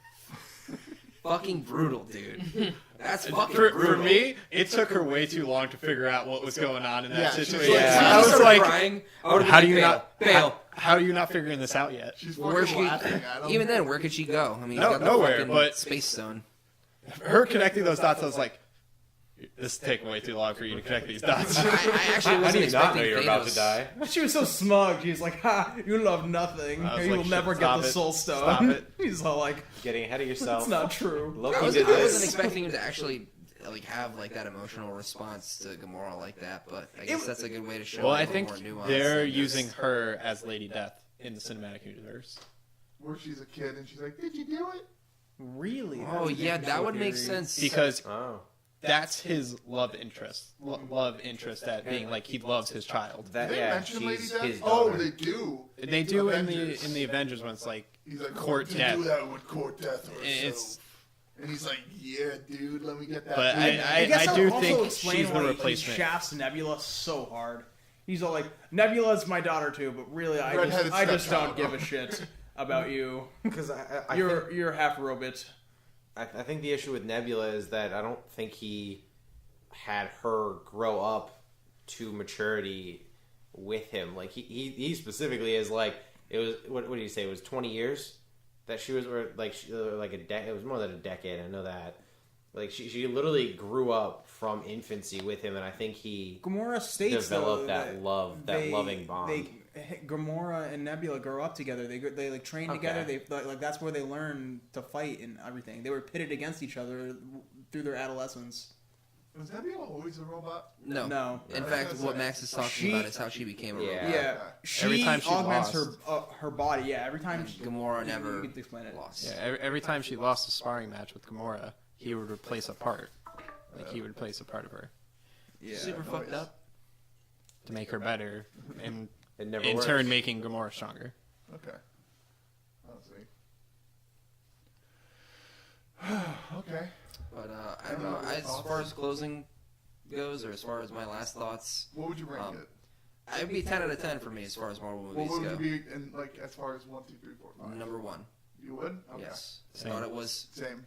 Yep. Because here's the thing. So the reason why I put it number 1 is because it's very easy to look at, like, let's say this movie and go, there's too many people in it, or they didn't do this one thing right, or something like that, and then immediately it's shot down because the movie had so much hype going into it that you can nitpick anything and use it to drag that score down. But the fact that they actually took a movie 10 years in the making and threaded the storylines enough to nail it to the point where it's the third most top-selling movie of all time or whatever is incredible. Like this is something that's going to be fucking talked about for years in like school where like filmmaking is done, like where you know arts and crafts and Decades. shit. Yeah, it's Arts and crafts. I'm Oh, fucking dude. faded, dude. I'm tired. Yes, as fuck. yes. Yeah, you just slapped the other Offended half of my Andy. major in the face. Yeah, Andy, your arts and crafts bullshit. Yeah, dude. Oh my You god. and your knickknacks. You and literally your slapped the other half I of did my not. major in the face.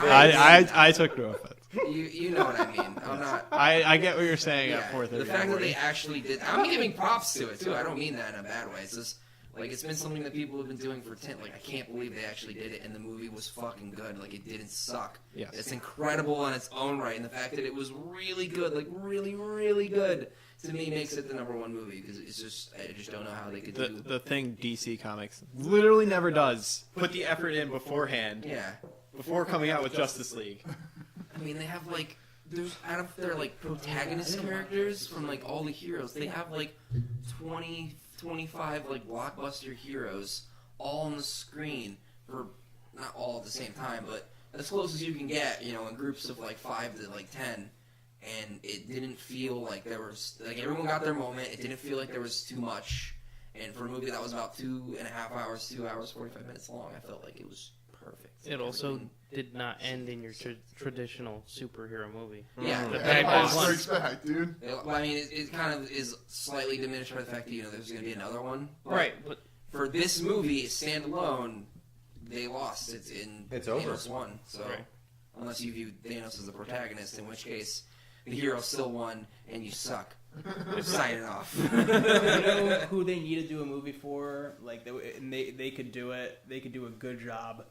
Doctor Doom. There needs to be a Doctor Doom I think movie that's gonna happen. because he's soon. actually a really interesting character too. Like he's Wow. got a lot of really good story to him. I think they're gonna Let's- revisit let- them. Let's talk about not botching the Fantastic Four. I don't even give a shit about the. They could put him in there, but there should be They a movie have to. about Doom. They Like, actually it would be have it would be to. awesome. It'd be so cool.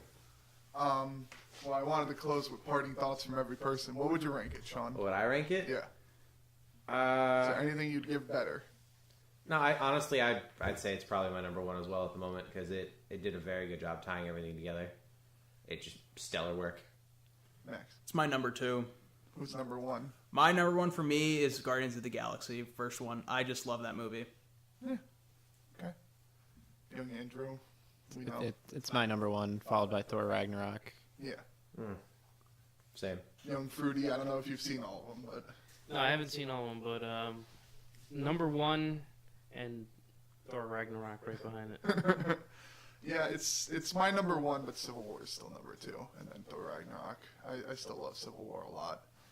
Civil War is my number 3, and then Ragnarok. is Shout outs 4. to Winter Soldier for being amazing. Yes, Winter Soldier is Winter number Soldier. 4. Yeah. I totally forgot about Winter Soldier. Winter Soldier's incredible. So good. That was a So good movie. God damn it, we didn't even talk about Bucky. Whatever. No, it's fine. He had like 2 lines in the movie. He got shafted on He screen had like 2 time. lines. Well, no, I mean he's not even like that major of a character. He's not much of a talker anyway. I mean, Comparison to the that's other the thing ones. with this type of movie. It was 3 hours long, and there's still characters that you could say had very little screen time. He had the moment with Rocket, which was good enough. Like Yeah. I was actually hoping he would fuck people up with the robot armor or the metal armor, but him just going to town on the guns with Rocket was good enough. Yeah. You can play MVCI. Yeah, just because in Winter Soldier he punches a vibranium shield and Captain America actually cringes behind it like, oh, that fucking hurt. And I was like, what? Yeah. So, with that, this has been Gaming Reversal. I'm your host, Steve.